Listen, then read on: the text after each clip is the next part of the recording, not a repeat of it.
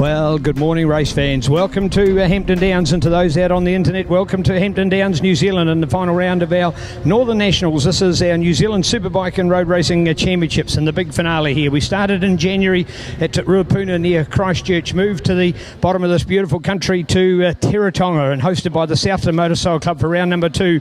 Took a 6-week break and came to the North Island last weekend in the adventure capital of the country, Taupo, where this weekend they raced the New Zealand Ironman event, a sport that New Zealand has been privileged to be on top of the world at on a number of occasions, and great to see two new winners at that prestigious event yesterday at Taupo. But here we are now, just effectively another 3-hour drive north of Taupo to Hampton Downs in the North Waikato, about an hour's drive south of the Auckland City of Sails, and here we are to see this fantastic finale of our championships. It incorporates in the final races of this afternoon the New Zealand TT Tourist Trophy titles, and nice to see what we are doing here today. So we're on the warm-up at the moment for our first race. It's a combined race. That is two classes that are scored quite separately.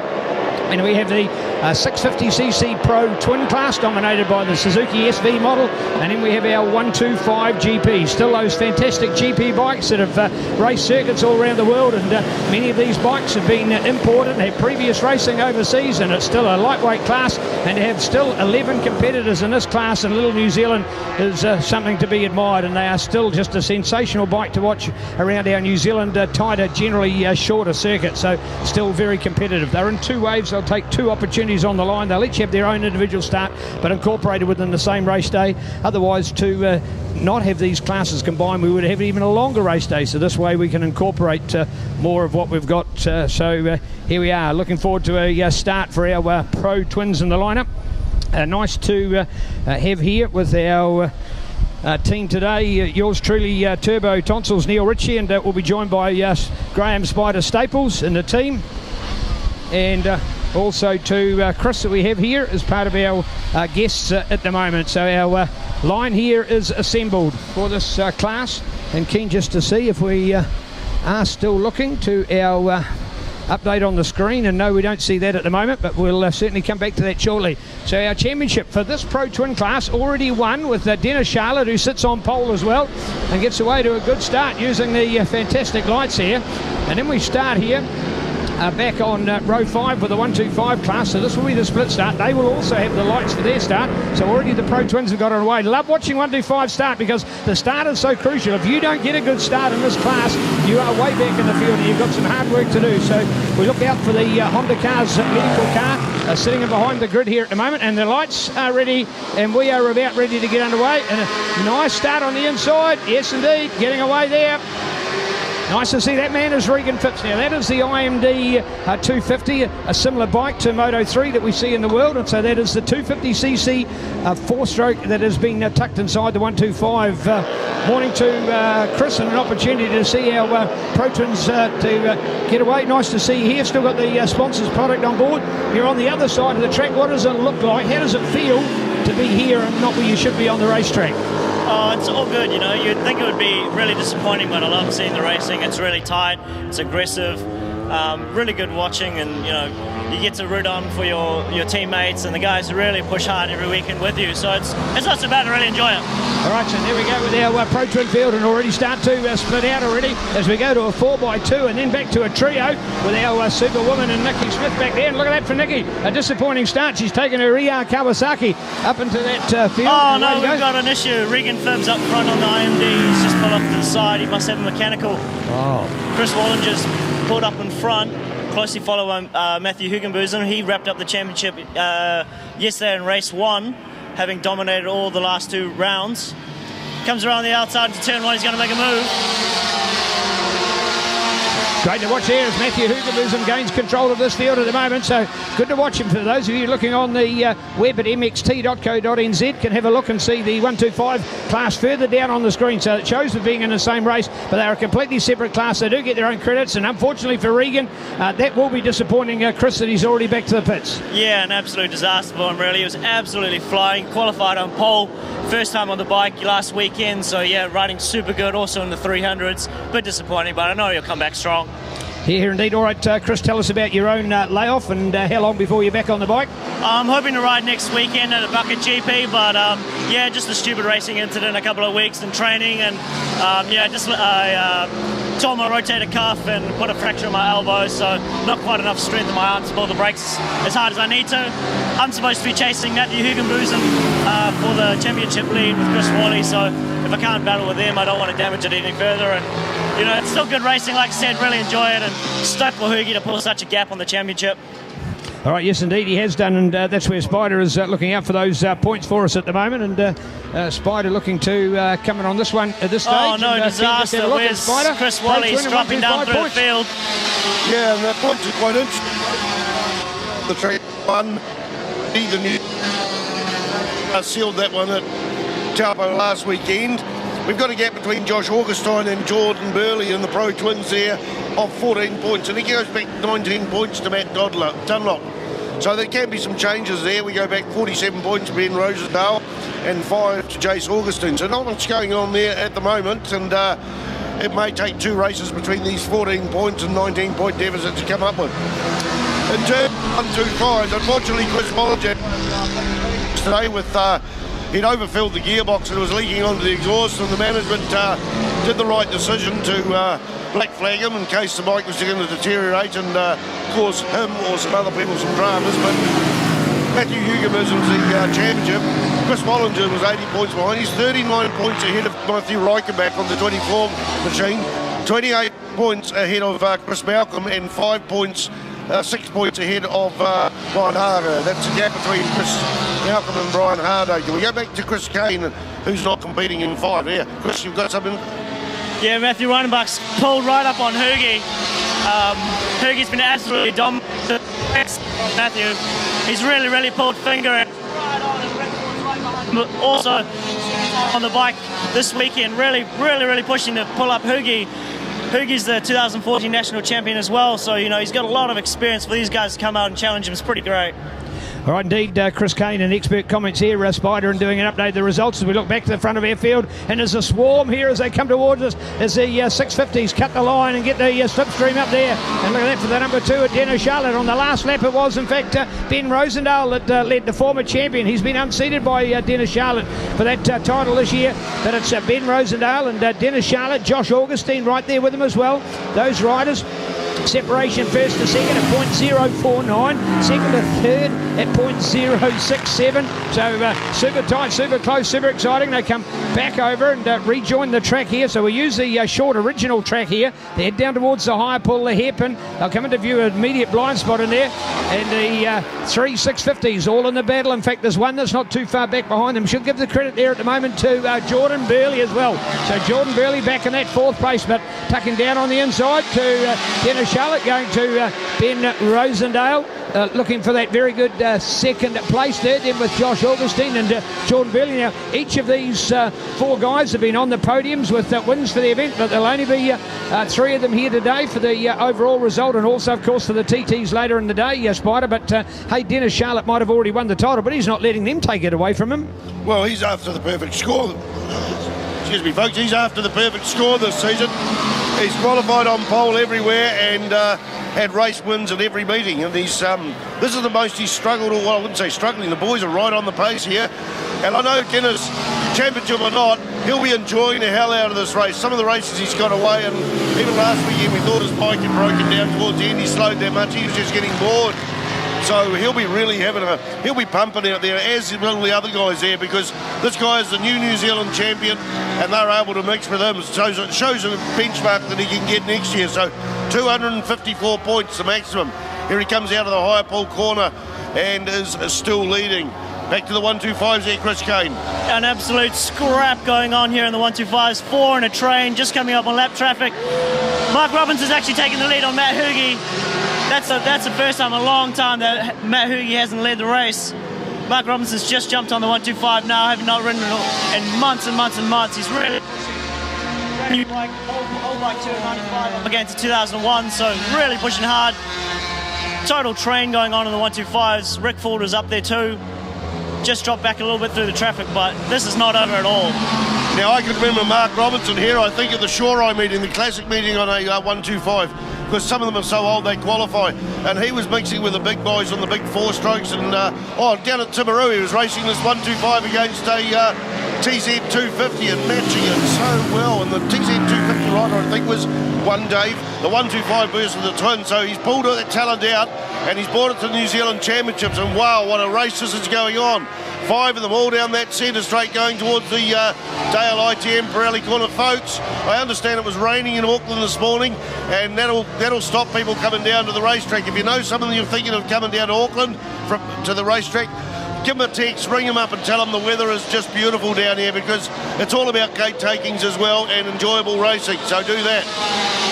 So good. My heart's absolutely in. 70s and flying good form at the moment. Mark Robinson, that is incredible. So well done for Mark. He certainly saved the best till last, that's for sure. So Mark Robinson, Matthew Hugenbosom, Richard Ford is the other 125 rider that's moved up there. So it is Richard. He's included in that run as well. So now all of a sudden you've got somebody like Matthew Reichenbach, was second just 2 laps ago. He's now back to 4th place. So we've actually had, at one point in the race, I think we've had all 3 of those riders with their wheel in front at this stage. So the only one there will be to add to Richard Ford.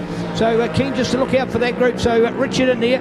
Matthew, no, there's Matthew in 3rd place. So Matthew Reichenbach, he's moved up to 3rd place. Richard Ford back into 4th at the moment. They come down into the Porsche dipper here at Hampton Downs, and nice to watch the gentle lay down, so smooth on the inside from the 57 of Mark Robinson. Was Mark taking a little while to come back yesterday, did you think, Chris? Because he didn't show his card like he has here now, did he? Yeah, he was still getting used to the bike, not quite on it yet, but he got into a pretty good scrap yesterday. I think that's revived his passion for the riding. He's a good battler. He's done a lot of street racing, as Spider said before, and he really knows how to to throw a punch. And my heart was absolutely in my chest as he went around the outside of Matt Hoogie into turn 1. Here they come again. 2 wide into turn 1. Who's going to make it stick? White flag as well, white flag, and that's 1 lap to go. More excitement in our 125 race than we have actually with the Pro Twin. How did it look, Chris? Oh, Hoogie went around the outside, an absolute killer move. Who's going to, and he did make it stick. He did make it stick. This is going to be good, right to the line racing. Mark Robinson's bike is not slow, just besides being old.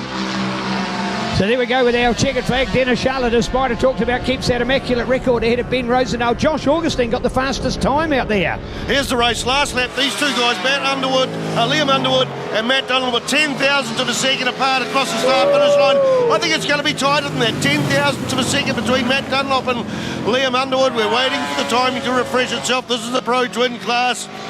Or is it exactly the same? 10,000. It is exactly the same. How's that? 10,000ths of a second between those 2 after 1 lap.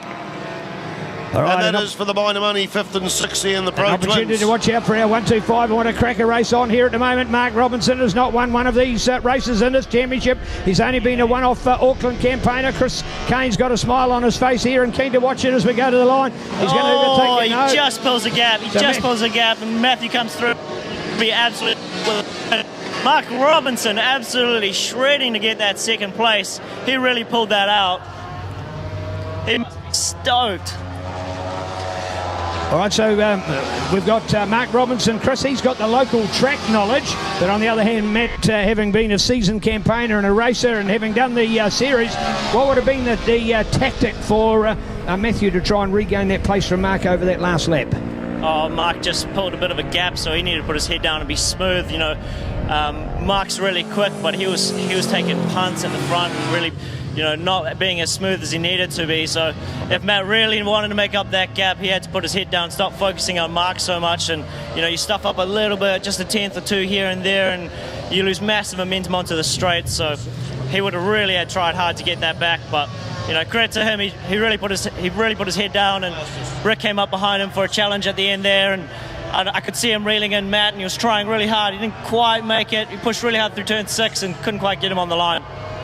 Thank you indeed, and always a big thanks to our sponsors. Of many we've got, and hopefully you've got your program as well, an opportunity to find out all those sponsors, like of course Mike Perro Real Estate, and Mike of course patron of Motorcycle New Zealand, and you'll find it on the inside of the cover, welcoming riders here to our Northern Nationals today in the 82nd running of the New Zealand TT. So thank you to Mike as we extend our sponsors along to Stadium Finance, Kawasaki, Shuzi, along with Wairaki Resort, Taupo with the iFilms, iHeartRadio, Honda, Resine Automotive and Light Industrial and Bike Rider Magazine, the official magazine of our 2017 New Zealand Superbike and Road Race Championships, and today, of course, featuring our New Zealand TT titles going up on the line in the final round of racing. So this is the penultimate round. So from here, of course, we have the one left remaining this afternoon. Putting some fun back into our sport. It was a good effort as well for the boys doing the kart racing on Friday night. There's more to the sport than just being out there and racing. If you're not having fun, well, it's certainly not the sport that we all want to be involved with. So thanks to Al and the guys for doing that organisation, and a very special part of our sport. Here it is, number 45 up there. Oh, he gave a special wave. You got a special wave, didn't he? Hey? He knew where you were. Oh.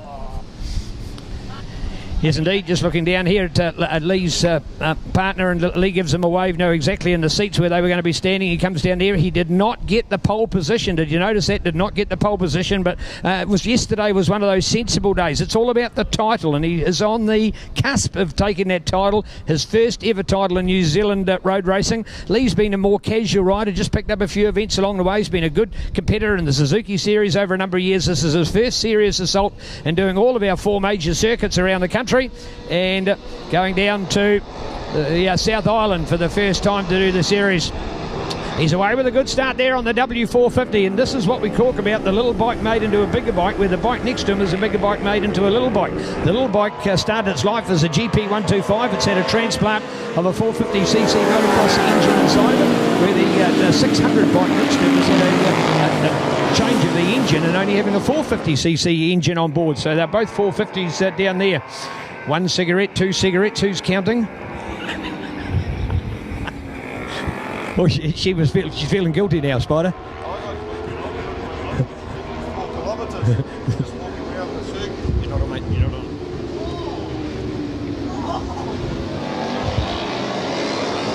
All right, Spider, hopefully we might have had a microphone problem there, so just pick it up from him while he sorts that out. And Chris, that was a bit of a demon one, wasn't it? That was an absolute mental pass by Nathan Jane. He was third coming into turn 5. He went up the inside of Lee, up the inside of Gavin, lifted him up just on the exit. Now he's blasting down the straight over the hill, pulled a gap already, absolutely killing it. Well done indeed, Chris Kane. He picked that up and did. I could hear his yell of excitement back there. That's Nathan James. So he was on pole, but he did not get the run into the first Pirelli turn, and didn't get it out of Hamilton Ashvelts as well, but that's where he did it, down on the Porsche Dipper. Well, folks, this is one of the live championships. We've already seen 3-1 this weekend. The Superstock 1000. We've seen the 650 Pro Twins and the 125s already crowned this championship. And right now in front of us, Lee Tidman leads with 38 points capped. There's 50 available this weekend. The remainder of this weekend, 25 points each way for 2 races a day. So 38 points. It's just 3 points between Gavin Veltmeyer and Nathan Jane. Of course, Nathan Jane in third spot in the championship is leading on the track. We go back 45 points to Ashley Weller.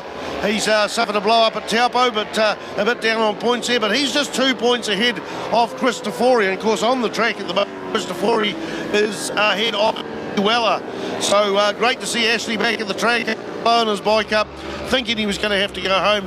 Hey, the motorcycle racing community is pretty cool. A couple of phone calls to the right people with some spare parts, and take those away, see what you can do. And Brian Bernard of Bernard Racing Motorsport in Wanganui sorted it out for him. A battle going on there for second place versus the lightweight, the big bore versus the bore. Nathan Jane's out on the front. Gavin Veltmeyer and Lee Tidman went across the start line with just 26 thousandths of a second. I guess 26 thousandths of a second here is probably about half a wheel length. So the battle is going on between Veltmeyer and Lee Tidman, and this is important for the championship. Lee Tidman probably just has to finish this race and high up in the end, and he's got the championship, but he has to finish the race, of course. But the other guys are battling for third, fourths and fifths. Of course, the championship is Lee Tidman's possibly to lose if he makes a mistake. And I've been waiting for this battle all season long. We've seen the little 125cc chassis 450 engine power off at some of the straights where there's a lot more turns than that, but of course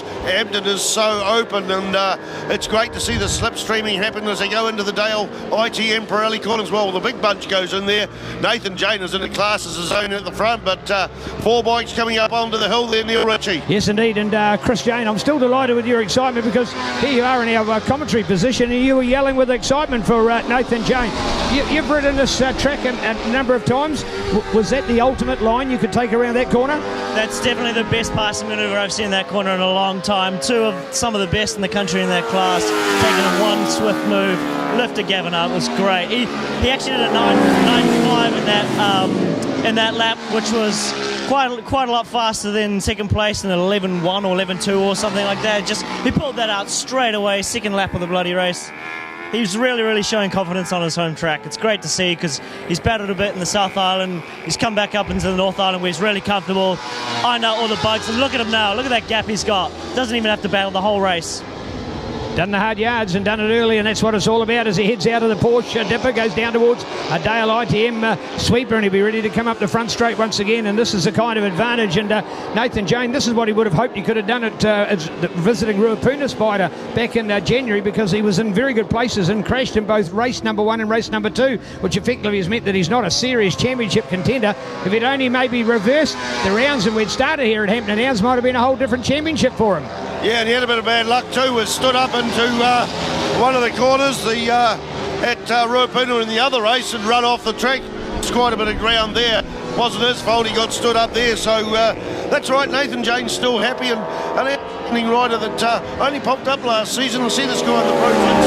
I remember his bike didn't have the power command. It wasn't quite as quick as the other bikes. But in that weekend, he set the lap record, and that was in the Pro Twin class. So expect a lot to see. Great to see Barnes Jenkins Insurance getting in behind this boy, as I've done with a number of riders. And look how he's going to know. I know Graham Jenkins is down here. Well, I hope he's down here. I've seen him over the weekend and doing that. Here comes that gaggle. It is Veltmeyer on the inside. Tidman goes up. Hey, he takes 2 places there. 2 places. Veltmeyer went in second place, and Tidman just dominated that corner. And Christopher, he got ahead of Gavin Veltmeyer as well, but has been shuffled back into 3rd place of that lot, which is 4th overall. So, and Tidman opens up a gap round that big sweeper there. This little bike, he needs to do this, because these other big bikes gobble him up as they come along this big straight here. Looking towards lap record times. A 109.390 is the current time. 109.201 is the lap record. So we could see a lap record broken today, especially on the New Zealand TT, Neil. In perfect conditions to do so as well, Spider, with the nice warm air, but not too hot at this stage. In fact, cooler overnight for the first weekend of autumn 2017 here in New Zealand. So Nathan Jane, Lee Tidman, Gav Veltmeyer, Christopher. Now, I talked to Chris this morning, Spider, and he did want to tell us about last week with his 3 crashes. He said he made his commitment at the beginning of the weekend that he was going to win every race. That was his aim every time, and as a consequence, he might have had 3 crashes. He said it was nothing to do with his ability to race. It was the fact that he had a mindset where he was too far behind in the series, and if he was going to be a serious contender at the midway point of the championship, he had to win. So it was win or nothing, and unfortunately ended up with 3-0. So that was his commitment that he'd made. So he doesn't believe that was anything about his riding, and he knows the point of where you race or you don't race, but to go for the wins was what he was after. So Superlite class, we call it, formerly called Formula 3, effectively small capacity. So you've got singles, twins and triples in here, the odd 4 as well, like a Kawasaki ZXR 400 as well. And of course, this is a formula class, so there's a lot of modification of these bikes. They're not a production-based bike at all. So a good opportunity to see the good old backyard and workshop specials coming out. And some of these, as we pointed out, are bikes even from the 80s, 90s and the 2000s, but they continue to get developed and worked on. And I have not seen the he was number 2 on the other bike, the performance out there of Gav. No, I don't think he's made it. So no Dennis Charlotte in the lineup that he was hoping to make it to the line. So the wobbly pipe spike Spider may not have got there. Yeah, no, I'm not too sure what's going on there. I'll just have a look through here. Sorry, I'm just... okay, we have a new lap record. The lap record as we come here was a 109.201, and we're now into the 108.947s, and I like having different people up the commentary box. They bring different words. Chris Kane said unchallenged while leading, broke the lap record, and by that country mile, so that is a real serious lap record. So a new lap record to Nathan Jane, as Jacob Stroud said it last year. There he is, the 45 machine, Lee Tidman. The white flag is out. We have 3 points separating third and second. That will change at the finish of the lap. That's Gavin Beltmire and Nathan Jane. That will change at the end of this lap if they stay the same. We have 2 points between Ashley Weller and Christofori in 4th and 5th place. And of course, Lee Tidman could take the New Zealand Championship. I'm not even going to do the calculations right now. Here he comes, Nathan Jane on the R&R Power Sports, the Albany company that tunes the bikes and gets him behind the scenes. There you can see the big fluoro logo at the bottom, the Barnes Jenkins machine, up the centre straight. Hope he's got plenty of his family here. Lee Tidman's coming in there, the white flag is out.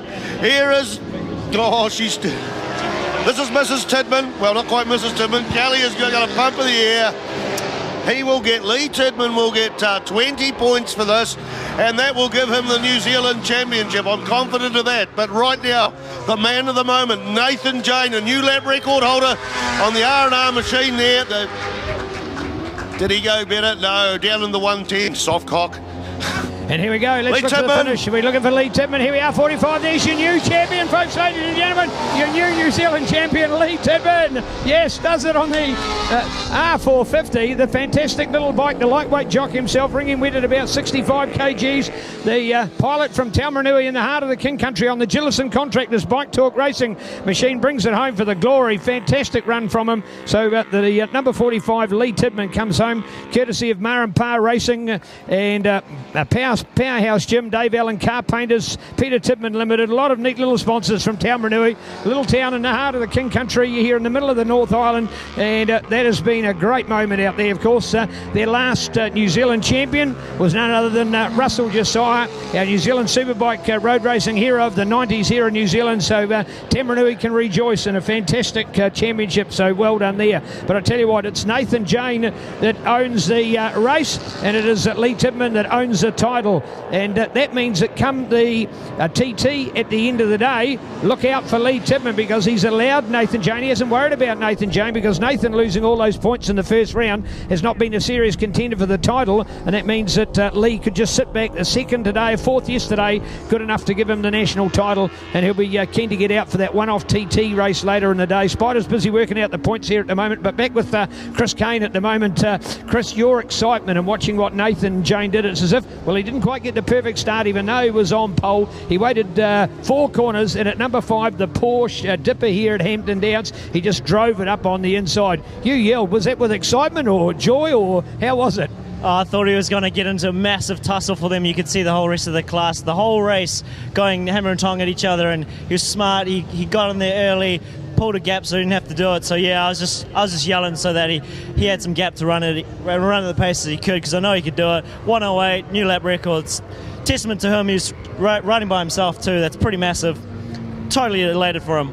Good, Chris. All right, now tell me about with your own racing as well. A lot of people think buckets, as we nickname them, the smaller bikes, they're only for those that are learning in sport. You've well learned, you've well done your apprenticeship, but you still go back to buckets. What's your enjoyment about doing that kind of racing? He's already been a New Zealand champion, but it's because of the bike that he's riding, the little Hyosung 250, that puts him into this class. So nice to see. So here we are at Sunday. This is effectively race number 3 of the day, the SBS Braking Systems Development class, and this is split into a junior and senior as well.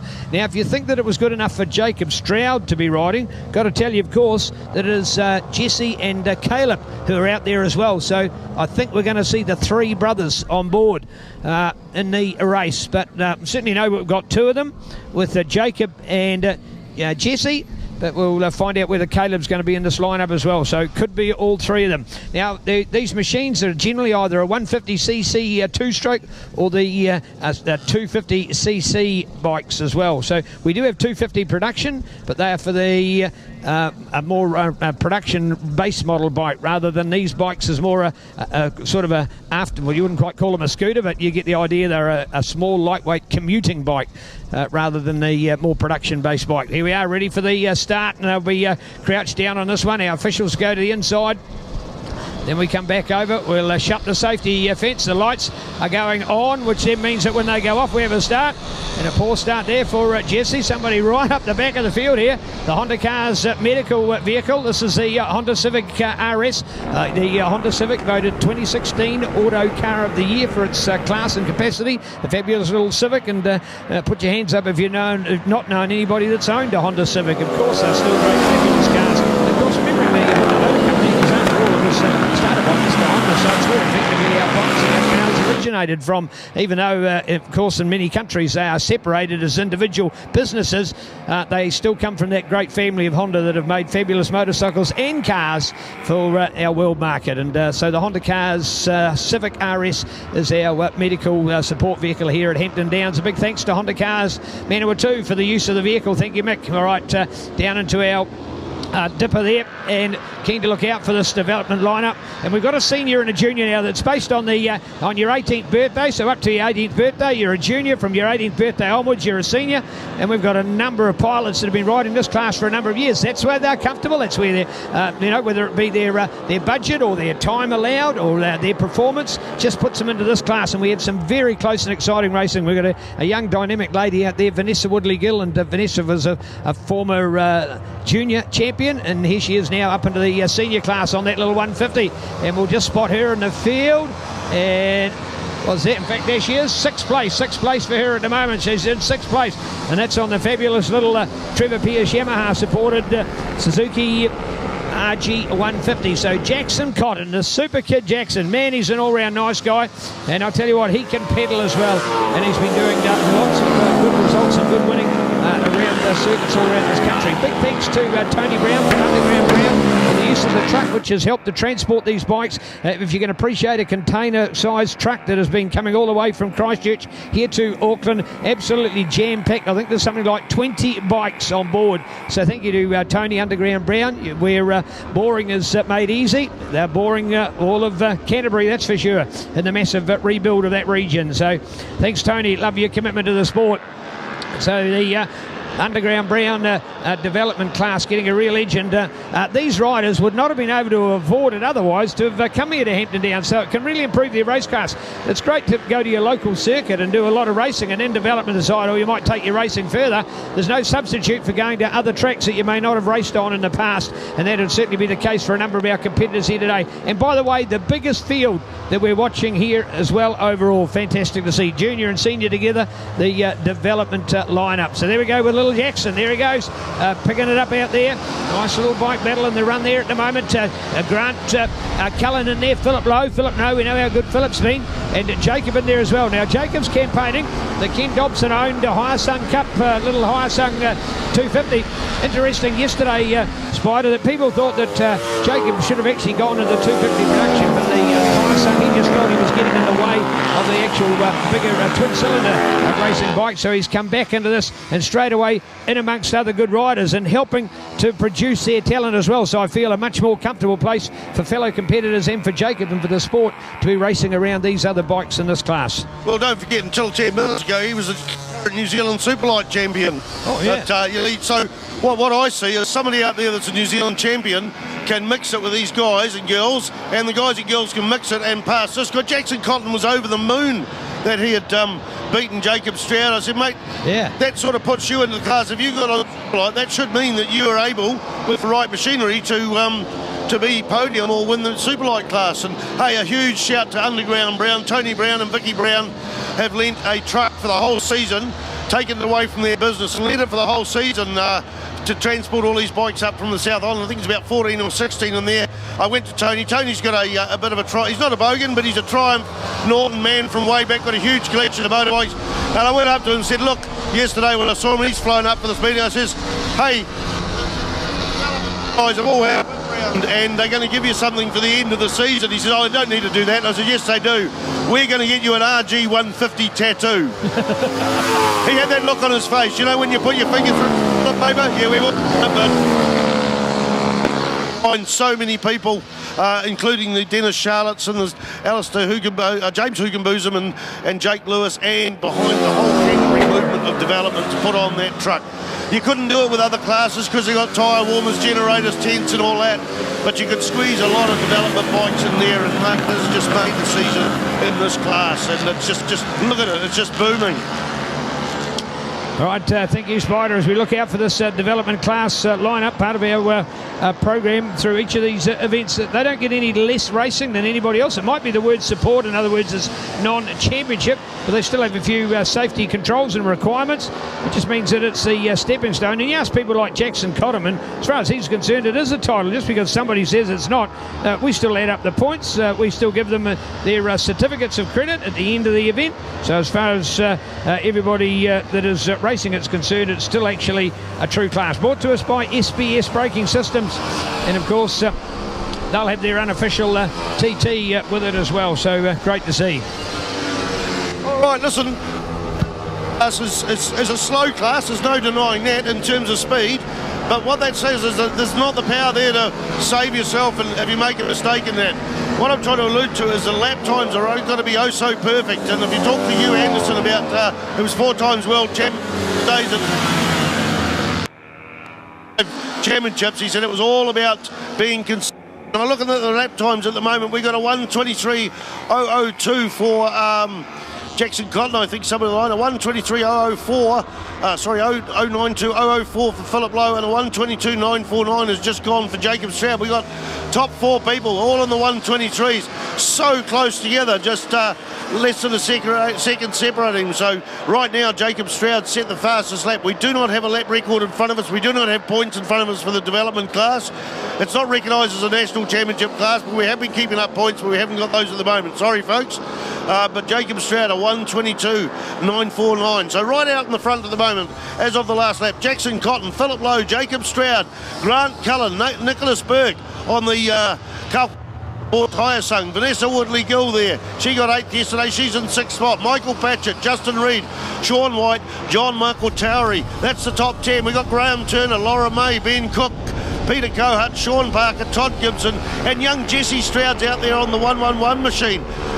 Joshua Double, Will Killip, Fabiano Pova Santos, that's a new name for me, and Hayden Chip, that's the top 21.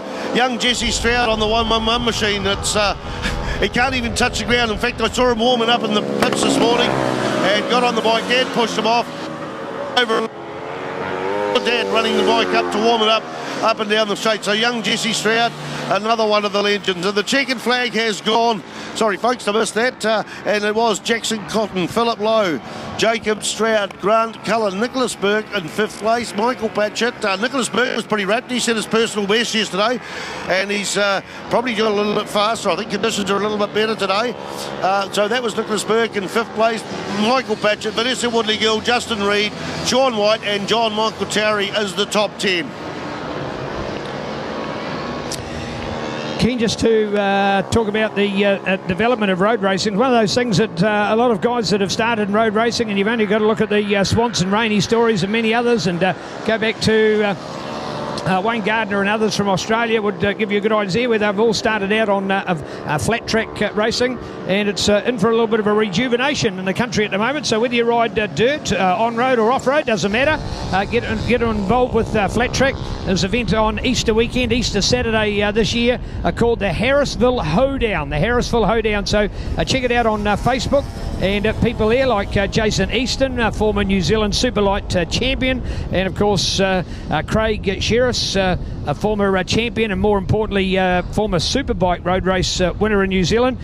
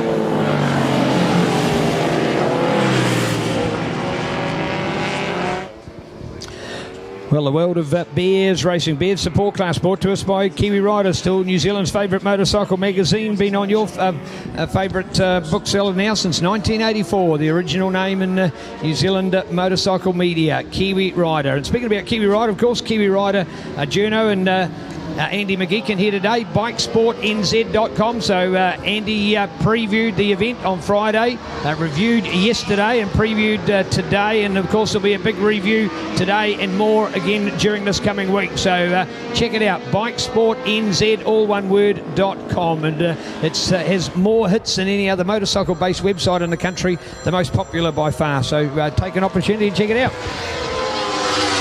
All right, we got Bears Racing right in front of us. There's no doubt about that. You can hear the thundering twins and four cylinders, the Vs. What is it about these foreign motorbike manufacturers all trying to make Vs and that, and they just sound so good. But yesterday I commentated and I said that the lap record was a 108.233, and I think Colin McGregor went under that. He did a 108.133, so 0.1 of a second off the lap record. But before that, Brendan Code had gone 108.074. That was pretty good lap times in that, but we have had an update that Sloane Frost owns the Bears lap record at 105.859. So apologies, that was our information. But the battle is right on out in the front. We see them coming into the dip of the Porsche corner, and it is McGregor. He's doing well. He had a big crash yesterday, and last night we all picked up his water bottle and put some naughty drawings on it. And Katrina, mate, the way she draws some sort of bits and pieces is different to anyone else's. And Colin came back to the pits. We all had to go putting some things on there and said, that's my 7-year-old daughter's drink bottle. So she's going to learn a few new words this week or get a new drink bottle. But McGregor, he's on fire. He's just getting better and better, this guy. He's been racing Bears for a wee while.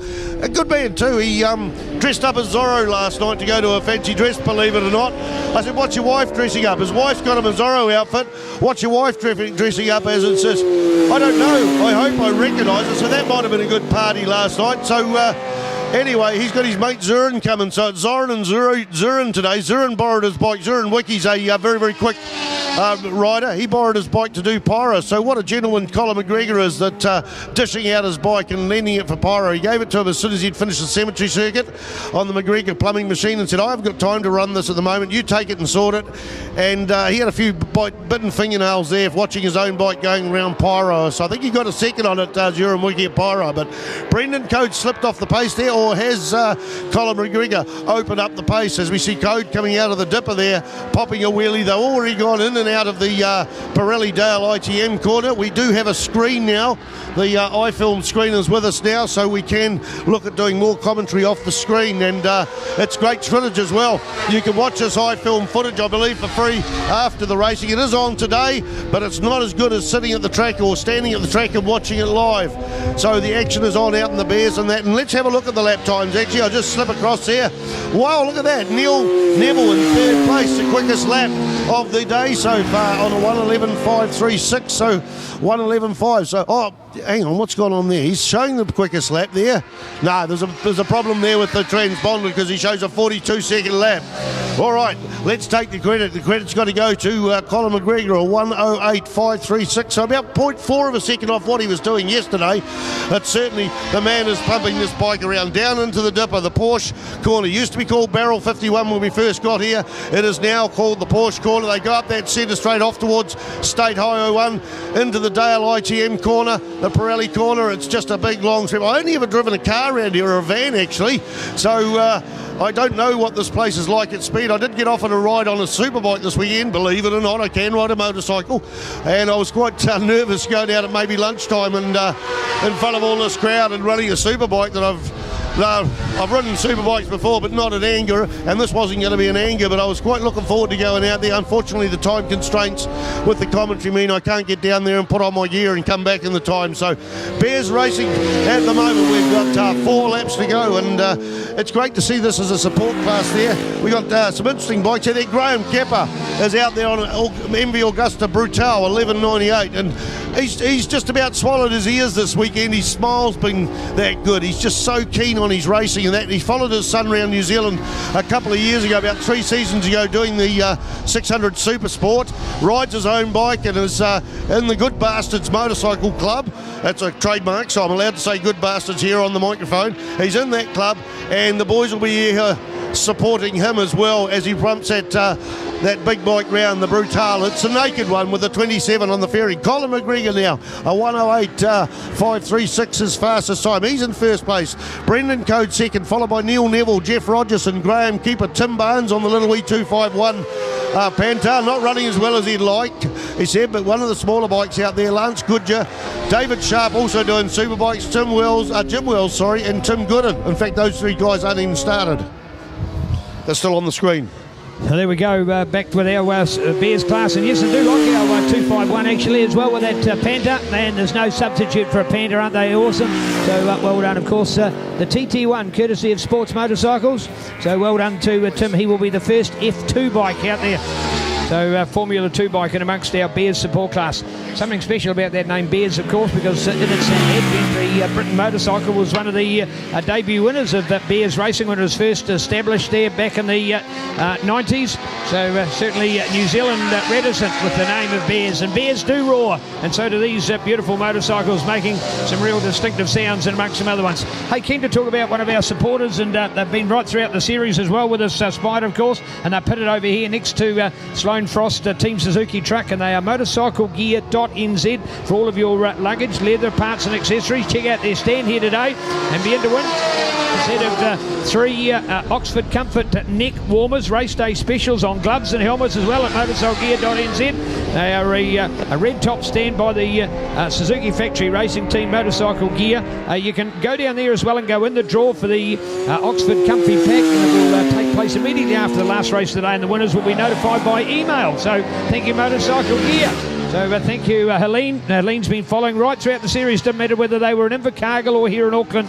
We've had Helene and the team from Motorcycle Gear on board with us today. So thank you to Motorcycle Gear. Head on over and check them out. While you're in that area as well, of course, we have our Kawasaki display. We have our Triumph Rider display. And that Thunderbird down there yesterday, Spider, something special to look out to. And I love seeing owners of bikes putting their bikes on display, because they're the people that are passionate about them. And you know that they're not just a bike off the showroom floor, they're somebody's love and glory. And of course, Triumphs, as we all know, they fit into the Bears family. Yeah, I've got a few classic motorcycles myself. I just found out, we just got contacted and found out I own the oldest motorcycle in New Zealand. Not the oldest one in New Zealand. There's been a couple of others that have been brought in since, but the oldest New Zealand new motorcycle. It lives in my lounge at home. So I've had that for about 25 years. I'm the 4th owner. It's a 1902 bike, and I love taking my bikes, doing exactly what Neil says, talking to the people, because the stories that come out. Someone owns one, someone's grandfather owned one, and it might get someone else into the sport. Right to the Bears on the track at the moment, and we are on the white flag there, and Colin McGregor is in the lead. Colin McGregor, he looks like he's going into the hairpin at the moment, the higher pole hairpin. In fact, yes, it is. I just looked at it. We've got the big screen inside the apartment there. We've got a smaller screen outside that we can come to. Graham Keeper there in 5th place, pops a wheelie on the big MV Augusta. He's on the screen there as well. And McGregor's come out of that dipper there. He's got a country mile lead. These were battling all day yesterday between him and Brendan Code on the 44 machine, but something's happened there, and Code still running around quite comfortably, starting to pop a few wheelies, but McGregor's got in the last lap he had a 8-second lead for the second Bears race of the weekend. There it is, McGregor on the BMW S1000R takes the checkered flag. Tim Barnes goes through there on the 251 machine. He'll be the first of the smaller bikes, the Formula 2 Bears bikes, I think, coming through there. He's been lapped. His bike's a bit off song there. Brendan Code on the beautiful Aprilia RSV goes through there, and what a lovely sounding machine there for second place. This is the sort of bike that Dylan Telford still holds the current Superstock lap record here when he ran last year in the Superbike class with the B class as the Superstock class, and it's the bike that Dylan Telford's going to use over in Italy when he goes overseas to race for an Italian team. Hopefully Dylan's going to come up here for the commentary box and give us a little bit of talk. He's also looking for funds as well to compete overseas. They're off in about a month. So McGregor Brendan Code, Neil Neville, number 20 goes through. I think that was Jeff Rogerson going through there in 4th place. We're looking out for Graham Keeper on this beautiful MV Augusta. I don't know how many world championships they run in the 50s, 60s and 70s. One of the most iconic bikes out. Different generation of bike now, but there it is. Graham Keeper off to take the checkered flag. So Bears Racing, there's a few competitors still coming around, but Bears Racing almost done and dusted as we see Colin McGregor come in there. In fact, that must be the whole field through there as the riders come in. Don't forget, people, bring your mates in Auckland and tell them that it's not raining down here, and looking at the sky here, there's some wispy cloud there. I don't know that we're going to get rain today. It is unpredictable, but the Superbike action all weekend has been quite exciting. We've had quite a few lap records disappear. The Supersport was 3,000ths of a second off yesterday, 3,000ths of a second off lap record. The next race we saw Rogan Chandler take 3,000ths of a second off the current lap record in his class, the 300 lightweight. So tight racing, plenty of tight racing, plenty of tight lap times, and plenty of bikes, if you like bike porn, just to have a look at it, folks. Well, thank you. Just a notice from the organisers, please, just a key that we've only got one of those days, of course, where we love to mix them up. The pits are all open. You're most welcome to go through there. 15 laps for the Supersport. And a reminder, of course, for Supersport and the Trevor Pierce Yamaha New Zealand TT title later this afternoon. That will be 20 laps. 20 laps. So here we go, Supersport Racing. Delighted to be here in the box at the moment and joined by the MTF team. And they're going to be here with their flags and waving because, of course, their star in Avalon Biddle is on board here today, and we're going to see a great flag waving and a real way to get him behind this woman. Of course, a lot of people around the world are all saying Avalon Biddle. We've got to tell the rest of New Zealand how great Avalon is. Of course, 2 times World Cup champion, the fastest woman in the world on motorcycling, and proud to be a Kiwi. I had the privilege of commentating her when she was just 5 years of age, riding a PW 50, and all of a sudden you say, oh, nice to see a girl in our off-road game. But of course, she was only using it as an appetite for more motorcycle racing. Wanted to move away from the dirt riding and got into road racing, and as they say, the rest is history. We're incredibly proud of her, and she is unbelievable in New Zealand road racing. Of course, she's been a former New Zealand class champion as well, feat only equalled by another great lady, Carol Pavitt. So we've had 2 ladies that have won New Zealand championships, and that is not unique for women. Of course, we're talking about a male or an open championship, so to have had 2 women champions in New Zealand is fabulous, and Avalon is the latest winner of our title. Of course, won it 2 years ago in Superlite racing. Last year won by Jacob Stroud, and this year now won by Lee Tidman. So 3 very different winners over these last 3 years, so neat to see. But Avalon lines up in our Supersport class, a fabulous class, and we are on for the title in this one as well. Remembering we're coming down to the wire for the big battle between Damon Rees second on the line, and the man who's on pole and leads the points on the Kawasaki, it is Shane Richardson. And he will be looking to try and take the title. He's got the fresh tyre on board as you watch the sticker peel through as they head off the line, and it's Shane that drops down into that beautiful Pirelli corner at turn number 1 and gets away. So good to watch. Is it green? Is it red by the time they come to view? And we'll look to them to squeeze back up the inside. It is green. There it is, the overhead Kawasaki on the pipelines. Wainui Joinery, Mirotone supported bike as the Kawasaki comes into the higher pull, hair pull, and looks to take the turn. But I tell you what, from where I'm standing, it doesn't matter about the green colour of this Kawasaki. It's the MTF Vehicle Finance colour of the Kawasaki of Avalon Biddle we're looking back to, and it's Av who's up there and keen to look out for where she lies in the race at the moment. Oh, I tell you what, that's a great ride from Cameron Hudson. Cameron Hudson into fourth place on that one. That's a very good ride from Cameron. Did not expect to see him here. He had a real bogey with Hampton Downs here last year when he should have won this title. He had the big lead coming into the event, but just couldn't get it put together, as they say, for the occasion on today. So our Supersport class, but already it's Shane out in front. So look for the Shane Richardson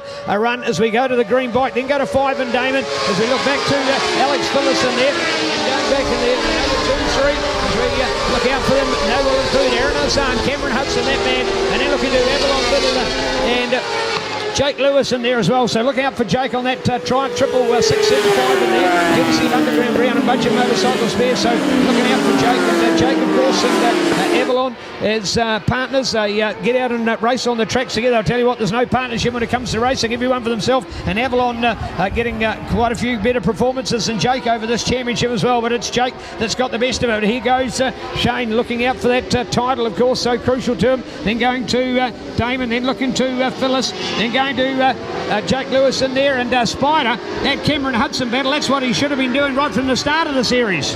Oh, definitely. And last year he almost dominated down the South Island, come to New Zealand, the North Island, and struggled up here.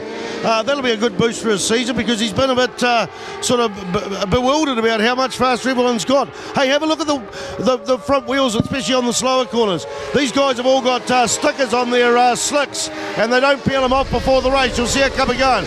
But I'm interested to see nearly 2 laps into it that Shane Richardson's still got his white sticker on the front, and that's interesting to see how that tyre's wearing and all that. Right now, we have Shane Richardson setting the fastest lap at the moment with a 104.899. We were so close to the lap record yesterday.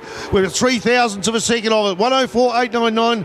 104.899. That is Shane Richardson, but it doesn't show out on the track. They come out of the higher pole corner there, the GT radial corner. It is Kawasaki, followed by that's the MV Augusta of Alex Phillis here in third place with Damon Rees on the Honda CBR 600 in the middle there. We go back to fourth place. Who's at in fourth place? It is Jake Lewis on the first of the Triumphs. The Triumph struggled yesterday, but the Triumph's back on fire here for the 15-lapper. It's a 15-lap race here for the first race and a 20-lap later in the day for the final race of the weekend, the New Zealand TT. Keen to look out because here goes our top three as we come up over the front straight. And here we go. The Kawasaki in front. Shane Richardson, Damon Rees, Alex Phillis. Go Aussie. Now with Jake Lewis in there looking back to Cameron Hudson. Here comes Avalon. Avalon looking for the gap. Keen to go into the first turn there. Turn number 1. Will she get into that next place? No, she doesn't. Still with Cameron Hudson. He's on the Trevor Pierce Yamaha. He holds on to that placing at the moment. It's Avalon still there in 6 on the MTF Finance Spectrum Motorcycles. Ison Cup supported Motul lubricated Pirelli shod Kawasaki ZX6R that fights for that 6th place. So the MTF Finance Super Lady in Avalon Biddle up there. Of course, the Fabulous 21 and the Pink Silver Fern Flyers here at Hampton Downs today. And the Glory back there at 6. A good trio to watch out here in front of the moment. Tight group with those 3. Then we've got Jake Lewis on his own on the Triumph in 4th place. And in the next group, Avalon's lost a placing in there. I think we've got Aaron now to have made a move. Look out for Aaron Hassan. He's gone past both of them. Yes, indeed, the local man, Aaron Hassan. Nice to see brother Jaden, reigning Superbike champion, not defending his title this year. So a new champion coming up this year. But Jaden just saying, hey, he wants to give so much to his brother and do the learnings that he got and help his brother become a better rider for it. And that's certainly coming into place now because here is Aaron and he's going to take on the group as we go to Cameron. And now for Avalon. Here's Av just looking, trying to get up on the inside of that Yamaha. And can she do it? Yes, Avalon there. Avalon makes the move. She's on through Cameron Hudson. We'll slip back into 6th place. So Avalon Biddle has moved up there at the moment and taken the glory. But the big lap winner of that one, Spider, definitely Aaron Hassan, making some serious moves here. And you're still having a close look at those points as well. Oh, having a look at the points, but right now it's lap record time. We had a 104.917 from Dan Medham in 2016. Already Alex Phillis has done a 104.920, which exactly matches the lap time that Damon Rees did yesterday, 3,000ths off. But Shane Richardson's pumped in a 104.899 and a 104.891 for Damon Rees. So we're only... Yeah, there's 3 people under the existing lap record, so a 104.891, which is what's that, about 25,000ths of a second off, and we've got plenty more laps to go as they spread out. Richardson, the points too, the points are very exciting. It will not be decided this race, I'm pretty sure. Shane Richardson leads. Damon Rees is 16.5 points behind. Jake Lewis 64 points behind him, 34 back. 0.5 back to James Hugenboozem and 12.5 back to Avalon Biddle, and 1.5 gap between Avalon Biddle and Cameron Hudson. So I don't know, unless there's a machine failure here by one of the top riders or a crash, the championship will go down to the New Zealand TT later on. Here is Demon Damo. He's closed up that gap in the last half a lap, trying up on the inside of the dipper there, the Porsche dipper there. Alex Phillis has got a perfect view on the MV Augusta from Australia. Great to see him over here. Missed last weekend, had a big ride off into Phillip Island, said, well, I'm not high up in the points in the New Zealand Superbike Championship, so his team says, no, you take the ride in Australia, get some riding and some exposure in your home country. So great to see Phyllis and his father and the team back here on the Maha Finance Helicraft MV Augusta. Kawasaki, Honda and MV Augusta, 3 different brands, 3 different riders, but they are the top 3. Small gap back to Jake Lewis, then looking to Aaron Hassan. Then we go to Cameron Hudson, who's regained the place from Avalon Biddle, and back to James Hugenbusen. Then looking out to David Hall next up. Then go to our Jason Aguila on the team Barnes Jenkins Insurance Brokers R&R Powersport bike ahead of Hayden Fitzgerald on the Yamaha, looking out for Nathaniel Diprose in there. So Nathaniel, of course, has had some much improved performances this year. So for a debut year, will be a guy well and truly in the top group in New Zealand Supersport road racing action. So nice to see his change to the fold and working so very well up there. My ride of the race coming from young Cameron Hudson, a man that since his domination of this field last year just hasn't been able to put it together this year, and this will be a nice way to finish. It's his foreign track. It's going to be fairly to call it his bogey track, but I tell you what, putting in that better performance out there today. So well done to Cameron. Let's hope he can keep it up there. There you go. Race leader Shane Richardson, then back to Damon Reeves, then looking out to Alex Phillips back there, courtesy of Kelly Craft. Now go to Jake Lewis, and there with the Aaron Hassan as well. Go to Cameron Hudson, still holding it from Avalon Biddle, back with James Hugenbusen, the second triumph in the field. Then looking out to David Hall, and then going again with seeing Nathaniel up there. Jason Aguila, the USA visitor, he slotted himself into 10th place. Then we look out to Hayden Fitzgerald and Rex Spencer up here. Rex and his support as well, and I'll tell you what, it's going to come down to a throw of the dice at the prize giving. We'll be telling you about the throw of the dice at prize giving later this afternoon as we define our TT champions and New Zealand champions for this year. So great to see. Talk about it, it's the throw of the dice. I've had a little bit of a whisper on that one, so it's going to look out to be something special and a bit of fun to be had at the end of it. But Shane Richardson, this time tomorrow, he'll be on a plane heading to Daytona, where he's going to contest the fabulous Daytona 102 weeks time with the support of Seth Devereaux will be his mechanic and mate on board with the trip as well. So all the best from all of us in New Zealand road racing. The man who leads the race and leading the title at this moment, but still a lot to happen over another race and still this one to go, Spider. Yes, we've seen some ups and downs in the Supersport 600. Hey, I'm going back through to look at these lap times. That battle between Cameron Hudson on the Yamaha and Avalon Biddle on the MTF Finance Kawasaki, their lap times are split by 9 thousandths of a second. 9 thousandths of a second between Avalon Biddle and Cameron Hudson in terms of lap times, and they're having a good old ding-dong. We've had some better results out of Avalon earlier this season. In fact, last weekend she was a good honest third in behind our 2 lead bikes there and really holding with them. Unfortunately, she lost the front end. She got, I think, a 4th at Taupo in one race there and a couple of 4ths down at Invercargill. So Avalon Biddle and Cameron Hudson had a hell of a battle amongst it. Nathan Diprose back out. He caused the crash, I think, yesterday and ended up in the kitty litter in turn 1, which split the field. That can happen. We saw that happen at Taupo last weekend. Shane Richardson went into turn 1. He was okay, and another rider come up on, Damon Reeves come up, another rider come up and bumped into Richardson. That gave a gap to Damon Reeves, and this is going to happen here. Don't forget, we'll be coming across lappers, certainly in this 15-lap race, but later on we got a 20-lap race. So there's that battle between Hudson and Biddle there. Hudson on the 61, Biddle on the 21 machine, on the MTF Finance sponsor machine, and the gap is 0.1 of a second between those two at the moment. Neil Ritchie. I tell you what, look out for another battle going on, because we're watching the local man Aaron Hassan gaining on the tail of Christchurch visitor Jake Lewis. So that's a very good race going on there in that next bike battle. So keen to look out for that as well. But now it's a 2-horse race, and there's David Reeves looking to go on the inside. Oh, almost a scissor movement as we cut across them as well. So super tight, super close, super exciting. Keen to watch there. They head down towards Dale ITM and the Weeper here at the bottom of Hampton Downs, and ready to come up the front straight. Comes up quite a rise here with an elevation through there of probably around 10 or 12 metres. So a nice rise to come through on the top. And here we are with Shane Richard. Keen to see that he can hold on to this one. Then go to Damon Reeves looking to go maybe up on the inside this time. And Damon goes into the lead. Damon Reeves into the lead. But can he hold it? Can he hold it from here? It'll be the wait and see game. We look over towards Hamilton and Ashfeld's corner. Reeves is there. Damon's got the lead. taken on to CBR 600R out of the front of this field. So Damon leads for the first time. That's Shane Richardson and behind him. What this means, of course, is we're going to go down to the wire. We're going to go down to the TT race and to see whether this title, it won't be a big enough opportunity for Shane Richardson to win the title if they were to finish in this order, in this race and the next. It would be the title to the Kawasaki out of Wellington for the Wainui Amada joinery man. Then Shane Richardson, and Spider's keeping an eye on those times as well. The difference of the 16.5 points, that'll come down to 11.5 potentially at the end of this one, but it's going to be more than the 5 that is the difference between first place and second place. 25 versus 20. Now Superbike allocated points for this championship. Oh, definitely, and another lap record for Damon Rees, and that was a couple of laps ago, 104.764. They're running in the 105s at the moment, but a 104.764, so it's all about, I think it's all going to come down to back markers at the moment. It's all going to come down to back markers.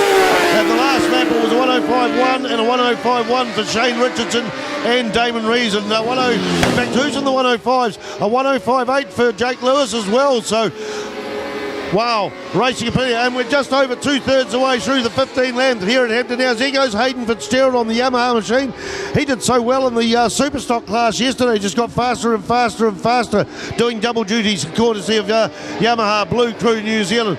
We're going to start to struggle to see where the leaders are now because they're starting to get amongst lap traffic, and already it looks like going into the Dale ITM corner, the Pirelli corner. Damon Rees has got about 40 metres over and above the 28 machine, and that is the Maritone Kawasaki, Boyle Kawasaki of Shane Richardson, number 28, legend.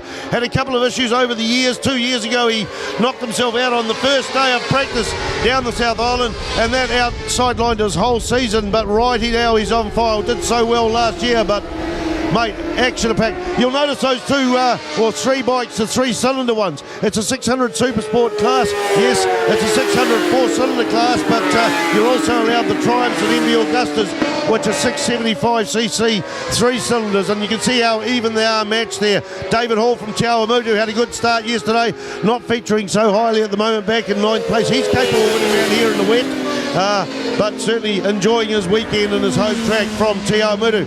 Rees goes into the dipper there, comes out there, probably 25 metres between first and second place, as we see Alex Phillips back there in third, starting to weave his way through quite a few back markers. The battle is on there, I think, between Jake Lewis at the dipper and Aaron Hassan. There's 6-7 bike lengths. Triumph versus Suzuki. Aaron having not the flashiest season this year, but certainly on fire today here at Hampton Downs, as we see 23 Rex Mitchell going across the start line. Here we go, back with Damon, remembering a 15 lapper, so it's a longer race duration on this occasion. 3 laps to go at the moment. There it is, Damon Rees, your race leader, back to the 28 of Shane Richardson. Knows that just by staying in second place, doesn't have to do anything mad because second place is good enough for him. It all stems back to that first race at Teratona with the DNF out there as well. So that's the Achilles heel for him, and the puff of dust up there will give us some indication. We can see over there on the corner. Keen just to see what we've got, and still first and second, no change with those guys. They've come through safely. So here we go, Damon Rees there on the team Go Fast. Rees Racing, Tony Rees Motorcycles, CBR 1000, wash your mouth, Neil, 600R. Go to the other 600, of course, of Shane. Looking out as they come across the back markers then to the MV Augusta of Australian visitor Alex Phillips, son of the legendary Rob Phillips, a Kiwi favourite for so many years in Superbike racing. We've had Rob over here a number of times. Great guy, all-round great racer as well. So there we go, looking to our first and second. Keen to look out. Oh yes, and the white flag with that one to run as we about to take on Alex Phillips. He's all on his own here. Looking out to Jake Lewis, then going to Aaron Hassan through there. We go to the bike battle, and there's Avalon on her own. Oh, she's got well in front now all of a sudden of Cameron Hudson. So the MTF finance lady, courtesy of Kawasaki, Pirelli, Spectrum Motorcycles, Moto, Auckland Motorcycle Club, City Rhino Power, RST, Aussie Performance, NGK, and Carl Cox Motorsport Hyosung Cup. Avalon Biddle, the MTF Kawasaki heroine, is moved clear now of Cameron Hudson to put together a great performance here overall. So keen to look out for this battle, as it is the flying man out there, the mighty Damon Reeves, courtesy of Honda, HJC 5, Revit, City, DID, JT Sprockets, Vesra Spectra, along with MWR, BST, Sign Edge, high to fill from Sign Edge as well. And keen just... All right, coming towards the checkered flag, it is Damo Rees. Twice lap record holder this, reset of this race, followed by 28, Shane Richardson. There goes Rex Minter, I think, being lapped, and Alex Phillips from Australia. Wow, listen to that MV Augusta. I think that's Jake Lewis here. Yeah, Jake Lewis on the 29 Underground Brown Budget Motorcycle Spares Triumph, followed by Aaron Hassan. Absolutely good result for Aaron in 5th place there. Avalon Biddle holds on to 6th place with Cameron Hudson, James Hugenboosen, and there is Tiago Mutu's David Hall in 9th spot, and we're expecting Jason Aguiar on the American rider on the Barnes Jenkins Insurance Suzuki GSXR 600 there, and there is 52, welcome back to racing, 52, Hayden Fitzgerald. The Fitzgerald name is one of those biggest names in the history of motorcycle racing, so Hayden there on the 11th position. Nathan Diprose there, 88 after a crash yesterday. Royd Walker-Holt's moving up there, the former Pro Twin 650 champion got a 13th with Rob Gibson, Rex Mincher and Adarino Sugarito, the top 16. And indeed, as our glory continues, courtesy of Trevor Pierce Yamaha at home with their Yamaha franchise in Christchurch City. Proud to get him behind the racing. Thank you, and please pass it on. Trevor Pierce Yamaha, loving to have their support. Yeah, local motorcycle shop, but local as far as Canterbury is concerned, but supporting racing throughout this championship. So thank you to Trevor Pierce Yamaha. Of course, they're a destination store as well, so they're more than just selling motorcycles, and they have some great staff members, like none other than Vanessa Woodley-Gill on board as well. So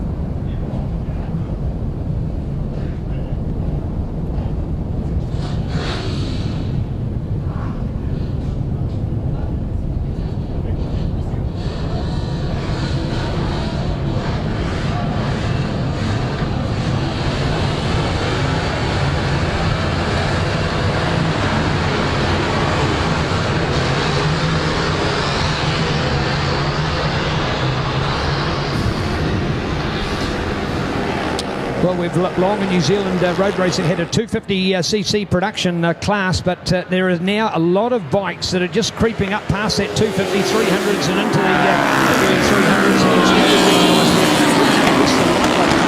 And it's we always want to have them, and manufacturers are still making them, and Suzuki and Honda have a very good one coming online as well. So we're still going to stick to our 250 production, so they are a race within the race, but unlike the Pro Twin and the 125s that have got a completely separate start, all of these can get away. The reason for that split in Pro Twin and 125 is they have a different characteristic for starting, so you actually want the similar bikes in the way they start. 125s are a lot slower to start than a 650 Pro Twin, for example, but a 250 versus the R3 Yamaha, the 300 Ninja Kawasaki, or the KTM RC 390. are quite distinctive. So we call this now the lightweight class. So 2 separate classes within this same group for the Red Baron world famous motorcycle stores right here in Auckland City of Sales. And this is our lightweight production and 250 production. Keen to look out for our battles to the front, and keen to go. Oh, Rogan Chandler, he was a hot shot in here yesterday, but I'll tell you what, Regan Phipson here now. Regan will be a little disappointed as IMD 250 out of now 125s with the Moto 3 lookalike. He had some mechanical problems with that, so he's come in with an air of frustration, but he's doing a dual classing here today to be on a separate motorcycle, so Regan's got to going on at the moment. We have the 2 lead bikes, Rogan Chandler and Regan Phibbs, crossed the line 15,000 seconds apart. We went down to 0.8 of a second to the next bike, Brendan Booth, and he was just 11,000 seconds apart from Andy McLaughlin. Points are right up for grabs at the moment. There's half a point. Well, okay, Andy McLaughlin's on a good score there, 49.5 points behind to Sam Goulter. So all McLaughlin has to do is finish in front. In fact, all he has to do is finish his race and get points, and he will be the New Zealand champion. We go 16.5 points back to Rogan Chandler, just 8 between him and Brendan Booth, and 16.5 between Booth and Regan Phibbs. 5.5 back to Gavin Viltmeier and Full Course Red, and sorry folks, 2.5 back to Kevin Goddard. Now, I made a bit of a little mistake about 5 minutes ago going into the kitchen here and sorting my paperwork, and there was a half a cup of tea on the bench. Now there's half a cup of tea over all my papers.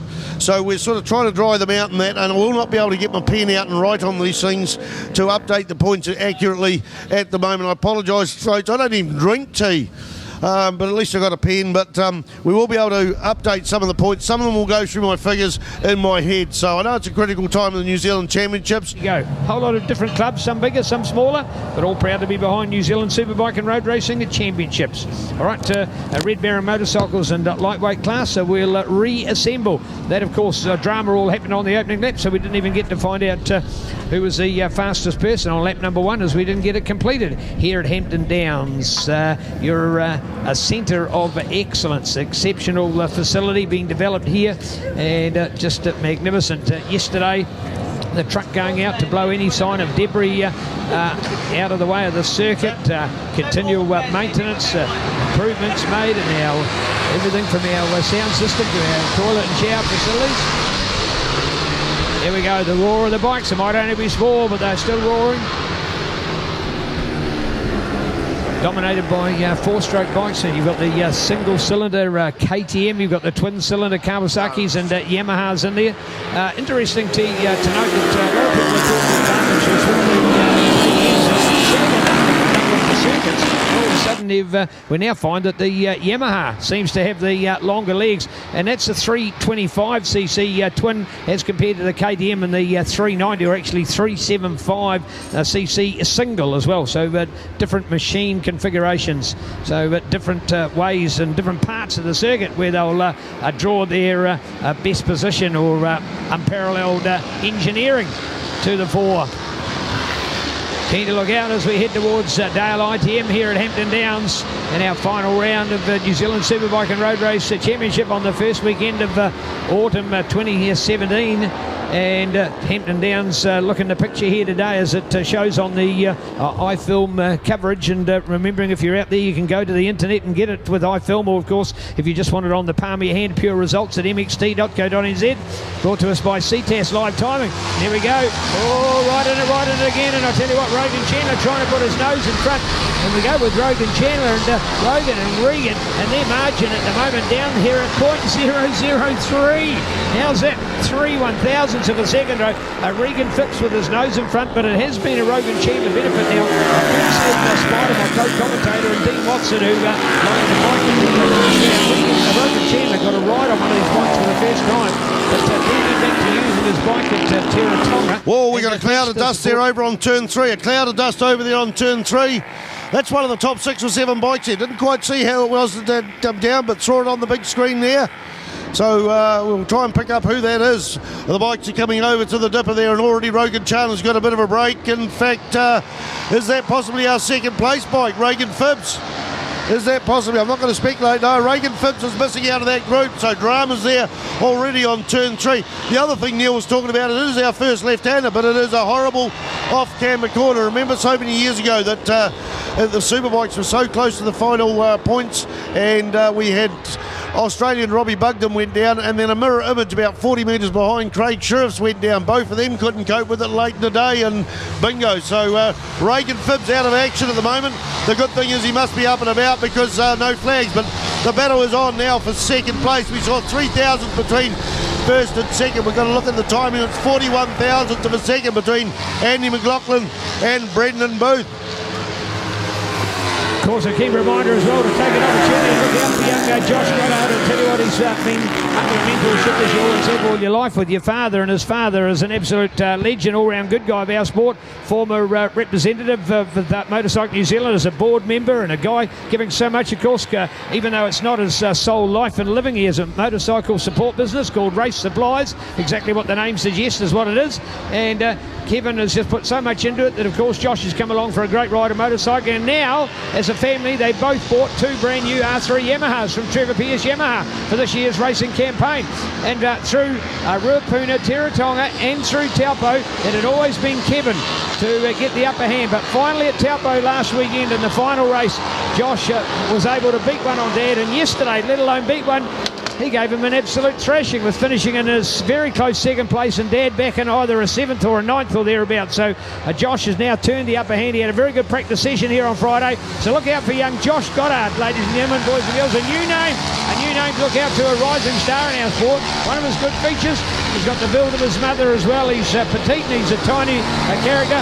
So lightweight will be right in his name as well as his nature and his characteristics. So look out for Josh Goddard. So there we go now. Rogan Chandler, Brendan Booth, Andy McLaughlin, go to Josh Goddard, Jed Velbine, with Grant Ramage, and all of a sudden, of course, we were looking at the battles galore up in the front there at the moment with Regan, and no sign of Regan in that lineup at this stage. So there we go, sort of your hero to zero kind of stuff as well, Spider. Well, I'm looking back in 7th place, and Shane Lowry's listed as having the fastest lap. I can tell you, folks, that's not Shane Lowry. That is our young Jacob Stroud having a ride today on that. So first time on this bike, and he's the fastest man on the track with a 1:17.388. Now that's in the lightweight production. That's a new lap record. A 1:17.388. It was a where we going? It was a 1:17.551, a 1:17.551, so a new lap record. Let's go down to the 250 production class as well. Campbell Grayling leads a 250 production class. He will win a championship if he finishes like this. He's 39. But Jacob Pearce, mate. Jacob Pearce from Christchurch is amongst that, but Rob Gibson's a second. He's lightweight pro. Rob Gibson's still in second. James Squire, Jack Cotton, Callum Guy and Ben Wilson. They're the 250 production bikes. They're carrying different coloured number boards, so you can identify them out there. Different coloured number boards, and we've got the blue number boards with the black letters on. That is the first of the 250 production bikes, and the other bikes carry, I think, the orange with the black numbers on there. So that's what it is. So it is entered as Shane Lowry, but it is indeed Jacob Stroud, and he's moved up in the 5th position. He wouldn't have qualified this weekend either. So he didn't go out and qualify, so I doubt he would have got Shane Lowry's qualifying, so he must have started off the back row of the grid, Neil Ritchie. What a very good point. In fact, we'd only have to presume that, but I didn't see him off the back of the grid, so unsure as to what happened. Hey, I don't think we're too much prim and proper on that. Maybe he did get an opportunity to take that other position. Unsure, but anyway, it's good to see him out on a bike. A lap record when you first go out on a brand new machine. Once a champion, always a chicken. Young Jake Stroud, of course, son of our legend Andrew Stroud, and Jake himself, a first-time New Zealand champion last year. Taking a bit of time out with his recovery from injury, and of course he's a law student at Waikato University, so back into his studies as well, but still plenty more good racing for this young man as we check it out. So well done indeed. Courtesy of Red Baron Motorcycles, and the Red Baron Motorcycles lightweight production class underway, and remembering the 250s in there, number 58 Campbell Grayling, he's in 12th place overall. So to give you an idea of how good these lightweight bikes are, they're already taking up the first 11 positions on the field, even though they've all started together. Then go to Campbell in that 12th place, and then looking back to Rob Gibson Then bike 37, he's in 16th place, but second 250 in. There's 3 lightweights between them. Then we go to James Squire, Jack Cotton, and then go to Callum Guy in there, and Ben Wilson out of Team Aspire. Although back in 20th place overall, that effectively means he is 6th in our 250 production. So the races within the race are 2 separate classes. So here's a rider back in 12th place, but he's actually a class winner, and potentially I think he'll be on the cusp of being a national champion winner as well. So looking at those 250 production points, and yes, a 39-point buffer. So in winning this race, he will win the title with a race to spare. So well done to young Campbell Grayling, young man out of Taranaki, having his first debut, first championship class in New Zealand road racing, and the young teenager coming away with a storming run now 250 class. So all looking very good for Red Baron Motorcycles. Mate, this young Josh Goddard, despite Jacob Stroud setting the lap record of being the fastest man round here and coming way off somewhere down the grid there, I didn't see exactly where he was, and getting up there into second place, Josh Goddard has got in front of him more than once. And this is a man that's been floating well down the route, well further down the results over the season. All of a sudden, this guy, this is his manhood. He's now right up with the big boys there and beating the guy who's fastest on the track. So somehow Josh Goddard, despite being the South Island, it comes to the North Island and it's got a can of whip ass. Oh, the other feature to watch is, of course, that this class effectively is very new in New Zealand motorcycling, as it's the overflow of bigger capacity bikes in 250, and they're far too small to be in amongst Superlights or Pro Twins, etc. So this is a class to put them in, and it actually now sees this class growing, and you've now got these guys that are literally coming to practice days and getting better than previous lap records. So nice to see. Of course, the MRR3's effectively only been out of production late in 2015 onto tracks in early 2016, so effectively only around 12 months ago, and they are now buzzing their way to lap records.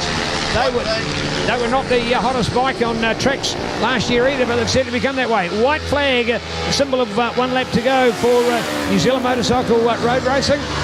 Our lightweight and 250 production in this incredible run from Rogan Chandler out here. Former national 125cc champion, the young 19-year-old from Wellington, on his path to greater glory.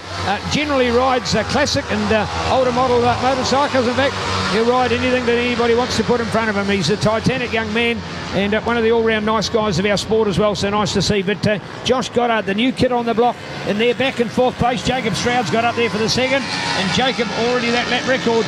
1:18.1 for Josh Goddard in that 4th place, and again, clearly being his father. And I said if he can do it 3 out of 3, I'll give him a smile and give him a handshake for that one as well. And the 49.5 points for Andy McLaughlin and Spider. That will be another class that the title's decided, and then there's still one race to go that still counts towards the championship, but it's the TT, which means it's a clean slate for that TT title, so it's all on. There it is, Rogan Chandler takes the checkered flag. We come through there, Jacob Stroud in 2nd, and Andy McLaughlin in 5th place. I think that's back in 5th. That's enough to give him the New Zealand Lightweight Championship. That's enough to see him win the New Zealand Lightweight Championship, so congratulations. And oh, look at the battle there, further down there. Oh, how much was that? I can't quite see, but that was about, that's been Sam Goulder, I think, and Kevin Goddard, 6,000ths of a second. Sam Goulder, of course, 2nd in the New Zealand Championships at the moment, and they might have to go down to the wire because Rogan Chandler was 16.5 points behind, so that's 2nd and 3rd is still up for grabs. That's pretty critical for Rogan Chandler, who missed a round down south. All right, we've got to look out for these 250 production bikes. Lost plot on where they were. The 250 production points, 39 points between Campbell Grayling and Rob Gibson. Campbell Grayling takes the first of the 250 production places on the thing, with Jack Cotton and Rob Gibson on 3rd. So with a 39-point cap and 25 points available in the next race, plus 25 points here, he is the New Zealand champion of the 58 machine of Campbell Grayling. It will go down to 2nd and 3rd too at the next race. Rob Gibson and James Squire into this race with 6.5 points between. So, wow, what sensational riding all the way through there, Neil Ritchie. Absolutely, thank you, Spider. So courtesy of Red Baron, world famous motorcycles right here in Auckland. Proud to be in behind racing for our New Zealand lightweight production class. And these different bikes, and particularly the YZF R3 320 Yamaha, the Kawasaki Ninja 300, and the Yamaha RC 390 as well. Yeah, nearly a second indeed on that one. The Rogan Chandler at 17.5, and there's that lightweight from Rogan. So that 16.6, and that record was yesterday. So that lap record was yesterday, and that was at 17.5, and Jacob's just done a 16.6. That's 0.9, nearly 1 second from yesterday to today, and he still didn't even take the race, and I don't think was ever in the lead, but put in one lap, and this is the first time he's ever raced the bike, Spider.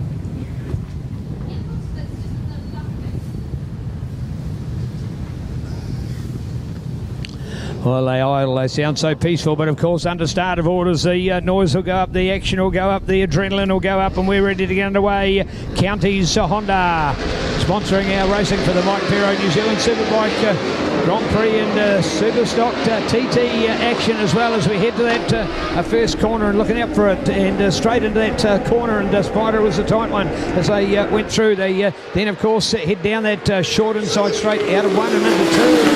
Al Hoogie to get up there, nice work from Al and Toby Summers. Toby in there with him as well.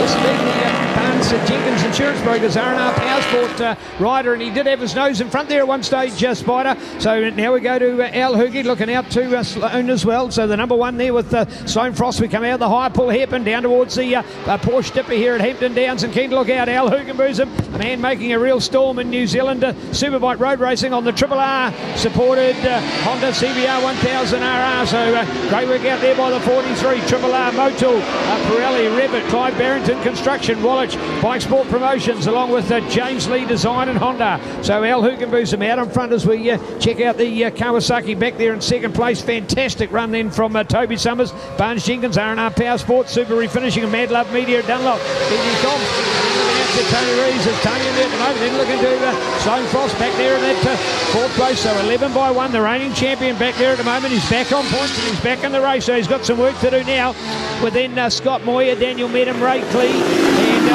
Aidan Fitzgerald in the excitement as well. Of course, he's in Superstock. Of course, Ronnie Brown, our Superstock champion last week. In fact, the first champion winner to be crowned this year, because he had an unassailable lead, was Jeremy Holmes on the awesome Southland Honda Motul Pirelli Honda CBR 1000 RR. So well done winning our Superstock class and amongst our super bikes here at the moment. And Spider, this man Al Hoogie making a real storm.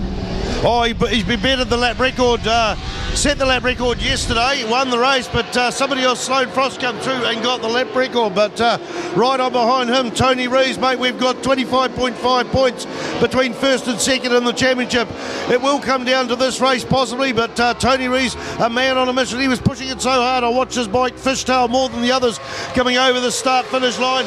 Sloane Frost is in third place with Dan Medham now on the gold-sponsored GSXR 1000 there, up in fourth place. What a stellar first season that Dan Medham is. We go back to Toby Summers, Scotty Moyer, and then the first of the Superstock 1000, 52 Yamaha mounted 8 Fitzgerald. Ray Clear behind that, Jeremy Holmes on the Superstock. Then we got Mitch Reeves, son of Tony Rees there. Jamie Maindonald, the third of the Superstock 1000 machine. He's just getting faster and faster as the weekend goes. Had a disastrous weekend last year where his bike was rev limiting out and he just couldn't push it all the time. Decided to come back here, got that sorted. Down to the dipper there, and Madam's right on behind Sloane Frost. Oh, something happened there and Madam just lost a bit of drive out of that corner. Absolutely incredible. Whoever was at Taupo last weekend and saw him miss a gear down that flying back straight there, the long back straight, and under the biggest braking probably corner in New Zealand, and dive into the grass and then come back and still get on to third. We'll never forget that moment, but right now it is Honda. Here comes that Suzuki. I think Suzuki's going to get the drive to turn 3, and no, he isn't. Suzuki, Sloane Frost there, settles into third place.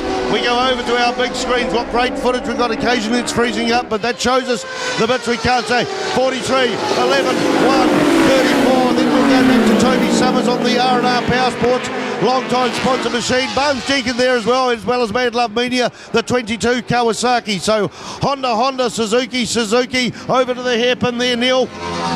Yeah, keen to watch as we come out of it this time. The high pull hairpin, another feature here at Hampton Downs, come down towards the Porsche dipper. Look at that, Honda, Suzuki in there. And keen to watch it on this one. Going to Al Hoogie. I tell you what, you saw Tony Rees about a lap and a half ago, and he was right on the tail of Al Hoogie, and I thought he was in to make the move. And since then, Al Hoogie has just pulled out an extra 2 bike lengths for that advantage between first and second. But then look out, because it is Sloane Frost now. Sloane's in that precarious position. Is it defence or is it attack? Defence, because Daniel Medham's right on his shoulder. Attack. Does he want to go for the man? Tony Rees in front of him. If he tries to move out and make a move, Daniel Medham will take up that gap right on the inside, outside, wherever it is, and go through and claim the placing from him. So super tight, super fast, super 4 riders, and super exciting. Alistair Hugenboos, Tony Rees, Sloane Frost and Daniel Medham go back to Toby Summers, Power Sport, ZX10 Kawasaki pilot, back then into 5th place, but he's a little gap off that as he leads it. Then look out for Scott Moyer, the Taupo hero from last weekend. He's sitting back there in 6th place at the moment on the promoter supported Suzuki GSXR 1000. So it's the Honda first, second. Then look at that now with the Suzuki coming there. Dan Medham's got it. Dan Medham for 3rd place, confirming Dan Medham. Dan Medham up there to 3rd place, let alone the fact, Spider, that he's gone in front of Sloane Frost, or Chopper as we know him and love him and respect him and have done for 26 years since I first commentated him as a junior motocross rider. But he's now putting the pressure on Tony Rees. Well, 26 years ago when Chopper was first riding, Dan Medham wasn't even teething. He wasn't even around. He turned 21 last Monday. He's just set the fastest lap of this race so far as he goes up into 2nd place at turn 1. Dan Medham. All these top 7 riders are in the 104s. All of them in the 104 market, including the fastest in the Superstock 1000. So imagine what that Yamaha will be like. They're always pumped up to a full Superbike. What action-packed as we see Jamie Maindonald, I think, coming out of the dipper there. A bit of a lonely ride for Jamie Maindonald, looking out towards the high pull hairpin. The screen's frozen. It is still Al Hugenboos and Dan Medham, and you can see the TSS Red Baron Fujitsu 1000 Suzuki of Sloane Frost, riding with a big bad injury from last weekend. His foot's so swollen up, and a month ago he had a similar injury on the other foot, so set a lap record here yesterday. We're a bit off that pace, but he's in 3rd place there with Tony Rees.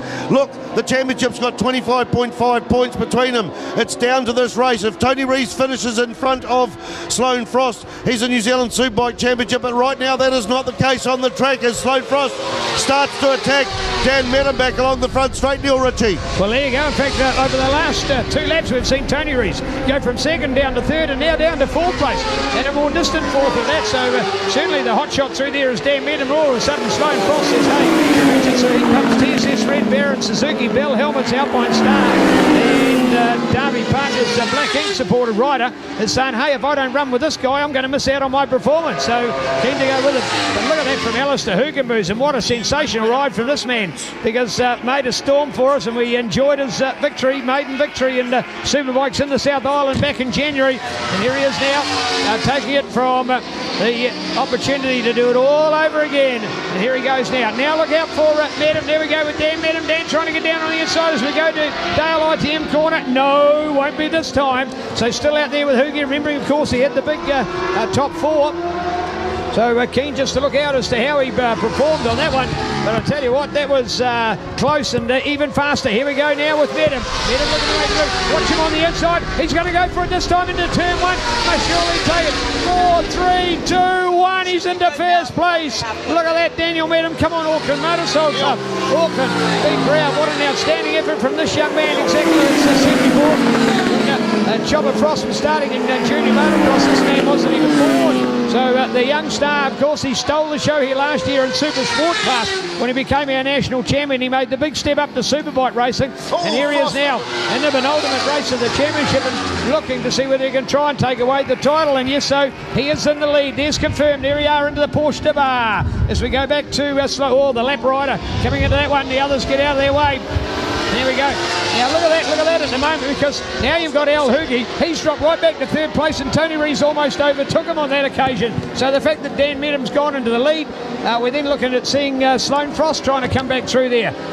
Oh yeah, that happened just going into the higher pole corner, and Frost went up on the inside and almost stood. It was a clean move, but almost still out up. So he lost a bit of drive coming out of the corner. So it's now Suzuki, Honda. We go back to the Yamaha of Hayden Fitzgerald in fifth place. Scotty Moyer's right on the tail of him. Scotty's had lap records at New Zealand Superbike Championships and won a few races over the years, so he's got the ability. All these guys are top class guys, but it is the first season on a Superbike for young Dan Medham. Turned 21 just last Monday. Got a party in a couple of weeks. He might give you an invite. But right now he's not looking at his party, he's looking at the track, and he's got a clean track in front of them. They come out of the higher pole hairpin. In fact, no, it's now Sloane Frost in the lead. This is what the championship needs. Tony Rees fourth place, Sloane Frost in the front. Dan Medham and Al Hugenbosom are right amongst those boys there.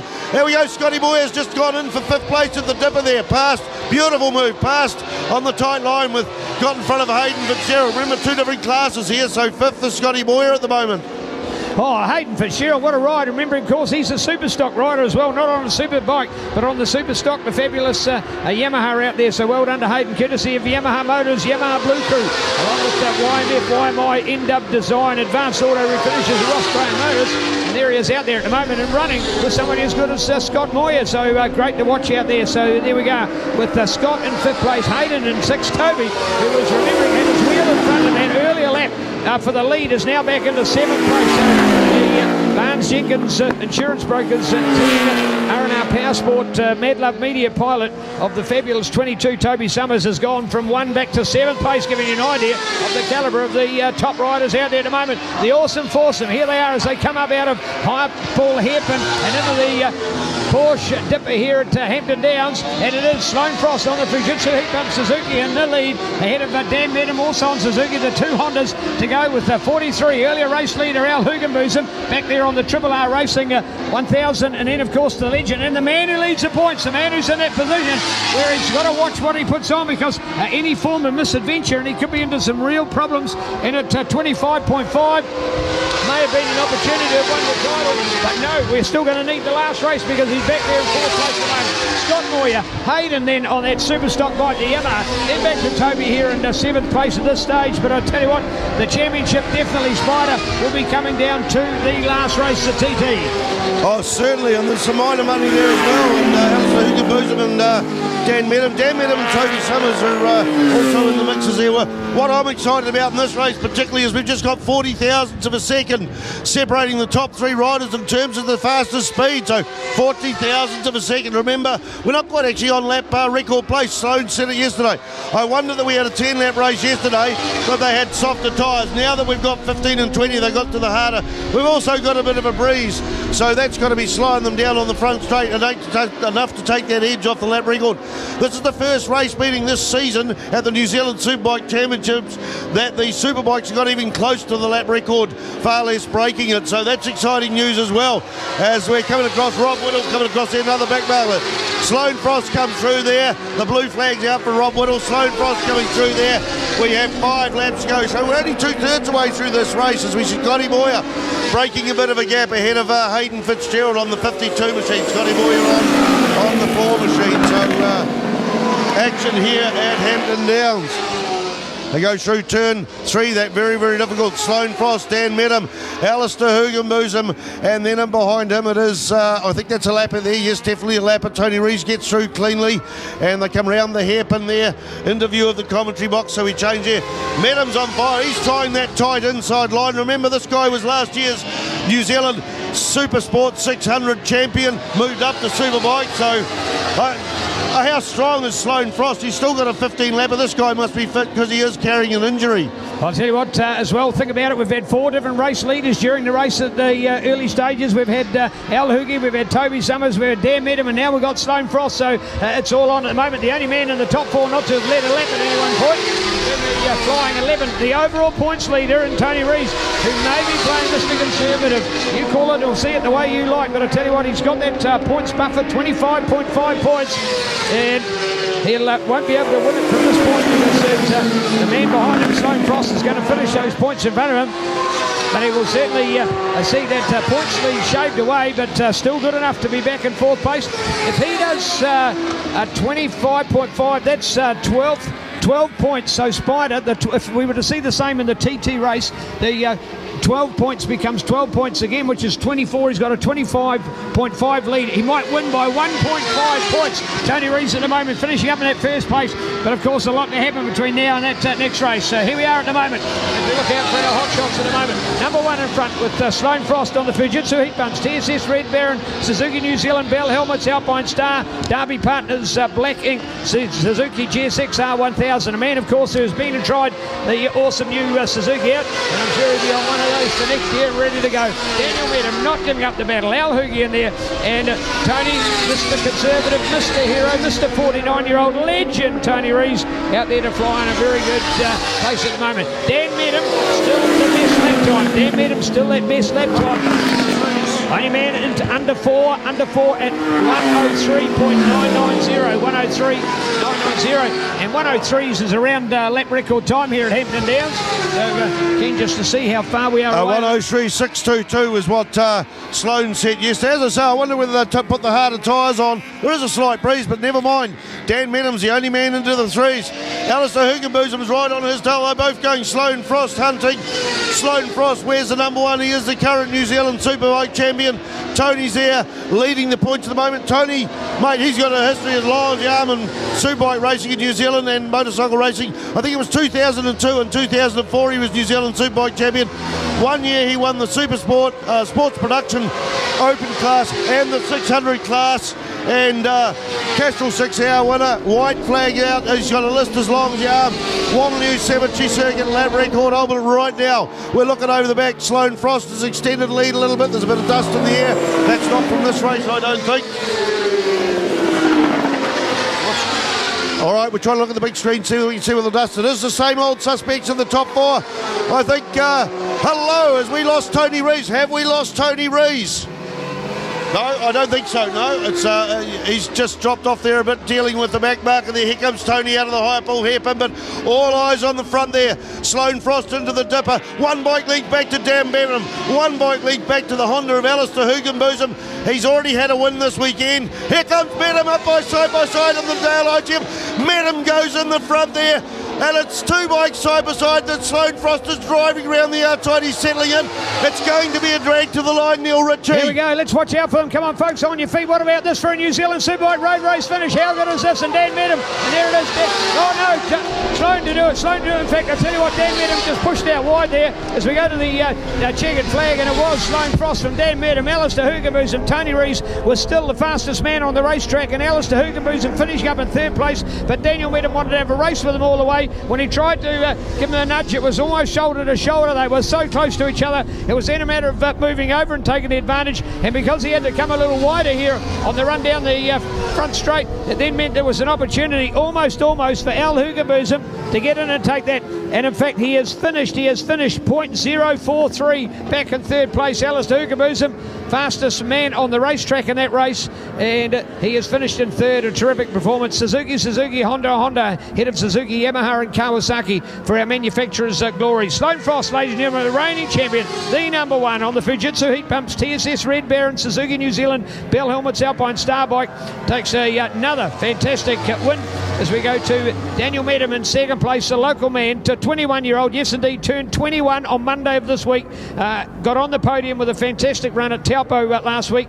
Had his first taste of championship winning down there. So both Alistair Hugenbosom and Daniel Medham have this year been race winners in Superbike road racing. So well done, Sloan, Daniel, Alistair. Tony Reason there, the man who's Mr. Consistent, getting the points in more of the races, and he's the points leader as Spider's doing the maths here at the moment, and just seeing how we're coming out onto this one at the moment. And as we see it at the moment, it will be Tony Rees on 215 points, Sloan Foss 201.5, Alistair Hugenbosom on 182, and Daniel Medham on 160.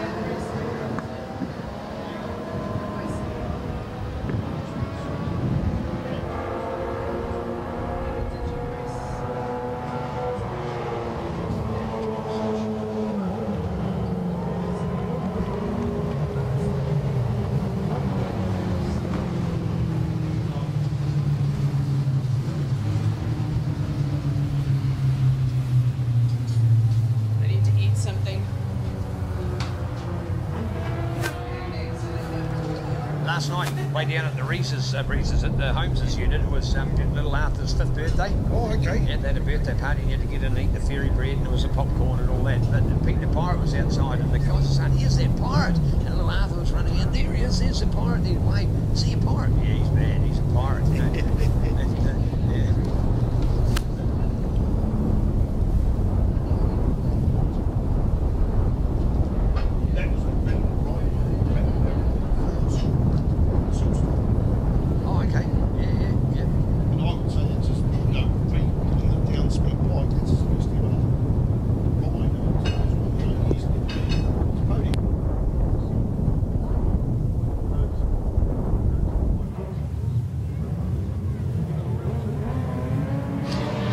Well, here we are. It's sidecar racing, and our Shoesy class about to get underway. 73, they've got some catching up to do on the points, but never say never in the fight back at the moment. They had the smaller F2 sidecar in the South Island, so weren't able to stay on those bigger tracks with the likes of Spike Taylor and Robbie Shorter. But tell you what, since then, Barry's been doing the winning here in the North Island and loving every bit of it. So check him out, folks. Mr. Barry Smith and his Super Swinger and Tracy Bryan. They both come out of the Bay of Plenty capital of Tauranga, riding courtesy of Carl Cox Motorsport. Carl Cox, of course, the celebrity global DJ, and proud to be involved in motorsport here in New Zealand. It was an amazing story, and thanks to Gavin Sosilich and all the work that Gav's doing to make sure that Carl Cox Motorsport stays on track with all their various classes and events around the country, including the Little Higher Sun Cup here in New Zealand, brought to us by Carl Cox Motorsport. And you'll see the team wearing the awesome shirts around here in the pits. A very professional setup indeed, and somebody as good as this 57-year-old pilot and Barry Smith, certainly a super race out here. Spider Stables, my co-commentator, a former New Zealand sidecar champion, so no foreigner to knowing these machines. Competitors in the sport as well. And Spider, great to have these world-class machines now with us here in New Zealand.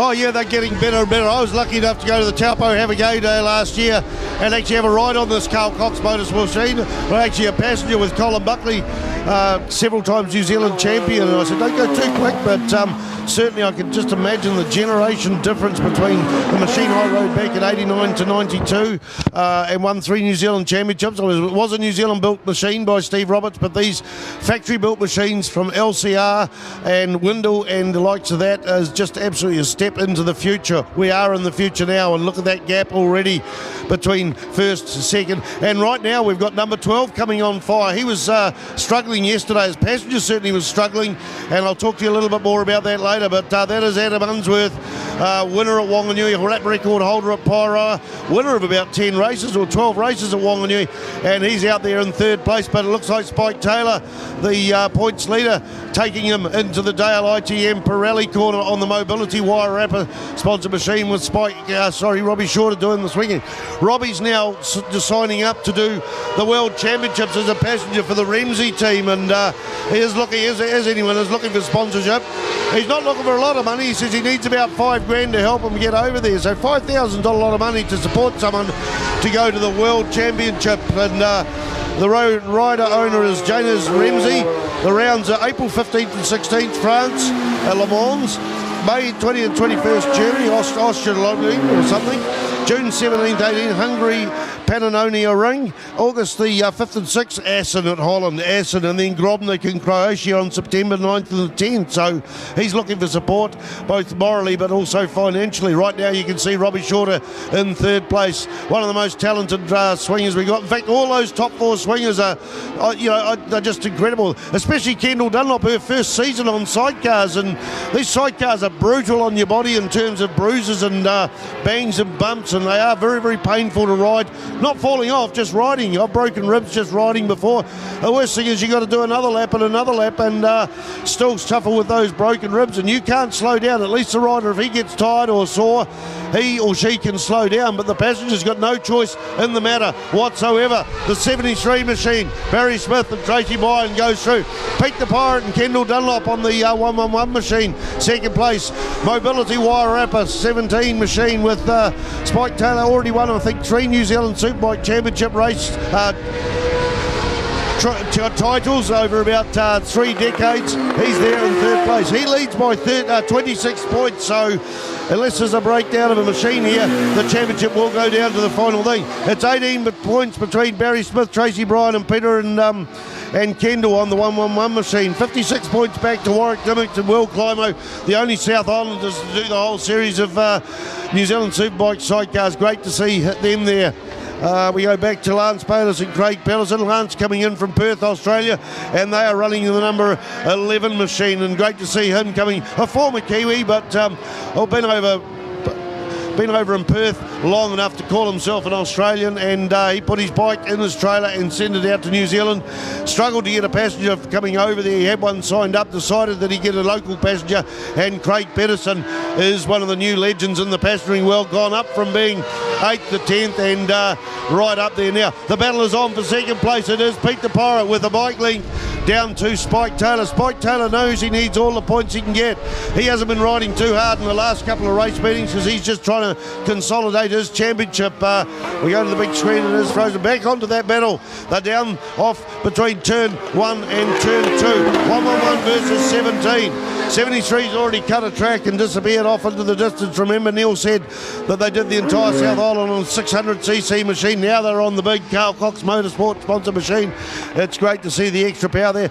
Lawrence brothers back in action. We saw Richard Lawrence normally doing the swinging, ride this bike yesterday with Tina McEwen passengering, and I think it's now Chris and Richie Lawrence. We'll have to have a look at them to see whether that's a brother combination. We'll have to have a look to see whether it is indeed them. Now going back to Adam Unsworth, the bike was running a bit flat yesterday. Darren Prentice, I think, has been swinging for about 20 years, and he said to me last night he had to tap him, shoulder tap him.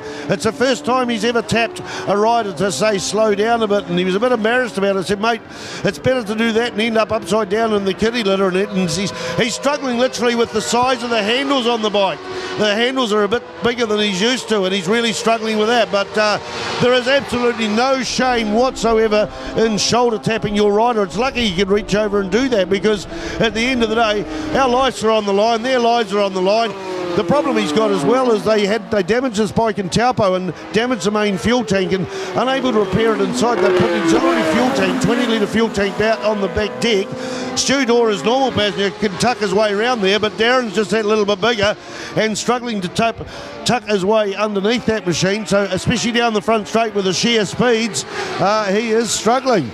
Now that looked like the Lawrence brothers back in action there on the 11 machine, and they're off to the Isle of Man this year to compete again for about the 5th time. Both of them have competed together for about 3 or 4 times. I've also, I think, Richard's passengered a couple of times over there as well. So sidecar action going into the Dale ITM corner with Tracy Bryan. Just, you can't even see Tracy. She's tucked in right out of the way in behind Barry Smith. She's counting. She's looking at the fence post, so she knows when to get up and get into that position for the rear wheel, the left or the right circuits and that. There she is. She taps in. It goes under brakes just before that. She sits up there, gets over the side of the machine there. The battle is still on for second place. Is going to be a change of position? No, it is still Pete the Pirate there. Pete the Pirate goes in there in second place. Remember, 26 points between first and second for the championship. So, yeah, it's going to change a little somewhere along the line. 11. 111, sorry, that'll be 111. Pete the Pirate on the grey bike there, the one on the screen there, went right outside into the dirt there. He's in second place at the moment, but that shows you how hard pushing. They come in towards the hairpin. Tight line for Pete the Pirate with Spike Taylor trying to get the outside line on the drive there. They drive along there to the dipper. The yellow flags are out. The yellow flags are out somewhere. We've got Lance Batis and Craig Pedersen parked up. Oh, okay, it was the 11 that had gone out into the dirt. Sorry, I was just trying to... We were pointed out the screen. Anyway, the machine is out down at the dipper, so that means a yellow flag, so no passing into that corner.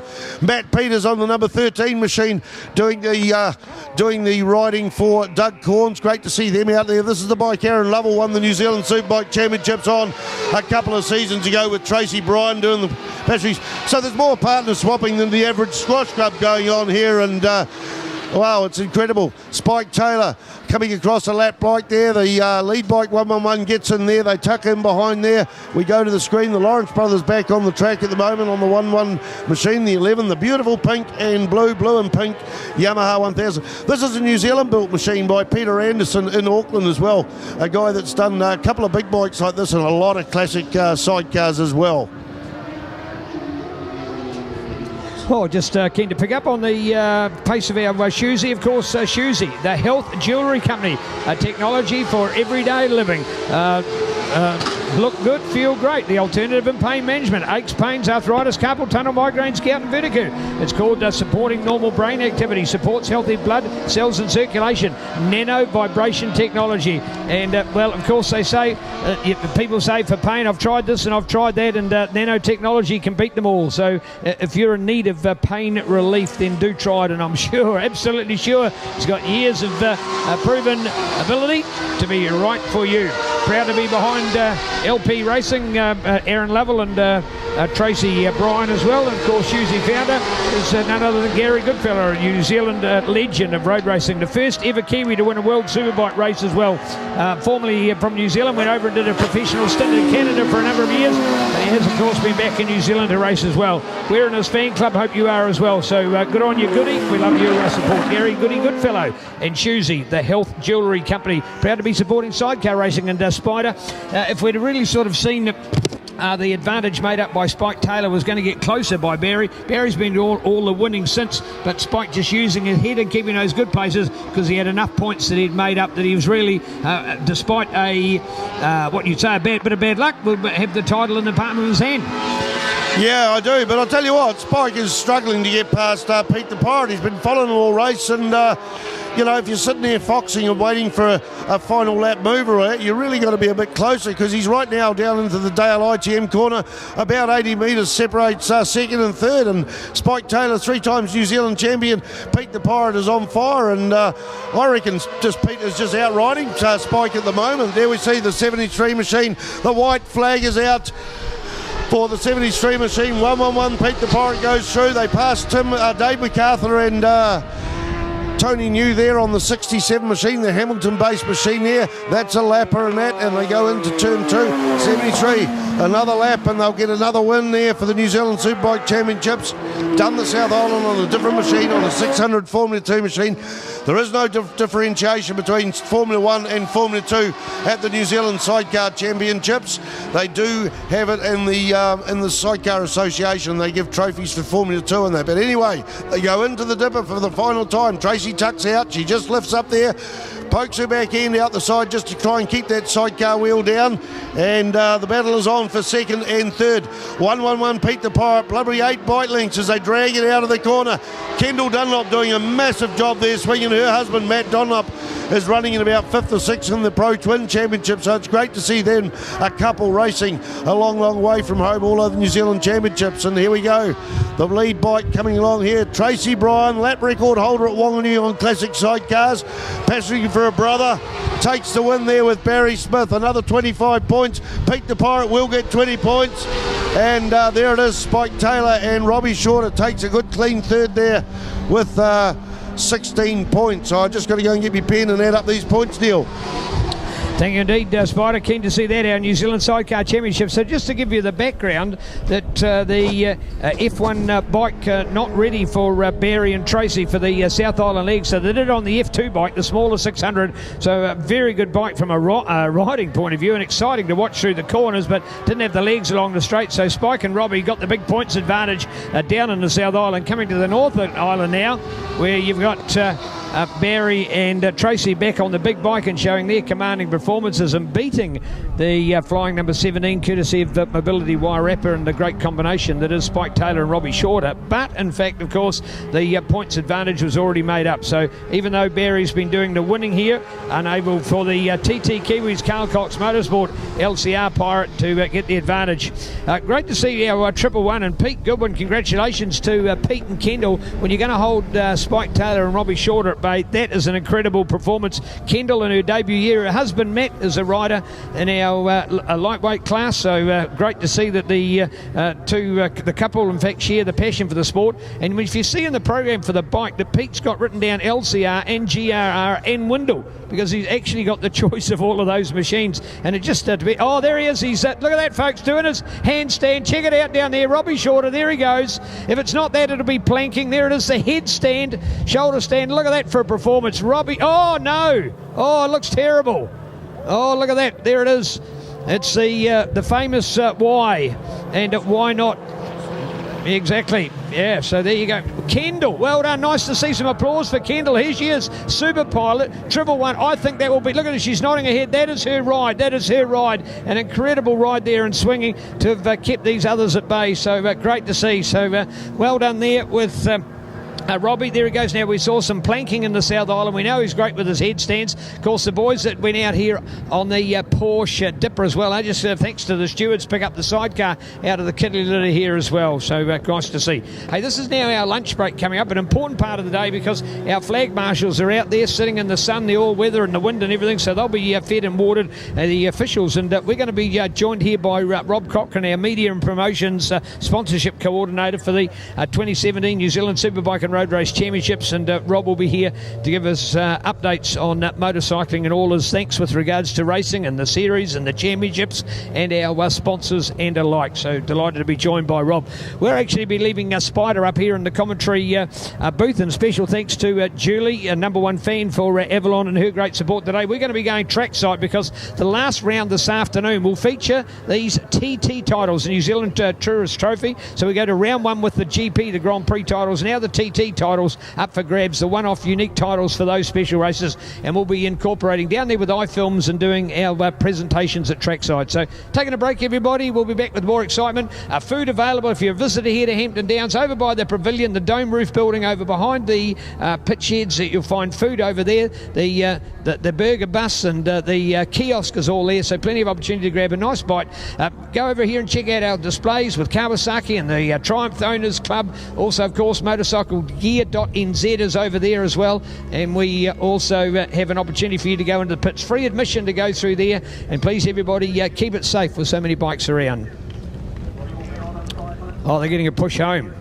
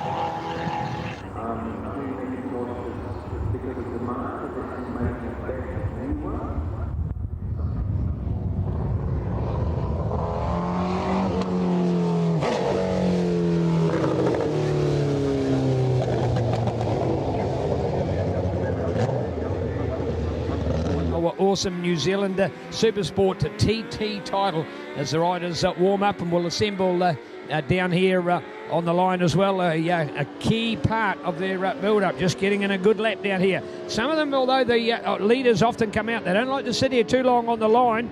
They like to leave it till the last minute, and that's part of the reason why the organisers do a very quick start, so the warmth of those tyres is not lost and their opportunity to come down. We're here just above the MTF Vehicle Finance Avalon Biddle pits, and as an Auckland-based lady, I want to see so many more people getting behind her this year, and Avgas has got her team down here, and also the pit board out for as well. So here we are assembling the line. Shane going right up there to take his position.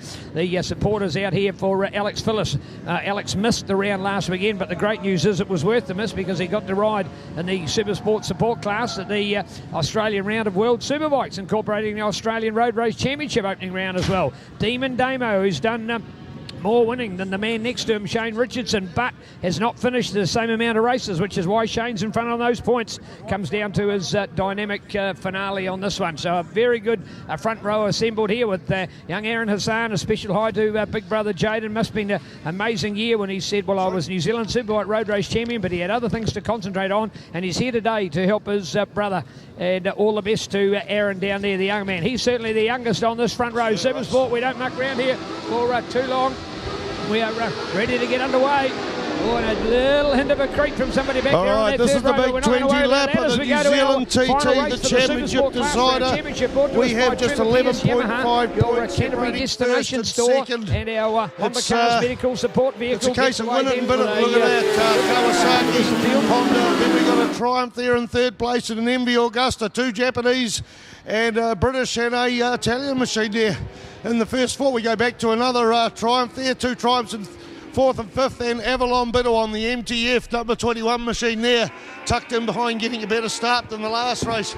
20 laps here, and right now Richardson goes into the dipper with a little bit more of a lead than he's got behind him. Than Damon Rees has got behind him. They spread out going down that centre straight, and all eyes are on these lead 2 bikes for this gruelling 20 lap. And one wonders what sort of tyre choices they've made, whether they've gone for harder tyres to struggle with the 20 laps, whether one's on a hard and one's on a soft. They are both on Pirellis out in the front and absolutely flying along the front straight for their first one. 11.5 gap points between first and second. Jake Lewis is 75 points behind. 76, James Hugan moves on 39.5, and Avalon Biddle 10.5 behind that, 2.5 back to Cameron Hudson, and we saw Cameron Hudson and Avalon Biddle have a huge battle in the last race, and at times being separated by lap times of 10 thousandths of a second, so that's a battle on for the minor money, but right now the eyes are out there. They go to turn 3 into the higher Paul hairpin. It's 28.5, and then we go to the letter A, the international. Alex Phillips from Australia, son of the legend Robbie Phillips, the man that went to the World Superbike Championships with Kawasaki and done oh so well over there.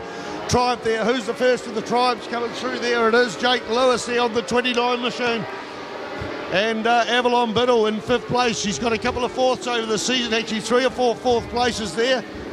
Was really on fire last weekend at Taupo in one of those races, right up on the top of these 2 boys out the front, and unfortunately lost the front end. No damage, a foot peg to replace. That's it, just a foot peg. They fly over there. 20 bike leads between first and second, about 22 for between second and third as they start to spread out there. Looking down to the minor money, Rex Mincher on the 23 machine. Alex Phillips is the fastest in that lap. Fastest so far. Just trying to get my paper. There's a bit of breeze up here, and I'll be commentating alone pretty much the rest of the day with Neil Ritchie doing presentations to recognise the status in New Zealand Superbike racing and New Zealand motorcycle racing of the TT. So right now, Alex Phillips, the fastest man on the track. 1:04.917 was the lap record. It is now Damon Rees at a 1:04.764. We're in the 1:05s at the moment. How close is this? A 1:05.384 for Richardson, a 1:05.346 for Phillips, and a 1:05.503 for Damon Rees as they come out onto the front straight there, flying the lead 3 bikes. Has got a bit of hello, 5th place is down. 5th place is down in a huge cloud of dust there. Who will that be?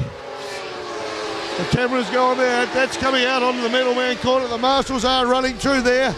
It is one of the, I think that's a tribe. I'm pretty sure that Avalon Biddle went through. Yes, definitely was Avalon Biddle. Went through there. It was her. I didn't quite see the colour, but she was running around 5th place. So we're just sorting out who that was. But right now, back onto the big screen. I've got so many things to do this afternoon. So I don't need to drop my bit of paper. The lead bike's in there. I can tell you that is still 28, Shane Richardson. Then number 5. And number 5 is Damon Rees on the CBR 600. Alex Phillips is right in there as well. And that's Jake Lewis in behind with Avalon Biddle there. That's the top 5 bikes as they disappear off onto that corner. Not even a yellow, oh yes, there is a yellow flag out there. That's an unusual place to crash. I've seen a lot of crashes on that Big Dale ITM corner, but right that far into the corner is an unusual place. It's usually further in or on the apex, but never mind. The important thing is we're not red flagged, so the rider must be up and A-OK. Gonna have to try and pick up who it was. Shane Richardson going through there at a 105.3, a 105.3 for Rees and a 105.2 for Alex Phillips. Followed by Jake Lewis, Avalon Biddle, James Hugenboozen, Cameron Hudson, Jason Aguiar, Nathan Diprose, Royd Walker-Holt and David Hall. So I'm going to pick it's possibly that it was Hayden Fitzgerald or maybe Aaron Hassan there that went down. In fact, it would have been probably Aaron Hassan because Hayden Fitzgerald looks like he hasn't started the race. Here we go, back into the dipper there, the Porsche corner there. Richardson leads the championship by 11.5 points. This is the final race of the season. There's 25 points up to grab for first, 20 points for second, 16 for third, and it goes down. It's all going to be in about 15 laps. We'll all find out who the New Zealand Supersport champion is. Hey, credit to Hayden Fitzgerald. He set a new lap record in the Superstock class before. I didn't pick that up during my thing. I spilled a cup of tea on my results. I didn't pick that up. Alex Phillips is on fire. They go into turn 1. Alex Phillips takes a tighter line. Trail bikes a little bit more and is right now on the tail of those 2 lead bikes. He's been getting better and better all season long. Didn't make Taupo last weekend with commitments to race in Australia at the New Zealand Superbike Championship. Might as well stay home and get a good ride over there. He wasn't in contention. Here comes Alex Phillips on the flyer. Tries out on the outside of the hairpin there, but not really getting past Damon Rees. Wow, what a sensational ride. 3-cylinder 675 machine. This MV Augusta from Italy. 600cc 4-stroke, 4 cylinders for the front 2 bike. Of course, the 675 is a 4-stroke. There it is, Jacob Lewis there on the 29 machine, the same number his father used to race.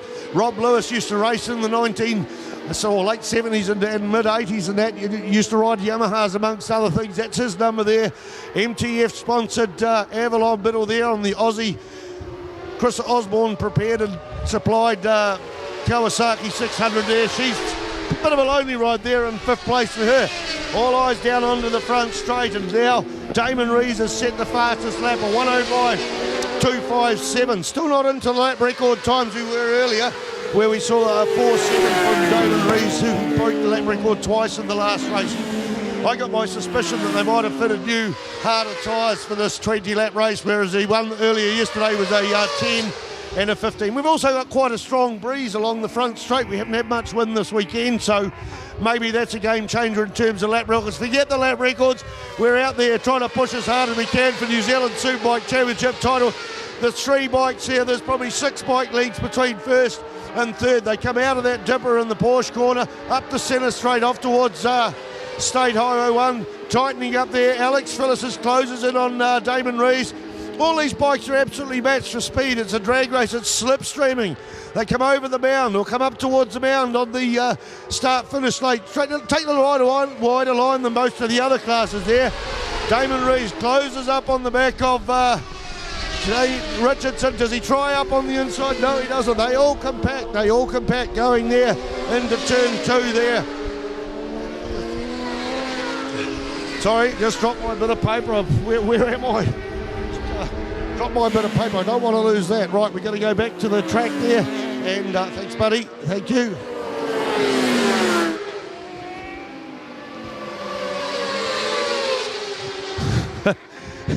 Oh, I couldn't run a bath at the moment, far less a running commentary team. I've won. back to the dipper there, and Phyllis is through in second place. Didn't quite see where that happened, but Phyllis has gone through, put Damon Rees back into third place.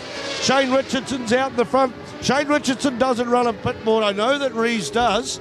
I said to Shane, why don't you just want to know the gap behind you? He says, I just got to get on with it, and I wait till I hear the noise of the trailing bike in behind, and then I crank it up. But most of the time this guy is just going so fast. We've seen lap records at every track by the 600 Supersport class, mostly by Richardson and Rees. Sometimes last weekend it was 6 different times the lap record was set and bettered, and that's incredible. A big gaggle of people here, and that's 85 James Hugenboosum. I think David Hall amongst that as well. And yes, it is David Hall. Recognises riding style there as they go off into turn 1. David Hall will be mixing with Jason Aguilar, the Barnes Jenkins Insurance sponsored rider brought out from the States to compete in our New Zealand Superbike Championships. Out the high ball hairpin, the leader comes, and it is still Shane Richardson in the front. I think Alex Phyllis is on fire. Damon Rees still the fastest on the track at the moment. Last lap, a 105.3 for Richardson, a 105.4 for Phyllis, and a 105.7 for Damon Rees. So Richardson just that little bit better. All of a sudden he's got a bit of a break coming into that corner and out of the Dale ITM. Pirelli sweeper there. Fast bit of the thing, but he's got that break, so the boys in behind can't slipstream. So I think he's going to clear off there. It is now up to Damon Rees to fight back there. He takes the high line. Phyllis takes the low line into turn 1 here. Go back over to the screen and we can see that there, and I think that we've had a change of position. No, we haven't. It is still 28, followed by A, followed by 5. We go back to Jacob Lewis here on the 29 machine, the Underground Brown Budget Motorcycle Spares, where he works, where Dennis Charlotte works. Dennis Charlotte actually owns a business as long like with his wife and that.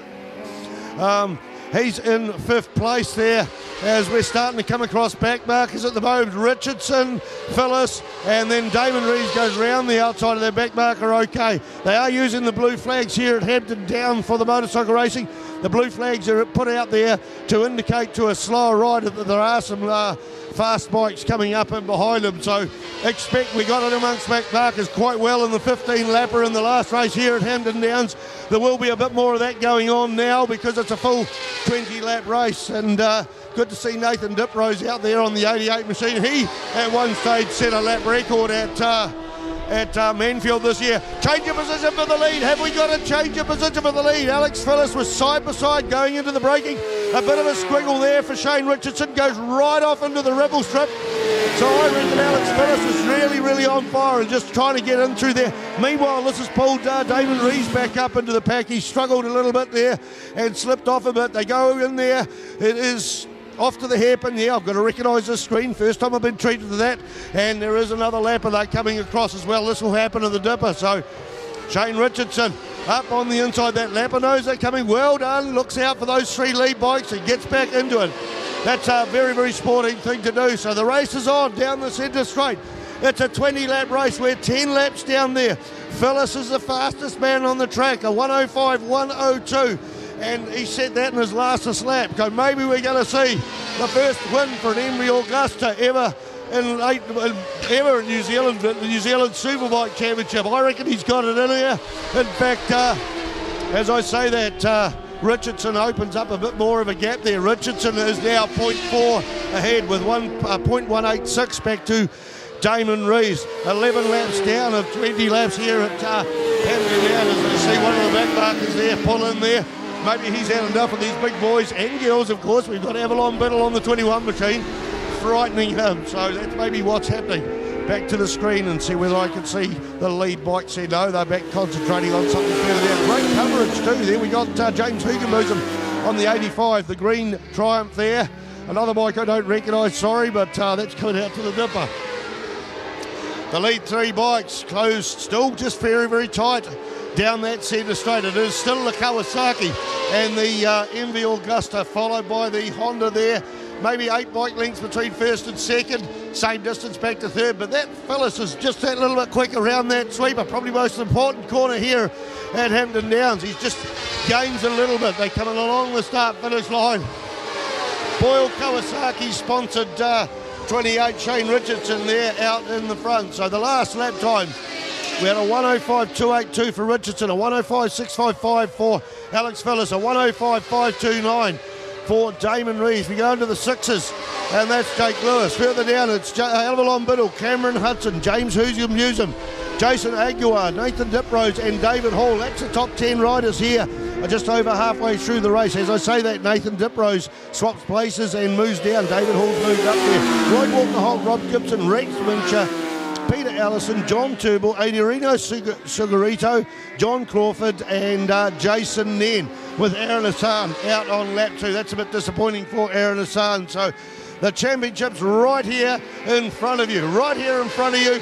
I can't see where it is, actually, to be honest. I've been looking at the screen for a while, but I would expect them, yes, they're over at the dipper there. No, that's further down the line. Sorry, folks. Got to find out where these guys are. Here it is. They're along the front straight there. Hard to pick up indeed. There's 3 bikes there. And it is Richardson. Phyllis takes that tight inside line. Can he go through there and take the lead? But Damon Rees is not out of the picture at the moment.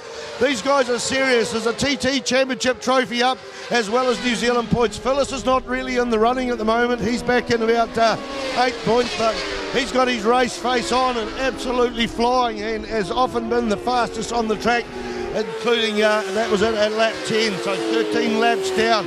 We're looking out the head, and these guys are getting tighter and tighter and tighter as it goes on. 28, 5. Geez, I've got to commentate all day by myself for the rest of the day, and I don't know whether my voice is going to last, but why wouldn't you just yell and shout with the excitement out there? It's just so much fun. It's great to see Hampton Downs, a nice fine day on there, as we see Jake Lewis coming out of that dipper there, and Avalon Biddle coming in and out of there, and she's playing around with another rider, or is she about to lap them? Back to the start-finish line there, and what do we got there? 28, Shane Richardson, Alex Phillips, and Damon Rees. 11.5 separating between first and second. It's all down. I think there might have been a change of position around there. I think there might have been a change of position around that corner. No, I'm sorry. We go back to the big screen, courtesy of Michael, and that puts us through turn 1 and turn 2. Over to that horrible left-hander there, off-camber left-hander. Oh, Shane Richardson's out. Shane Richardson is out. He's running to the... I don't know whether he crashed here. Do we see some dust up there? Yellow flag. Shane Richardson is out of the race. The only way that he can anything can be saved is if there's a red flag, either due to his incident or very, very quickly. So that's the commentator's curse. I was saying how much of a prick that corner was. It caught him. I saw him chuck his leg out. He took to the grass. Whether he's off his bike, I do not know. I couldn't quite see that, and we're not sure on the thing. So there it is, and both those riders in behind would have seen that. It is now Alex Phillips leading the New Zealand Superbike Championship race. The New Zealand TT, they come along the start-finish line. Damon Rees is hunting right in there. Mate, Damon's a fighter. All he has to do is sit on this bike and cruise around and finish anywhere, but he's battling and battling and battling, and oh, that's a shame. Shane Richardson had just gone in and set the fastest lap of the race at a 104.975, so not far off over there. Shane Richardson out of this race. Hopefully he's okay. He's off to America tomorrow to do the big Daytona race, but this is the dramas we've got right in front of us. The yellow flags could be still out there. I can't quite see. Where are those lead 2 bikes? We've got to go back into the screen, folks, and wow, drama right to the last race. We saw Richardson have a couple of incidents last year. This year I think it was down to one race where Damon Rees crashed at Invercargill that cost him full points there and gave 20-point buffer to Damon Rees, to Richardson. But right now the table is turned there, and 11.5 points up there. Rees will have to have plenty of concentration here, but he's got the Alex Phillips to lead to, and watch him. So there it is, Alex Phillips, a 105.882, a 105.742 for Damon Rees. So Damon Rees 0.1 of a second quicker. Coincidentally, the lead he has got is the lead he's got to chase is 0.171. So a wise man, oh, he's a very wise man, Damon. A wise man would just sit back there and cruise home, but also you've got to worry about the concentration levels that are going on out of the higher pool hairpin, and the lead 2 bikes. Phyllis has got a little bit of a break on Rees as they get a back marker put in between. Good on you, Damon, there. Sit in behind that back marker. We don't want any dramas. That could be Rob Gibson there on, I think, the 37 machine. Oh, wow, the Richardson family. Granddad Paul's here. He wants his grandson to win the race. The old man's here, and there'll be a lot of people watching at home, and what a drama for Shane Richardson. Not only the New Zealand TT, that's a nice trophy to have, but the New Zealand Superbike Championship Supersport class. Phyllis is breaking away there. Phyllis is just getting faster and faster, or is Damon Rees decided? There it is. I've got the championship of my Phyllis here, and put in a slower lap time. So a 105.5 for Phyllis, a 105.6. So not much in it, but in terms of lap times, it's all about the concentration. Let's go further down. That puts Jake Lewis on the Underground Brown Budget Motorcycle Spares Triumph into third place. Avalon Biddle, another fourth for season as well. She's had a number of fourths. Cameron Hudson, that'll be his probably best result in the season with a fifth spot.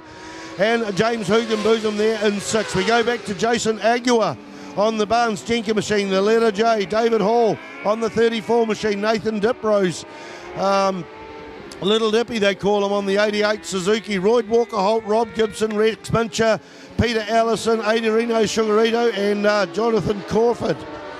That's the top 15 bikes out there where we got the lead bikes. I'm going to come out and look where the lead bikes are, because we've got screen after screen to look for. We've got no lap record at this stage. I don't think it'll be broken. As I say, there's a strong, or reasonably strong, wind along the front straight, and it is 2 laps to go. So as they come along here, next lap round, they'll get a white flag. Go back over to the screen, and the screen frozen at the middle. They're not even showing the lead bikes, so the bikes will be over there on about turn 3.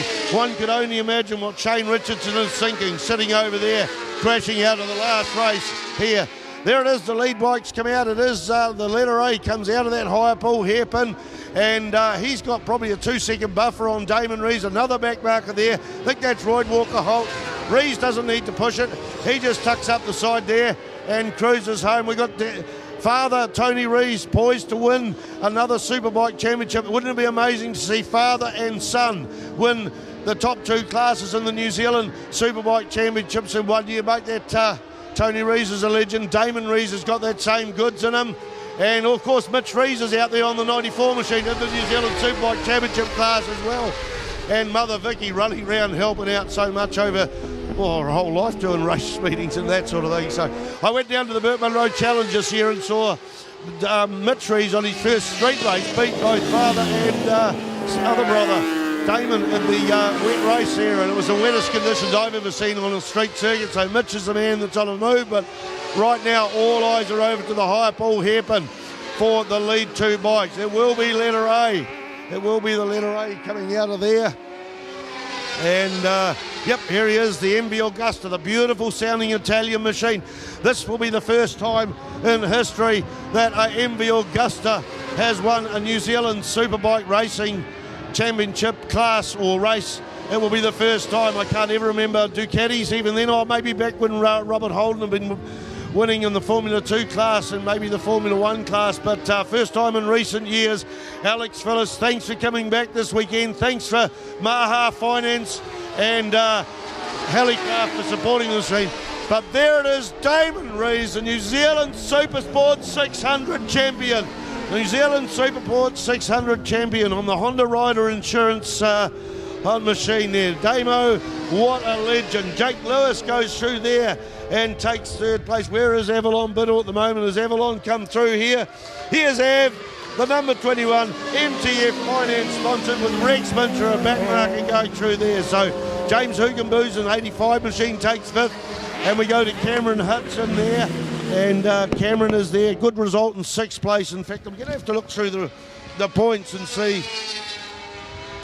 We got a 13-point score for Cameron Hudson at... So he's had a fourth down at Ruapuna, his home track. Struggled all the way season, but that's a good boost towards the end, especially on a track he doesn't get on with very well. Cameron Hudson in sixth. Jason Aguirre, Nathan Diprose, David Hall on the 34 machine, the Te Awamutu based rider. Royd Walker Holt, Rob Gibson, Rex Mincher, Peter Allison, Adarino Sugarito, John Crawford, and that's the 15 bikes that finished. Out in lap 2 was, after a big crash here, on the Dale ITM corner. I'm pretty sure, I'm 100% sure that was Aaron Hassan, and there it is, Rees doing a burnout. You can expect the man's going to have a couple of quiet beers if he's old enough tonight. The Rees family, what legends. Oh, mate, you've got to think out hard for Shane Richardson, but it was his championship to lose, and hopefully he's okay, because he's off to America tomorrow to race at the legendary Daytona place. And well done, Seth Devereaux, for arranging a ride for him. Now, I'm not too sure what's going on here right now at the moment between this commentary team. There is Neil Ritchie is going to be presenting the trophies and that. We have a Park Ferme situation where the bikes have got to be on lockdown in case there's any protests or whatever. They've also got to check the tyres, I think, because there's an allocated number of tyres for the weekend, and they are marked out accordingly. So bikes coming into that Park Ferme. And delighted to have Rob Phillips himself with us. Rob Phillips, first of all, Rob, what are you feeling right now, matey? I feel like I'm going to cry. Good boy. You go and give your boy a hug. How's that? The great Rob Phillips has his son to win a TT title here in New Zealand. The Mahi Capital Helicraft Kim's machine comes home, and what a race. What an absolute race to have won here in New Zealand. Alex Phillips, and look at this with the... It's not the right one. Here we go. So certainly... One or two.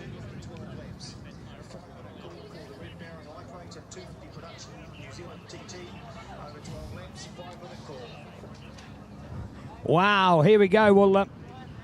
Well, what an absolute upset here, because it was all on board. It was all on board, and what an absolute race, because we were about to see, of course, the crowning of a champion, but that has happened completely different, and that's what drama does. First of all, a man that had done no better than a fifth place in racing in New Zealand, Alex Phillips, has taken the TT, and that is an immense help for his points as well. Finishing second in the race has been Damon Rees, who was second on the points, but because of Shane Richardson, the earlier race winner, not finishing, that means that this man is the new New Zealand champion. And we have Jake here, and look at this with Shane here at the moment. Shane Richardson, look at him. He's the first one to come over here and congratulate these boys. There's hugs all around from Team Rees, brothers and father united. And here it is from Shane. I'll tell you what, there are so many friends as well. He hasn't got his gear on. Shane, mate, I wore a Kawasaki shirt for you today. What happened? Oh, no luck. I just wasn't on my side today, and I made my mistake over turn 3 and obviously threw it all away. Obviously, that turn 3 has proved to be a tricky one for people here today. What do you think of it? Yeah, well, I mean, you got to ride it for what it is. At the end of the day, we all know that it's a trickier turn, so you just got to take it a bit more tentatively on there. And obviously, sometimes it's hard and you get caught up in the moment, and it'll bite you. Hey, well, congratulations tomorrow. This time you're on a plane going to the US of A and contesting at Daytona 200. How are you feeling about that event? Yeah, I'm excited, looking forward to that now. Now the Nationals is behind us, all the pressure's off, so we can look forward to seeing how we go over there. I mean, we don't know how we're going to stack up and where we're going to place, so we can just go in open-minded with no expectations and do our best. Well done, Shane. Hey, condolences, mate, but you're still second in New Zealand. We wish you all the very best for the future. It's cool, and thank you very much to Damo for the good competition all year long. He's well deserving to come back from the points buffer I had at the start, so I'm proud of him. Good on you, mate. You are good friends as well. That's fantastic to see. Here we are as well with Jake Lewis. First of all, Jake, what a season to be up against some of these hot guns, but you got to be pleased third in the TT. Yeah, definitely. It's a great result for the whole Underground Brown Budget Motorcycle Spears team. With the new bikes, the Triumphs have been going really good. We're not too far away from these guys, but no, we've got to be happy with our results all season. And James as well has been running really good on the other one. So, yeah, looking forward to some more maybe next year. Yeah, here indeed. Thank you, Jake. Great to see you as well. Let's get straight on to it here as a team. First of all, Damon, congrats, mate. You are number 1 in Z and 2 in the TT. How are you feeling right now? Oh, it's pretty surreal, I didn't expect to, finish the championship winning it. Shane was riding so good in that race, and it's a shame that it came down to him making a mistake and crashing, but hey, I made the same mistake at Invercargill, and it just came down to me, finishing second, and that was going to be good. Alex was still not going to make it easy to make it, a win, but still, it's an amazing feeling for sure. Hey, only your second year in New Zealand road racing, already now New Zealand title, Supersport class.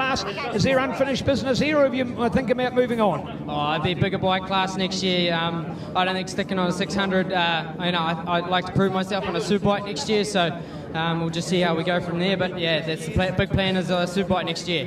Hey, Damo, congratulations, man. Number 1 NZ. You smile and enjoy it. Thank you, Neil. Cheers. Well done, fabulous to see. Oh, Alex Phillips, mate. Hey, you missed us last weekend, and by the way, we missed you, and we were so pleased that you got a ride over in Oz, so well done. But hey, you've come back here to New Zealand. Look, a race result, mate. The best you'd done was the 5th, and all of a sudden you've won the one that counts, the TT in New Zealand. Your dad was crying, mate. I had to loan him my hanky. Yeah, it's good. It's been a really hard season for us.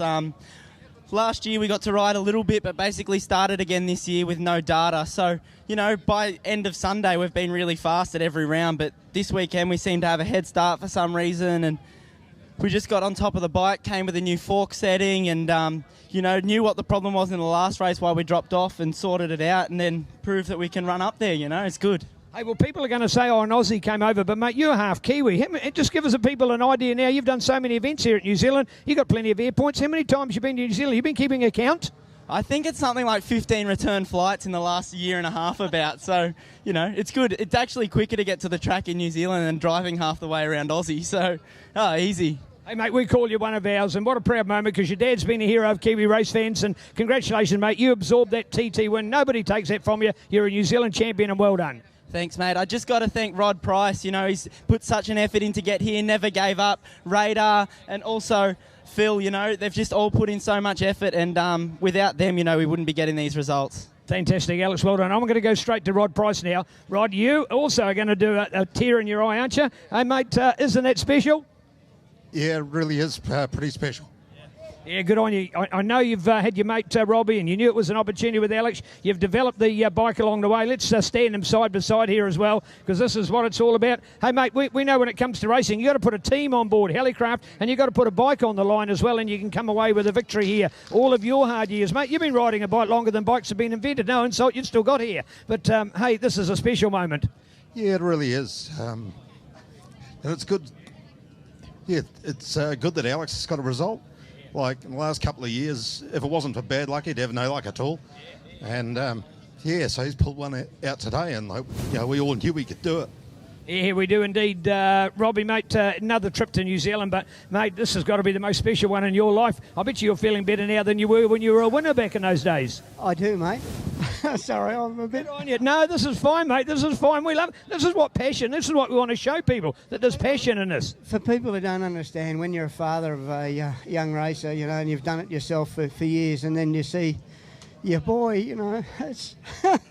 I'm sorry, but... Hey, look, come on, give a round of applause for this man, folks. He's a hero in New Zealand. We love Robbie Phillips. And now it's the sun. There's the shot for them. Well done, Helicraft. The Pirelli's on board, and what a special day. Oh, man. Could we have so much love, fun and excitement in one race? Well, we had it all. We had the losers, we've had the winners, and we've had a fantastic race. Yes, indeed, first European triumph, underground bound, budget motorcycle spares, and a whole team on board here. Just awesome to see. And I'm sort of just looking around at the moment. I'd seen Dennis here a second ago, and now he's probably headed off early for a race and an opportunity as well. Hey, I want to now go over to a person that I've known a long time in life, and I want to talk to Jared Love right now, because I bet you he's feeling it as well. Jared Love, you've loved the sport so much, but you're now loving it, putting it back into this rider. You've backed a champion, mate. Congratulations. I'm so proud of him. It's probably the first time I've ever sort of seen a team of this stature and calibre and stuff, and all the helpers and everyone helping around. We all drive together and we have one common goal, and it's to get our riders the best result, and Damo has just amazed me and made me so proud this season. Well done, Jared. Hey, mate, he's saying about moving on to a bigger bike. Are you going to move on the ride with him? Possibly do the Tri-Series, but I can't wait to see Damon on a 1000cc bike. Him and Shane have just shown that the level that we've got in New Zealand, and just backing it up with Dan Medham and Al Hoosie as well. So we've got some talent coming through in New Zealand, and I just can't wait to see them go international. Jared Love, love your commitment for the sport. You always have been a legend, mate, and well done for backing that boy. Thank you very much. Thank you, Jared Love. How good it is. Hey, what about everybody? A big round of applause for all of these heroes here today. Just fantastic. Man, oh man, Shane Richardson, absolutely what a legend in defeat. Fantastic here for Jake Lewis, the champion coming through there, and to Demon Damo, second place in the race, but he rode it with his head to be number one in New Zealand. And Alex Phillips and the Mahi Capital team, Helicraft Racing, Aprilia, to wash your mouth, Neil. MV, my apologies, MV, taking out the New Zealand TT title.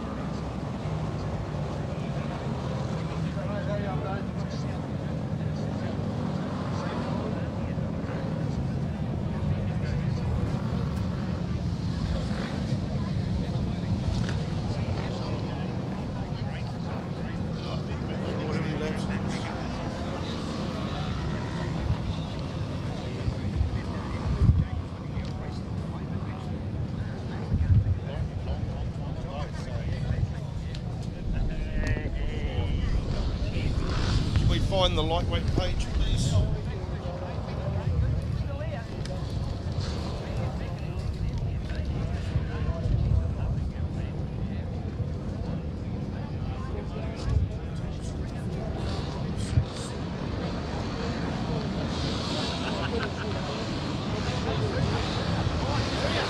Right, we're under starters orders. There's 5 lights. They go up 1, 2, 3, 4 and 5, and as you can hear all around the track, we have done that, and both these championships have been decided for the lead bikes there, but we've got a few minor places there to sort out. Rob Gibson and James Squire are just 9.5s apart from each other, 9.5 seconds apart from each other, and we've also got a gap of just 1.5 between second and third in the lightweight. That other one was a 250 class, so Rogan Chandler sits 1.5 points behind Sam Coulter. So Andy McLaughlin, the new champion, 12-lap race here, and Campbell Grayling, new champion in the 250 production class. Who was last year? It was Lewis Dray.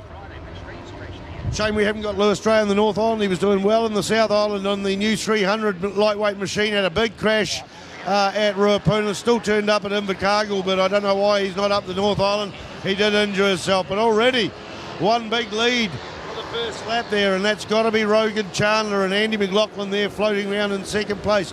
I didn't quite catch where Jacob Stroud was on the grid, because Jacob Stroud it's the first time he's jumped on this bike before, so it is a New Zealand championship, so he must have been right off the back of the grid. He must have started right off the back of the grid. Didn't stop him last race, getting right through there, and I think getting second place, but also scoring a lap record.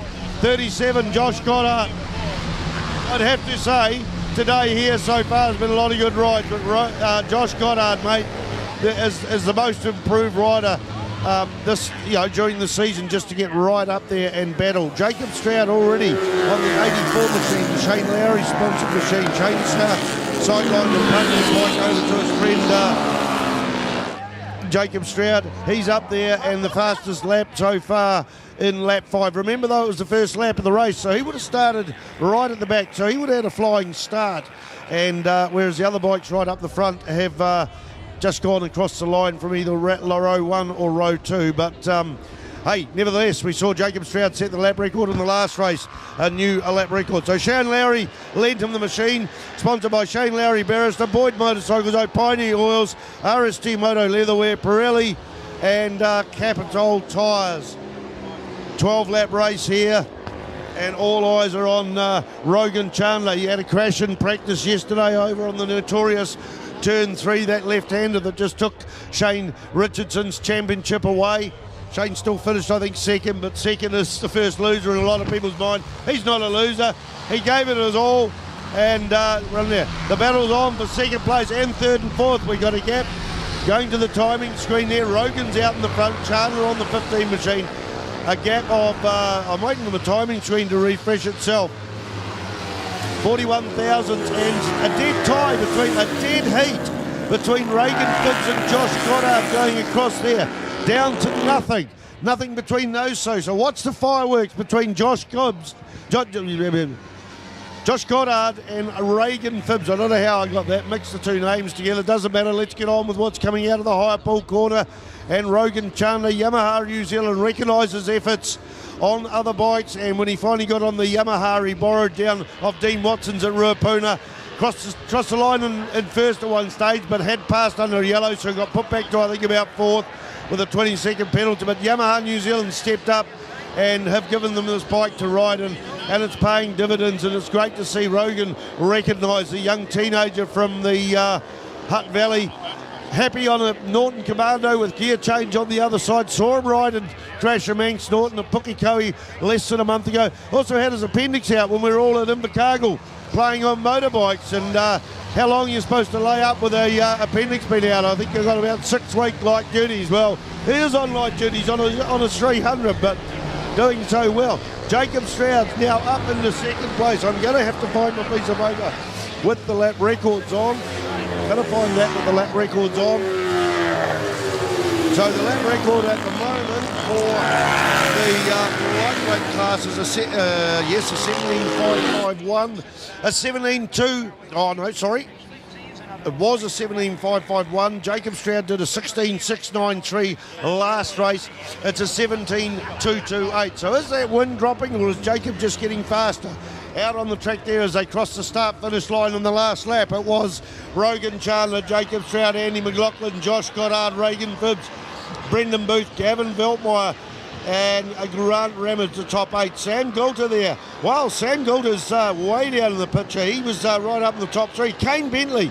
He got on the Terps the other night with Kane and his father, and great to see him. I think he's Tiara born, but all the way up from Greymouth to compete in the New Zealand Superbike Champions, and it was really good. I think I was the only North Islander on Sunday night having a few brown Powerades with a whole group of South Islanders. It was really good to listen to these people and how they do their bike presentation, and it's great to see Kane Bentley out there, and he was in 10th place. Jack Condons, Kevin Goddard, Campbell Glenn. Now we've seen Kevin Goddard and Josh Goddard battle all season long. Well, Kevin's back in a lonely 12th and Josh is up there in 5th. So 13th place, Campbell Grayling.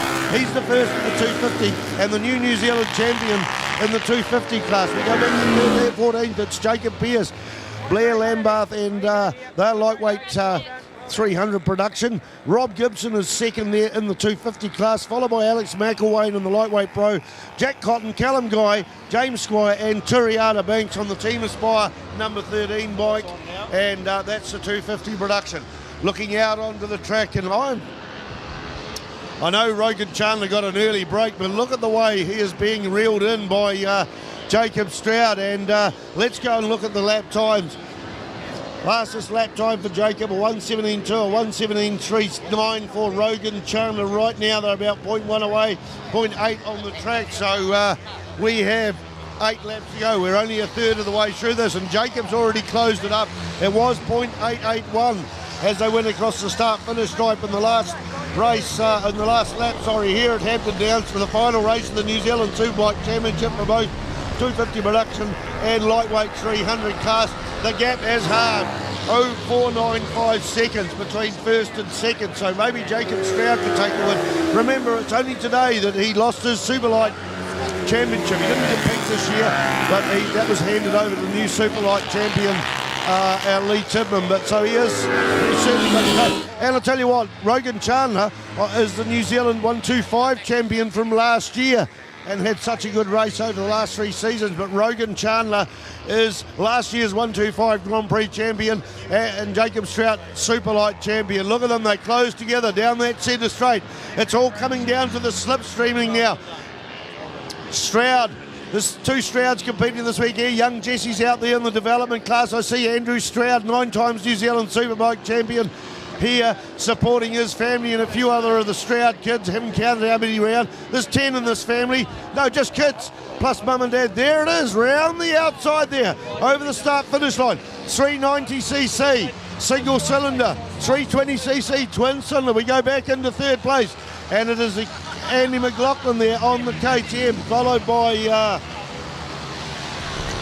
by Josh Goddard and Reagan Phibbs. Gavin Veltmeyer from Coleman's K Road on the number 5 bike in 6th place, and we got Brendan Booth and then Grant Ramage, number 50 there, who's moved up a couple of years ago from the 250 production class when they bought this lightweight class in, he went and bought a Yamaha. As a Yamaha, works for a Yamaha dealer as well.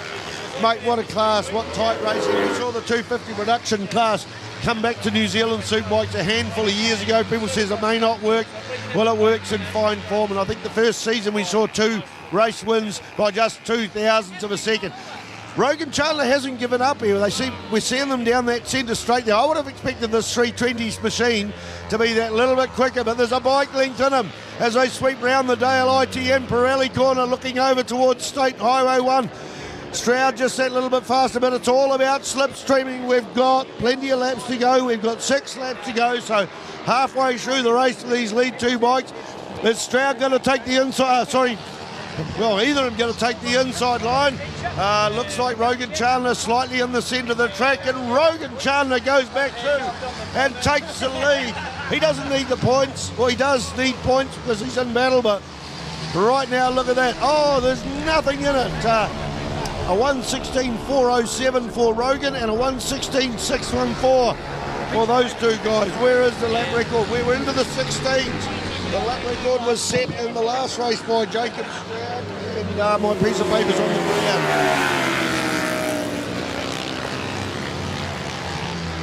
Oh, new lap record. In fact, both of them have beaten the last one. 1:16.693 for Stroud. We've now posted a 1:16.407 for Rogan Chandler, but Stroud's gone to a 1:16.357. So 0.3 of a second off. He took nearly a second off in the last race. So wow, lightweight production. You can go out and buy yourself one of these machines. The Yamahas cost around $12,000 to buy a brand new bike and kit it with Uzi Nitron suspension, a set of fairings and that, and come racing. That's about the cost of a YZ 250, the motocross bikes that Yamaha is one of the leading motocross bikes in the country and the world. Or you can get a wreck bike and do that. Here's that battle between Josh Goddard and, who was that other Reagan Phibbs? It was 0.000 of a second between them before. I'm going to have to wait to see my screen refresh. It's coming along, folks. This one's exciting. 11,000ths of a second between those 2. They've been hammering it out all the way through. In fact, yes, 11,000ths of a second between those 2 riders as they battle on off the podium. That is between 37 Goddard and Phibbs, 83 there in 4th and 5th position. The lead bikes come down into the dipper, and it is Jacob Stroud in the front there. I think he got past Rogan Chandler. Rogan Chandler took the lead back in the turn 1 there. They disappeared out of sight. I was watching my computer, but those guys, there they are down that centre straight. I don't know who's who there. I get the idea that Stroud's gone back in the front. Not even a half a bike length between them. It's opening up a bit. I don't know who's in the front and who's in behind, but wow, what exciting racing. And that big battle on there for the podium. 3 bikes, 8 bike lengths between them, and that's in the massively fast Dale ITM Pirelli corner. Yes, it is the Shane Lowry sponsored Pony Oil bike with Jacob Stroud on it, only by Natch Whisker. Here's that battle coming along for 3rd place. It's going to be 3 bikes almost side by side across the start-finish line. Andy McLaughlin, remember this is the New Zealand TT. Then we have podium for a trophy for 1st, 2nd and 3rd there. But it was Andy McLaughlin with Reagan Phibbs down 73 thousandths, 35 thousandths back to Josh Goddard. This is about a wheel lead, folks. This is about a wheel lead. As I see number 19, Kane Bentley from Greymouth. He goes up on the inside and takes it. Well, no, he doesn't take that other rider there, but Kane Bentley from Greymouth. We've got a yellow flag situation down here at the dipper there. A yellow flag situation down at the dipper. Did anyone see who went down there? All right, where's these lead 2 bikes? Sorry, folks, I've lost the lead 2 bikes. Maybe we go out to there it is, 15 Rogan Chandler, and I think he's going around the big sweeper there. So where is Jacob Stroud? Jacob Stroud should be in that picture somewhere, and I think he's there on the 84 machine. That's good. It wasn't Jacob Stroud down in that dipper. I can't even see a bike there at the moment. In fact, the yellow flags have come back in. So there it is. Jacob Stroud comes up side by side across the start-finish line and dives on the inside, so back into the lead. Mate, these guys are swapping positions so much, and the gap there was, I'm going to have to wait for my screen to refresh. It was 60,000, 6/100ths of a second But by the time they got into turn one, Jacob certainly had the racecraft there to take it. Remember, Jacob is a New Zealand Superbike champion in the Superlite class, and of course Rogan Chandler, a 125 rider. It's great to see Rogan on this bike. He was lined up to ride a 675cc Triumph this season. Unfortunately, that machine had some mechanical problems. They could not get the parts in time for it. So two bikes come out of the dipper. 84 KTM, the Lowry supporter machine. Good on you, Shane, for he's almost like a second dad to Jacob Stroud, and good on him for lending his bike to and it was great to see Shane do the whole New Zealand Championship along with Eddie Kattenberg. I can tell you that Eddie Kattenberg had a big crash yesterday and thought he was in Christchurch. He got a big bump to the head, but he's back at the track wandering around, so that is a relief. Also Eddie Kattenberg for doing the New Zealand Superbike Championships after a gap of I think about 30 years. The lead is opening up. Have we got a new lap record? A 1:16.357 for Jacob Stroud. No, we haven't, but right now Stroud in the front, Rogan Chandler in second place, and Reagan Phibbs has moved up there into third place with Josh Goddard and Andy McLaughlin. So a lap ago McLaughlin was in third place and now he's down to fifth. That's how tight it is there. Gavin Beltmire followed by Grant Ramage there up in the top 7 position. Brendan Booth, Sam Goulter and Kane Bentley and Kevin Goddard. That's the top 11. Let's go down to the 250 production as well and give them some credit. Wearing different coloured number boards. Campbell Grayling on the 58 machine. And we'll just talk about the 250s now. Rob Gibson there in second spot. And then we go back to James Squire, Jack Cotton and Turiana Banks. That's a New Zealand TT title for the 250 production championship.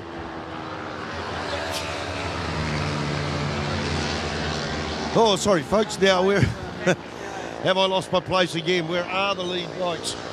Lead bikes are... Sorry, folks. I've just had a bit of a sneeze there. Lost my concentration and now looking out for the lead bike somewhere on the track. And, yeah, there it is coming down the centre straight, I think. Or is that number... No. Oh, checkered flag. Oh. Sorry, folks, checkered flag there. I was concentrating on other things. So what's that going to do to our New Zealand Superbike Championship win?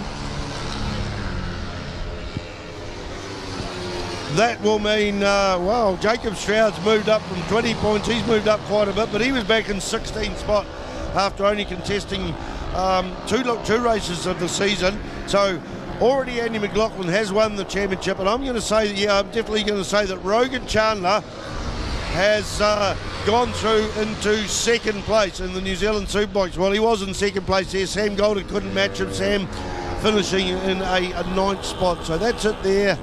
I really can't tally up who else is there. Gavin Beltmire and Reagan Phibbs were just 4 apart. Reagan Phibbs got a 4th there. Grab my other bit of paper. A 4th is worth 13 points and Gavin Veltman is 7 points. So that is a difference of 4 points, and it was a 4.5 difference. So Gavin Veltmire will retain his position, I think, in 5th place. Let's go and give a bit of credit to the 250 riders as well, because these people are putting in as much effort. Unfortunately, their cars swallowed in another class, and they do need some credit for that, and it was indeed Campbell Grayling taking the New Zealand TT. Have a look at the lap records as well. I don't think he's anywhere near the lap record. Tim MacArthur was unbeatable the season he set it, and that was at a 1:19.978. Campbell Grayling a 1:20.037. So not too far. That's the closest I think somebody has been to a 250 production lap record this season, because Tim MacArthur's at a lot of tracks are just so far off. So Campbell Grayling first. Rob Gibson in second place. So he'll retain his second place in the championships. We've got James Squire there in third place. So he'll maintain his third place there and open up a bit of a points gap. Great work there. Good to see.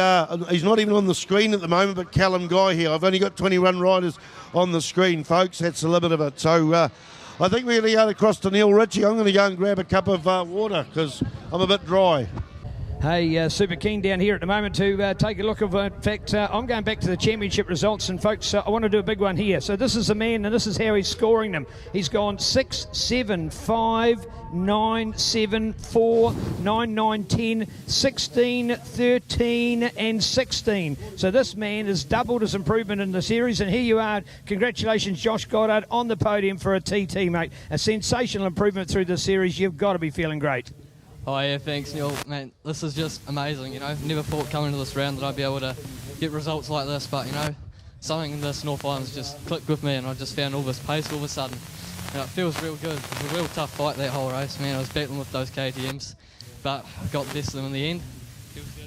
It does, in fact. I'll tell you what, it looks good. What do you think you put it down to in the improvement throughout the series? I tell you what, your coaching from Dad goes a long way, and him the way he's pushed you and you got the advantage over him, mate. I think he's still doing another lap before he tries to catch up with you at the moment. Oh yeah, well, beat him first time last weekend. That felt really good. I think that's given me a real burst of confidence just to go that much quicker.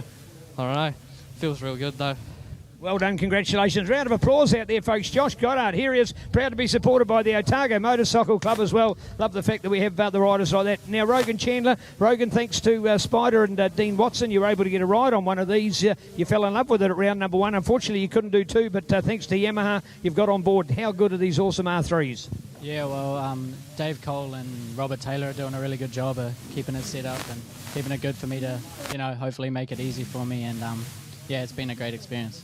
I tell you what, I couldn't believe the fact that, let alone the fact last weekend you'd never ridden this particular bike before. You then went out and started to do wins. How good was it at Hampton Downs this weekend? Yeah, it suits this track quite a lot through the infield. Struggles a bit up the hill, as you can tell with the KTMs, but no, it's good everywhere, and it's a really good bike, yeah.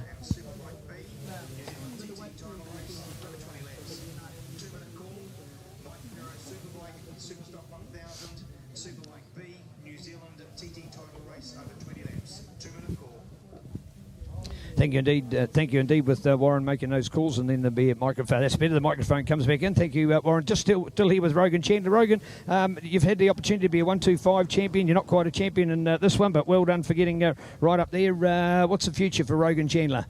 Don't know yet, but we're hoping to step up to the F2 class again next year and do that for a year and see how that goes. Yeah. Well done indeed, Rogan. Congratulations. Very good. All right, Jacob, you had an opportunity to ride the new KTM. What did you think?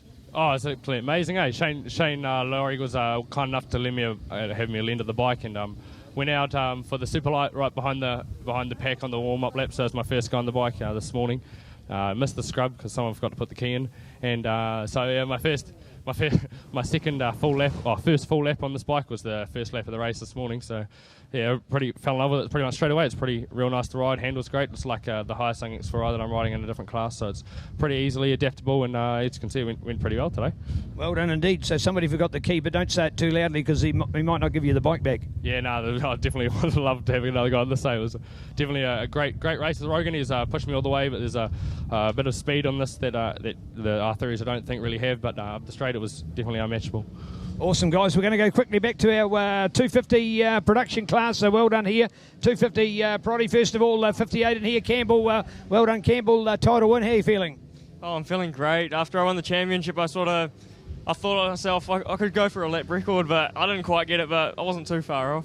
All right, indeed. What's it been like when you got these faster bikes out in front of you? Is it frustrating, or do you just keep your head and saying, I know that I'm leading the 250s? Oh, it's frustrating at times, but sometimes when you get a faster 300 or 390 out in front of you, it's good to try and follow them, and you can up your lap times quite a lot. It's really surprising. All right, Campbell, you've sown a seed for better things to come. What do you want to do in New Zealand road racing? I'd really like to go into the Superlite class on a 450 preferably, but I don't know, we'll see what comes around next year. Well done, Campbell. Congratulations. Top result in here. As we still move on with our class in here, and first of all to Rob. First of all, Rob, how's the Aquaholics race team putting it together? Yeah, putting it together this weekend. The boys came over from Towering again. They're around in the pits. I'm just seeing our Superbike class get away there, and a lot of learnings for you in this class this year. Yeah, it's my first go in this class this year, but I'm enjoying the 250. Pretty good bike to ride. Well done indeed. And before we get on with our Superbikes, we've got James with us. Well, James, a taste again of 250 racing. You still got a smile on your face. Got to be a good sign. Is it that much fun? Yeah, no, it's great. No, loving it. Cheers. Yeah, loving it indeed. All right, opportunity to pedal up against these other boys. Are they making it hard work for you? Yeah, no, definitely. It's been a bit of a struggle in the North Island, and they really showing me how to run a few seconds quicker, to be honest. Yeah. All right, we'll see you at the prize giving afterwards. Come and share the glory. Good on you. Thank you very much.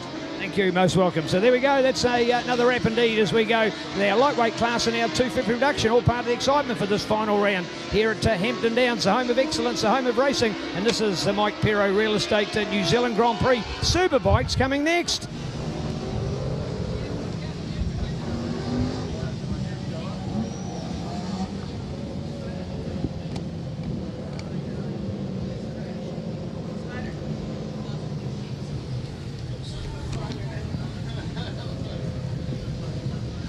Well, I've got to say, one of my highlights for this season in the North Island is Jamie Main-Donald is part of the Red Devil Racing. Red Devil Racing, legends in motorcycle racing in New Zealand, not only for classic bikes, but their son with the team won the New Zealand Supersport Championships and also won many Superbike Championship races, and of course brought horse Sidecars out. And to have that talent and team behind a rider like Jamie is pretty special. And also Jamie's ready to listen. I know that Graham Cole would be the first man to say bye-bye Jamie if he wasn't listening, but certainly that we've got a start for the Superbike and the Superstock race, the New Zealand TT, but more importantly a 13.5 second, point gap between first and second, and Dan Medham out there into turn 2. Dan Medham, I didn't quite catch what was happening in turn 1, but Dan Medham followed by Sloane Frost there, and that looks like Alistair Hugenboom. Scotty Moyer's up there in 4th place, and I think he's going to change into 3rd, and there it is, Tony Rees with the R&R Power Sport sponsored number 22. Toby Summers there in behind him, and about 5th place we go down to the dipper there, and Dan Medham, he won half the race there at Taupo last weekend. It was red flag, so he won the second half of the race on combined time. That put him back to 3rd in that race, but he took the checkered flag. Can he take the checkered flag on his home turf? He is the New Zealand Supersport 600 champion from last season. Won the Suzuki Series, I think, once or twice. Anyway, look at it. Sloane Frost is coming out and absolutely fighting there. Sloane Frost takes the lead now. Scotty Moyer's in the mix in 4th place. Does he go into turn 1 and 3rd? No, it was Alistair Hugenboom. Oh, look, they're almost 4 wide going down there. Almost 4 wide. How tight is this in a full 20-lap race? Scotty Moyer, I think, round the outside. Scotty Moyer's up into 3rd place, and Dan Medham is in 2nd place. They're over there, that critical corner, turn 3. All the corners are critical, but that's the one that takes the most riders here at Hampton Downs, out of the higher pole corner. Don't forget, too, the new lap record holder in the Superstock class, Hayden Fitzgerald, on the tail of their back. We're to 2, 4, 6, 7 bikes, so a very, very creditable ride, and a new lap record taken away. Dylan Telford's lap record. That is the Yamaha-sponsored Blue Crew rider of Hayden Fitzgerald. Took a couple of seasons off while he had a family. Liam, he says, is now addicted to little motorcycles. I'm not pushing him, but he's old, knows what he's old man. And his grandfather, like Terry Fitzgerald, Terry, of course, in the top 5 all-time winners at the Cemetery Circuit. But all eyes will be on Tony Rees, currently in 5th place. Scotty Moyer's up there, the Taupo rider. Didn't do the South Island, but is up there into the North Island. Let's have a look at the lap record too, because that could go. The lap record is for Superbike is a 103.622. We're in the 104s at the moment. The fastest man on the track, a 104.688. For Sloane Frost, a 104.988. Dan Medham, a 104.775 for Scotty Moyer. In fact, Toby Summers is the only man of those top 7 in the 104s. I guess that's probably because of the traffic there. Down to the dipper, Suzuki. Scotty Moyer on the Suzuki has a bit of a moment there and hands a little bit of distance there to Alistair Hugenboom. Hugenboom up on the inside there and now takes 3rd place. He's already had 2 wins this season on his 2nd season in the New Zealand Superbike Championships. A legend in motorcycle racing, the whole Hugenboom family. Matthew won his 2nd 125 championship. He's also 2 years ago won the Supersport 600 class. Even the fathers had racing too as well in the 250 production class and development. And I even saw mother out there last weekend in the scooter race at Taupo having a good time. Diana Hugenboom, what a great family, and it's taken me years to pronounce the name properly. I don't even know how to pronounce it. I think it's Hoggenbosom or something, but a lot of them call the Hoogies. So 43, the red Fenton supported machine, the Triple R Superbike, and it is just flying. Look at the lead that Sloane Frost has got. It's all about points. Here comes Hoogenbosom trying up on the inside at the dipper there. He now tries round the outside from Dan Medham. Runs the widest of all of those riders. Scotty Moyer's on the move here. Scotty Moyer in 4th place on the Penny Home sponsored machine. No, he settles back into 4th place, and that must be Tony Rees there in 5th. Tony Rees is back into 5th, so in terms of points, a win's worth 25, a fifth's worth 11, so that's 14 points. The gap is 13.5 points, so Tony Rees has got to get on fire here and got to move, because right now if they finish in this position, okay, we're only 3 laps into a 17 race, the championship will go by half a point to Sloane Frost. At least that's according to my maths. Sloane had a couple of crashes this season, crashed on the last corner of the last race at Invercargill and lost points there. Also had a crash last weekend at Taupo when his engine locked up, but because of the rules, the red flag came out. They took it back a lap, and he was able to get his points, half points for that race, 12.5 valuable points. The second half of that, he wasn't able to go out because his bike was broken. But right now, Sloane Frost carrying injuries from several crashes, but particularly that one last weekend is dominant, and he's out there in got about a 100-metre lead. Dan Medham is followed, I think, by Alistair Hoogenbosom on the 43 machine. And Toby Summers, I think they're in 6th on the R&R Power Sports sponsors machine. Let's take a look at his other sponsors there. Barnes Jenkins Insurance, Super Finishing Limited, Mad Love Media, Dunlop, BT Comms, K-Tech and Better Tools. I have a suspicion he's not running on the Dunlop. We got a yellow flag out at turn 1 there. We got a yellow flag out there at turn 1, and that is, oh no, it's not Tony Rees. Sloane Frost. Sloane Frost is down. Sloane Frost is down. Red flag, red flag, red flag at turn 1. Now the important thing now is that will go back a lap, so Sloane Frost will be credited with the lead. I'm not too sure whether we'll get a restart full points because we're 5 laps down. That will go back to 4 laps of 20 laps. I'll have to see what's going to come up on the computer screen. I can't do that maths at the moment. I could handle a beer if I could have one in my hand, but no. But the important thing is, how damaged is that motorcycle? The other thing is, the new thing in the New Zealand Superbike Championships is every rider that goes down has to have a concussion test. So the ambulance is going down, they'll have the time to do the concussion test, but is the bike well enough to start? You're not allowed to restart on another motorcycle, so that's going to be the drama. So, oh wow, we saw the big dramas in the Supersport 600 class where championship leader Shane Richardson, sorry Shane for repeating this, but championship leader crashed in that turn 3 and cost him the championship. Very creditable second place there and handed it to Damo Rees.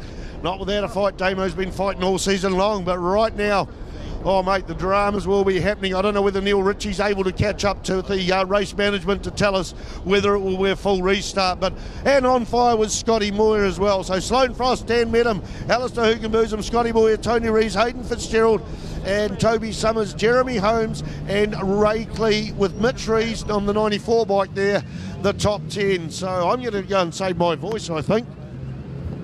Sorry, folks. Hotshot and Sloane Frost, number 1 on the bike. So 6.5 points, effectively meaning that you're going to get 12.5 points awarded for the win, 10 points for second, 8 points for a third, and 6.5 points for fourth. And that's exactly where the 6.5 deficit. So if we see Sloane Frost win the race and Tony Rees get 4th place, it will be a points tie between them, which would mean we go to what's called the count back. So there we have it, the permutations of a New Zealand Superbike Championship coming down to the wire here at Hampton Downs as we go to the new grid. The new grid, of course, not the same grid they started that race with. This is a new grid because this is exactly in the order that they finished the last race when the red flag went out and we wound back to the last for completed full lap, lap number 4. So half points awarded, the other half on the line for the TT title.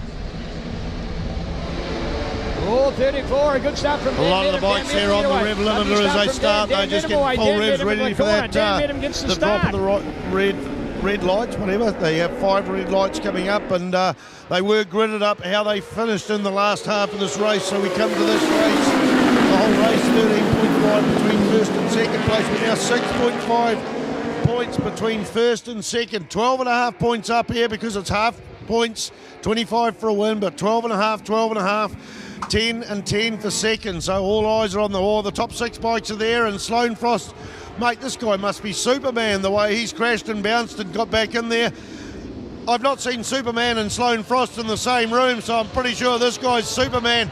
And the good thing is he's able to restart on the same bike. The rules exclude him going back and getting his spare bike. So right now he leads. It was Dan Medham earlier on, but right now around that big Dale ITM Pirelli tyre corner there, it is Sloane Frost, and we've got 16 laps, half points already awarded. Sloane Frost coming through there, Dan Medham, and it is Scotty Moyer in 4th place with Alistair Hugenboosum and Tony Rees there in 5th place. So one wonders how injured that Sloane Frost got there. Already carrying an injury from last weekend, with very, very swollen leg. We saw it on social media. He crashed at a very, very fast pace when his bike locked up and got up and really had problems with his leg. So it's going to come down to maybe a bit of endurance for these boys. But remember, the eyes right now have got to be on to number 11. Can the Rees family take home the 2 Premier Superbike Championships? Right now, if the points sit where they are, he's not going to do it, I don't think. But Sloane Frost under pressure from Dan Medham. Dan Medham now is sitting for 4th in the New Zealand Championship on 170. We've got 120.5 for Tony Rees. 213, sorry, yeah, it'll be 220, sorry, 0.5 for Tony Rees. 213.5 for Sloane Frost. 190 points for Alistair Hugenboosum and 170 points for Dan Medham. That's the way it sits as they go along here, and right now Sloane Frost is absolutely on fire. But I'm going to have to pick, in fact I didn't pick it, Scotty Moyer set the fastest lap, and then it is Dan Medham, a 103.763. The lap record is... The lap record for Superbikes is a 103.622, so we're going to see it. I'm sure we're going to see it. Look how tight it is. A 103.767 for Sloane Frost. 4,000ths of a second back to Dan Medham in second place. A 104.327, 104.141, 104.421 for Tony Rees. On fire out there. Don't forget the Superstock class as well. We've got Hayden Fitzgerald leads Jeremy Holmes and Jamie Maindonald, followed by Rob Whittle, David Sharp and Sam Sharp out there. And Hayden Fitzgerald broke a lap record there, broke Dylan Telford's lap record there yesterday as well. And one would wonder how well Hayden Fitzgerald would do if he was on a full Superbike. Outstanding ride on the Superstock 1000, the future of our motorcycling, I think. The lead 2 riders have already broken away there. And Dan Medham looks up on the inside, but not enough in there, I don't think. But the gap has definitely closed up. A massive battle on there for 3rd and 4th. The GSXR mounted number 4 of Scotty Moyer with 43. Alistair Hugenboosum in there. Tony Rees on the 11 machine, the Honda CBR 1000 in 5th place as they go over that very difficult turn 3. I'm going to turn around and look out to the higher pull corner, see what I can see there. The battle is on for the podium. That's where all eyes are. Can Dan Medham reel in Sloane Frost and move those points around? Dan's just wants to get as quick as he can. And of course we got the New Zealand TT title coming up here. The New Zealand TT not coming up, it's right here on a track. A race that's run, I think, since about 1931. And a huge title to take home. Almost a change of position between Hugenboosum and Moyer there. I think they got side by side there going into the Dale ITM corner. Scotty Moyer's settled back into 4th place, but Sloane Frost absolutely on. The battle is on for the podium. Moyer's in front there. I'm going to go to the timing screen to find out what's happened there, because I would say that's less than 10,000ths of a second. Just waiting for that to refresh. I would say there's probably, in fact, it's exactly 10,000ths of a second. I'm going to earn my commentator's fee for the weekend. Just like that. How good is that? Don't we on that? Let's get on with the race. We're looking over into turn 3, and that battle's back on there. It is Hugenboosum has got the better of Scotty Moyer, with Tony Rees sitting there watching it all. I think Tony's really got to pull his finger out here. I know he's riding as hard as he can. The 49-year-old from Wakatani, his biggest hope right now is to reel in these 2 lead bikes or have Dan Medham spoil the points and get in front of Sloane Frost. Already Medham has closed up. I watched him the last lap and Sloane Frost had opened up. They go round the big Pirelli sweeper there. Nothing in it, both wearing Pirelli tyres. There's probably 15 bike lengths. It's closed down a little bit. What were we on the last lap? We were, I'm struggling with Sun here. 0.394 of a second between first and second, but it is definitely closed down.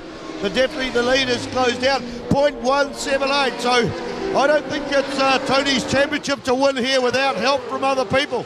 He's not paying anyone. No one's taking any money. They're all racing for the honours. They're all racing for points in the New Zealand Superbike Championship. They're all racing for the New Zealand TT title. In just 11 laps, we will find out who is the New Zealand Superbike champion and some further down spots here. Let's look at the lap record as well. 103.763 is what Sloane's going round in as I drop my lap record piece of paper. No, 103.633 for that. Sorry, folks. The eyes are out in the front. Tony Rees has dropped off the pace there. He's got to. It's all about this battle at the front for Tony Rees or those four bikes between them. If somebody has a problem here, then again Tony Rees could have a problem. I would say it's tyres there, but right now 10 bike leads in at the fastest part of the circuit. Can Dan Menem get up on the inside? He closes up and not quite there, but closes right up there. And remember, Sloane and Frost might be a little bit gun shy as he crashed in this corner in the last race, but going to turn 2, the number 1, the Fujitsu GSXR 1000. I hope the TSS Red Baron manager Stu is watching this. Well, I know he'll be watching this, or he'll be rooting for it. What an Iron Man this guy is, Sloane Frost, after so many crashes, especially a crash just minutes ago, and gets out there and leads this race and putting in lap times all about 0.1 of a second off the New Zealand Superbike lap record round here at Hampton. We've not seen lap records go at any other track for Superbikes. Here is the only one, and it has been broken several times. Alistair Hugenbosom still in third place. He was the pole position setter here, and he set a lap record here yesterday and won the race. Won a race last weekend at Taupo. That was sensational. Did he win a race? Yeah, I think he won the race, and he also won a race at Invercargill. So Alistair Hugenbosom, a force for the future, a former 600 Supersport champion. Let's have a look. The two bikes go into turn 1, and Metem tries and tries and tries. Takes the tight line on the inside, doesn't quite get through. He's pushing. We've got about low. There it is. Alistair Hugenbosom out on turn 1. Alistair gets up before his bike stops sliding. Alistair Hugenbosom, the Honda rider. So the bike's on the track. This could cause a red flag. Alistair Hugem gets up and he's wandered off the side. They need to red flag this. They do. I'm pretty sure there's bikes going one side or the other there. No, I'm sure they got a red flag this. In fact, the way the guys are riding through, there is a red flag. Oh, drama. Hopefully Alistair's okay, but what a drama there on turn 1. You can see that footage on iFilm. Where's that going to do for our points? Are they going to have to do another restart as well, or will they declare it at that? 9 laps to go. I'm sure they're going to have to do a restart here.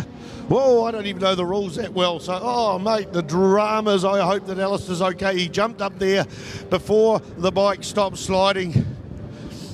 Didn't quite see the crash, but it looked like the way he went. He would have lost the front there, and it high-sided him, and he jumped off the track and crawled off to the side. And we don't need this, folks. We know that this sport can hurt people, but it's just such a shame that such an exciting race has been red flagged a second time.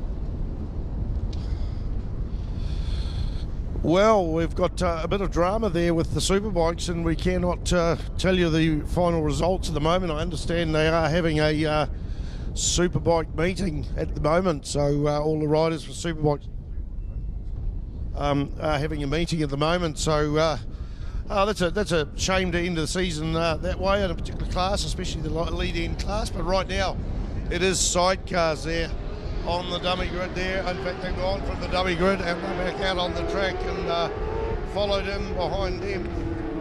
Let's try to check a couple of things here. Followed him behind him is the safety car, provided to you by Honda Cars New Zealand. It's great to see Mick Ray making the effort on the safety car. It's an event team with a full trauma kit on board in the event of a incident on the first lap, and it's the RS Civic Turbo Honda. I always knew Civics as being the Posties cars and the Telegram Boys cars, but this Civic's come a long, long way, and a beautiful looking car as well. And this is the new generation of small turbo Earth Dream Honda cars. Honda Cars Manawatu have brought this machine to you, and right now we're down to the final race of the New Zealand Superbike Championships for Sidecars, and there's just 17 points between first and second, 23 between second and third, and 65 backs to fourth place. It is Spike Taylor and Robbie Shorter on the 17 machine leading. Barry Smith and Tracy Bryan there in second spot, and Peter Goodwin and Kendall Dunlop there in third spot. So already over the hill for the first time. It is the championship second place people, Barry Smith and Tracy Bryan there on the 73 machine. The Carl Cox sponsor machine there takes the lead, but I think I saw a change of position as they went into turn one there. It might have been that Pete the Pirate went through there. I'm not too sure. In fact, that third place is number 12, and that is Adam Unsworth with Darren Prentice doing the swinging for him. Adam's normal passenger injured his shoulder at Taupo in a big flip over in the Suzuki series, and as he managed to have 2 wins, his team had 2 wins at Wanganui, but he's out for shoulder surgery at the moment and could be out of the sport for up to 18 months. So it's good to see Darren Prentice stepping in the side. 15-lap sidecar race for the New Zealand TT title. TT trophies for both the rider and the passenger. So action will be aplenty. It's all about points. Where's Spike Taylor? Spike Taylor. Steve Taylor from Masterton. He's there in fourth place. 17 points between first and fourth place. It's 25 points for a win. Fourth place, I've got to check on my piece of paper. I don't commit these seats. It's 13 points. So that's 12 points, whereas the 17 separating. So they finish like this. Right now, it will be Spike Taylor, 4 times New Zealand champion. But right now, Barry Smith has got the pressure on him with Pete the Pirate just upping the ante a bit there and pushing him quite hard. Barry Smith, Spike, Tracy Bryan there, a 1:14.348, a 1:14.407 for Pete Goodwin and Kendall Dunlop, and a 1:14.907 for Adam Unsworth and Stu Dorr. 2 seconds down, Spike Taylor and Robbie Shorter. So I get the idea they're struggling this weekend, whether they've got a hot motor in there or whether they've had to resort to something else. It's going to be a race to the wire. I don't have the information on the Superbikes yet. As soon as we've got a resolution to that, I'm sure Neil Ritchie will either ring me and tell me or get on the PA and give us a final result for that. Tough game, and hopefully Alistair Hugenboosom's got only minor injuries after that nasty crash there at turn 1. And sorry folks, I've got the wrong page here. Oh, it's getting a bit hot up here in the commentary box, and I've got a nice couple of cold juices here. Not the real juices. Well, it is real juice, just juice or something like that. I'm not allowed a beer until I've knocked off, but boy, I'm going to enjoy a couple of brown Powerades at the prize giving tonight. We do have the New Zealand TT trophy up, and also we've got the overall championship trophy presentation afterwards. There will be a bit of food on there, some snack food or a proper meal available from for $20. 3 o'clock, I think the bar opens. 3 o'clock the bar opens. So thank you very much, ladies, for helping me out. And thank you very much to Julie Nelson and her friends for offering us the use of this apartment. The apartment we had, we couldn't see much of the track. And really the commentary's all about what you can't see sometimes. And I very much appreciate them people for letting us welcome us in and providing some cold drinks. And Yeah, everything. Is the Lawrence brothers out there? I don't know whether I caught up with the Lawrence brothers, but anyway, right down to the dipper there. It is the 73 machine. Dominant in the North Island, back on their 1000cc Carl Cox Motorsport bike there, and running a 600 down south. And we've got Colin Buckley here, several times New Zealand Superbike sidecar champion. And Colin, this is a machine you took a championship out a couple of years ago. What's it like to drive compared with the older stuff you used to drive? Yeah, the modern long bike chassis certainly handle a lot better, a lot faster, more stable. You carry more corner speed, and of course that brings overall lap time down, so they're much nicer and easier to ride. Short bikes, you tend to have to wrestle them, which is good fun, but you don't go as fast, of course. And I guess I've got to ask the question, you're standing up here without a ride this season. I know you'd rather be out there, but what do you do when you're watching the racing? You enjoy it, or just go, oh, I'd really rather be out there?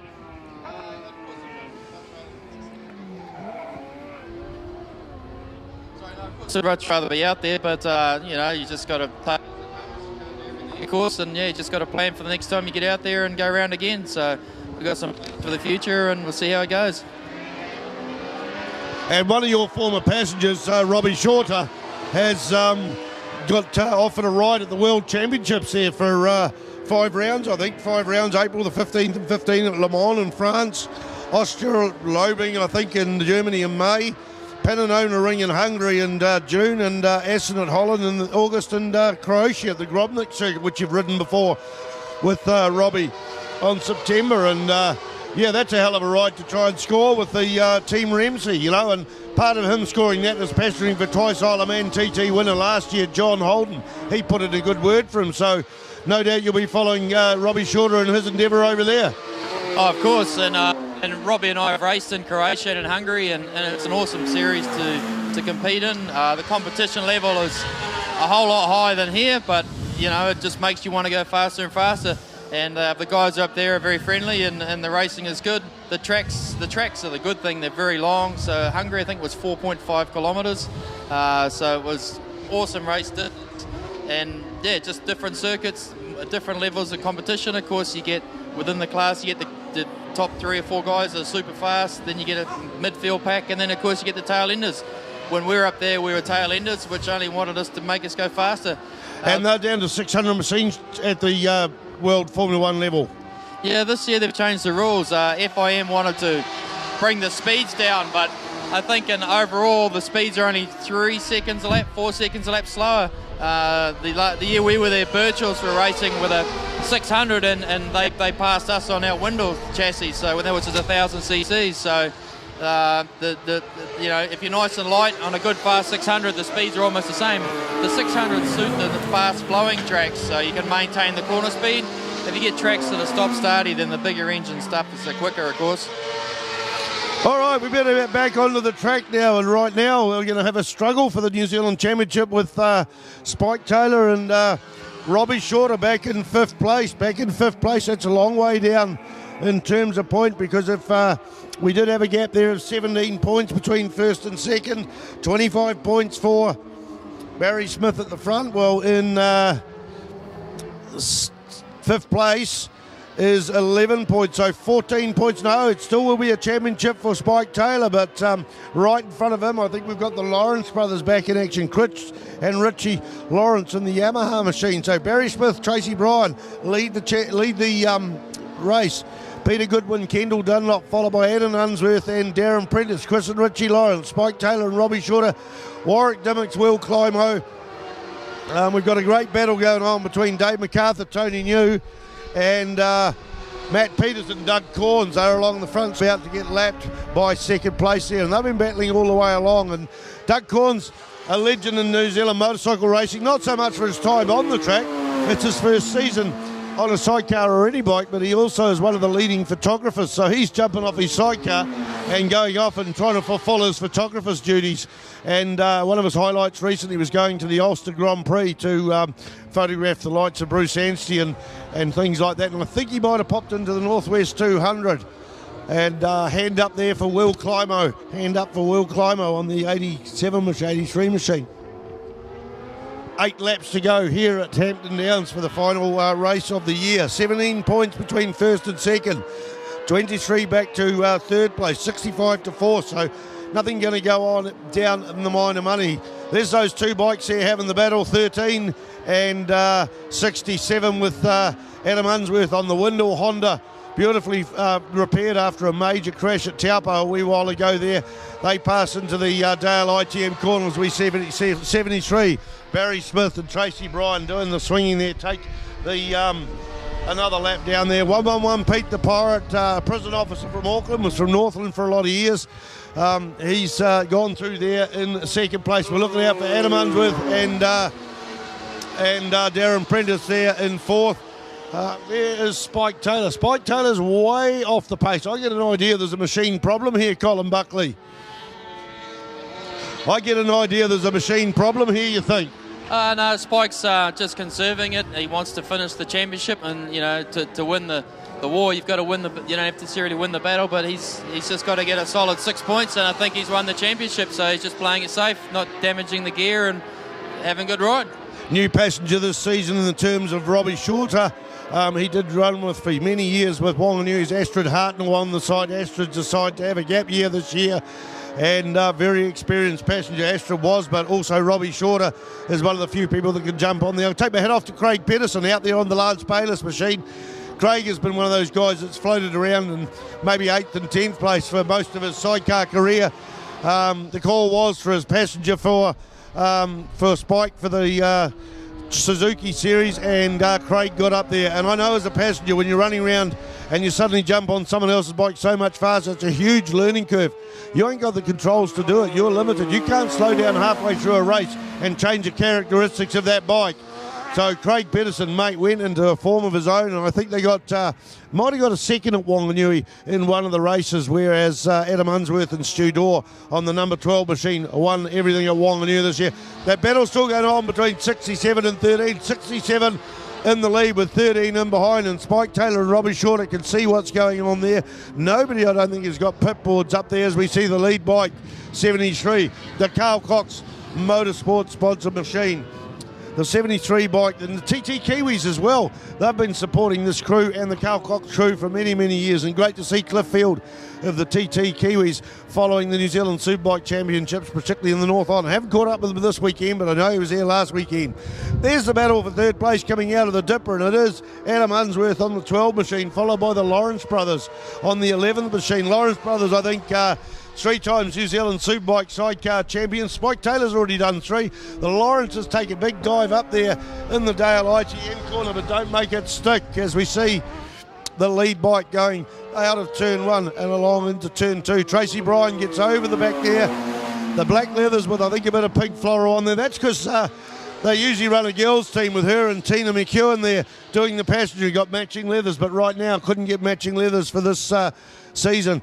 Very experienced passenger rider. She's run many New Zealand Superbike Championships on a Formula 2 bike driving. She's passengered on that. She's passengered at Wanganui. She's even ridden one of these big bikes. I think she rode Spike Taylor's bike here last year when he was sidelined with a medical issue at the final round of the Superbikes. And passengered for her brother on the machine their father built. They set the lap record at Wanganui for the classic sidecars. They built a new machine this year. Instead of going Triumph, they went BMW, and her brother and Tracy went round and peeled about 0.7 off the lap record. So you couldn't get a more experienced passenger. For a small girl, sometimes these bikes need a bit more weight, but Barry Smith certainly is punting this thing round very, very well. Yes, there is a lap board out there, punting it very, very well with a little lighter weight passenger than he's sometimes used to. Pete the Pirate cruising across there in second place there. We better check the laps to go. There's a 15-lap race. I think we've got 4 laps to go. 4 laps to go with the LCR leading. There's that battle on for third place, and the Lawrence brothers are in front. Darren Prentice has been struggling this weekend with the lack of deck room. They repaired this machine after a crash and couldn't fix the internal tank, so they put an external one on there. And, of course, his normal passenger, Stu Doors, is a little bit smaller and could tuck up out of the way, where Darren Prentice is not quite able to do that. And he says it's really, really hard along this front straight, and has had to ask his rider just to button off that little bit for fear of being blown off. And that, mate, I take my hat off them to admitting that. Most sidecar riders won't admit that they've asked for a little bit of a compromise, but certainly they are on fire. 3 laps to go. 73 goes through. Hello, Dave MacArthur's slowed a bit there. And that big battle right down the back has turned into some trouble. Here we go. This is the game changer for the New Zealand Superbike Championships. The Lawrence brothers hand up and out. So that's going to close the gap down in the points where Spike Taylor was on the track in the last lap. He still would have won the New Zealand Championship again. That gives him a bit of buffer. He was 5th, whereas the championship second place was in first place. But now Spike Taylor will move up into 4th place, and that's what it takes. You know, we've seen it before. That's what it takes. It's often the championship can't be won by riding at the front of the field, but further down if somebody pulls out, and we've seen that there. Spike Taylor's going to get those points. Already, I think, 3 times New Zealand champion. Started racing in the 80s, had a massive crash at Taupo. I was there, it was horrible. It took, I think, 45 minutes to cut him out of the machine. It was easy to do because he was up in a tree at eye level. It wasn't easy to do at all. I don't want to trivialise it at all, but gave up sidecar racing for a while, then got back in spannering for someone else, and he just had to have that itch. Got on there to do a bit of testing, and all of a sudden he went out and bought a machine and is back into it. So that's the 17 machine with Robbie Shorter on the side, followed by Will Climo doing the swinging for Christchurch team, Warwick Dimmicks and Will Climo on the 83 machine. And they are supported by Independent Line Service, Kiwi Bike Insurance, JVDW and McGregor Motorsport. So I see Andy Scrivener entered, I think he 9 times sidecar champion entered for this meeting. Unfortunately, they couldn't quite get to the meeting to compete. Their machines held up, but Andy Scrivener, a long time critic of the long bikes, he's always liked short bikes, has gone to the dark side. He did go to the dark side briefly a couple of years ago when he rode a machine down south, a long bike, but he's now actually purchased one, so it's great to see him purchasing that bike and getting out there and doing his thing. All right, we've got a battle on now further down the money, and it is Spike Taylor and Robbie Shorter being really, really hounded by the 83 machine, and this is great to see. Great to see on the 83 machine. He's going up on the inside. Will he take it? No, he hasn't, but great to see the 83 machine leading the first 2 laps. The first lap of 2 races at Ruapuna this year, and I felt bad for him because 40 metres before the start-finish line, he got pipped into second place, and I said, you didn't lead the whole lap, but almost. But now he's putting the pressure on Spike Taylor, so let's do a bit of a scenario. If he gets through there and the Lawrence brothers hadn't finished, then you could see the championship going to Barry Smith and Tracy Bryan. But of course, Spike Taylor knows the Lawrence bike is parked up there. He'll be getting an indication. He knows he's going to take the New Zealand Championship if he finishes his race. And I'm sure he would have done all the calculations before they went out. And slowly, catchy monkey, as Colin Buckley says, it's to win the war you don't need to win every single battle. Prize giving not too far after the end of the day, and it will be great to see the New Zealand TT trophies and the New Zealand TT titles and the championship awarded. Shoesy brings you the series of sidecars. Shoesy nanotechnology, owned by a guy called Gary Goodfellow, a former New Zealand champion, many times New Zealand champion. As a lot of motorcyclists get old, they pay you the price of a few aches and pains from broken bones over the years. He had to sniff around and find out what was going to improve it. He went out and got some of these Shoesy bands and that and tried them on, and he worked out this was the stuff, and it's certainly relieved his aches and pains. And the white flag's out there as we see Spike Taylor go through there, and Will Climo doing the swinging for Warwick Dimmicks. Where's the lead bike? The lead bike. Here we go. The lead bike, and we're not going to call a New Zealand champion at the moment. We're not, because Spike Taylor still has to finish the race. But as we went into it, Barry Smith and Tracy Bryan, that is a perfect score for the weekend. They qualified on pole. That's 325 points. They qualified on pole last weekend and had 325 points to win. They've changed from their 600 down south. They got, I think, 3 third places at Ruapuna, 2 thirds and a second at Invercargill. I remember that race at Invercargill. It was such an exciting race there, where they got through into second place. But that's it. Peter Goodwin and Kendall Dunlop go through there in second place. That will hold them in third in the championship. Third place is Adam Unsworth and Darren Prentice. They've already gone through to the checkered flag there. We look out to Spike Taylor, the mobility wire rapper man. Behaves like a poorly trained ape, even when he hasn't had a beer. Actually, does he even drink? He's an exciting man to have there. Robbie Shorter, oh no, Robbie Shorter, I remember when he wins things, he sometimes does a streak, but New Zealand planking. Robbie Shorter's doing the planking. A New Zealand champion for this season there, and that is Robbie Shorter and Spike Taylor, and congratulations to everybody. And that's our first DNF, I think, for a sidecar almost for most of the season. We did see last time Lance Bayless and Craig Pedersen pull up there, so that'll be the second one. Pretty reliable in the sidecar department. It's not the game it was a few years ago, and great presentation there. So, wow, that's it. The sidecar racing done and dusted. And all right, keen to go to our podium here at the moment. The boys are just squeezed out in the lane here, a little bit wider. First of all, Darren Prentice. Darren, he's a legend, mate. How do you get to come up with him? Oh, I don't know, but I'm glad I was. He guy can pedal well. It's actually quite a change to jump on something that can really boogie. And with me being only 60% of the shoulder from Wanganui, it makes it worth hanging on for. Well done, Darren. Darren, so there's Darren and his glory as well. So an opportunity. Adam, first of all, makeshift combination, mate. But hey, you guys did it. Well done. Yeah, thanks very much. Yeah, Darren come in at the 11th hour. So poor old Stewie's still recovering from our tip over in Taupo. So it was sort of a last minute thing. But yeah, no, it's turned out really good. Really stoked to get a third for the TT. So makes everything worthwhile, doesn't it, when you get a result? Yes, indeed, mate. You've got to tell the people again. Give us a history of this machine, because it's been around longer than a whole lot of spectators that have here today, hasn't it? Yeah, it's probably the oldest one in the country. It's a 1988 Windle chassis built in the UK, originally they came out. They had 500cc two-strokes in them, So back in 1988. So we've got a 2005 Honda in it, and we're just riding the wheels off it really. But having a lot of fun. Well done. Give me a hand, folks. Adam and Darren. Oh, here we go. Into the photo shot. Good to see. Oh, look at this. That is awesome. Well done, everybody. That is one mint photo, so nice to hear. Next up to second, first of all, Kendall, but another smile on your beautiful face. You're loving it even more. Absolutely. This is just, my first race ever on the sidecar was here with Pete in November.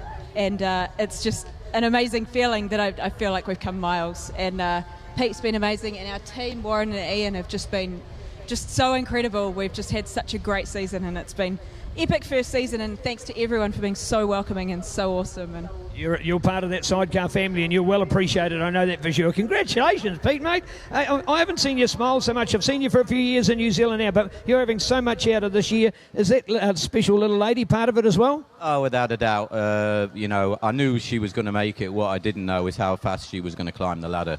I mean, no disrespect to Tracy, but I think I've got equally the best lady passenger in New Zealand, and arguably other than Robbie Shorter, the best passenger. I mean, she is an amazing lady, and she's helped my success. To be blunt, the mechanics, Ian particularly and Warren, just work on the bikes. All I do is think about going faster, and I don't want to upset because she's a bit of a kung fu expert, the passenger. So I have to do my bit.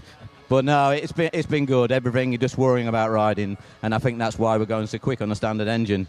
I mean, I'm not saying I would have beaten Bads, but they've got another 40 brake horsepower more than us. I can't handle that. That's too good for me. One thing we do know is that you've got a fantastic chassis. The new car making a big difference. Yeah, believe it or not, that's a 1990. The Claffey I've been riding is a 2001, and this has got a parallelogram, but it seems to be handling well, so I've stuck with it thanks to my uncle, and sadly he died, but the money he left me, I used to buy that, so it was money well spent. Here, thank you, Uncle. Awesome to see. All right, quick one now with Tracy. Oh, you're beautiful. Hey, how nice is that? Well done. Another championship. You enjoying it? Oh, look, we've had a ball this season. We've been lucky with it. Gavin, Carl Cox Motorsport, Kristen, everyone getting on board. Barry's family comes and supports us, and, we've just had an amazing season. Didn't quite get the result we wanted, obviously, with the 600 being involved down south, but Barry's just done us proud, and, I'm really rapt to be part of the team, so it's been good. Thank you, Tracy. Love your work. Barry, you keep that smile going, mate. You thoroughly deserve it. This is definitely a better machine, but it was a little bit too late. It was a shame we had the small bike for the first two rounds, but at least we gave him a bit of a chase at the end of the championship there with all 6 wins, basically, just to try and claw back some points, but we didn't quite make it. But no, we've had a really good season. I've thoroughly enjoyed riding for the team again.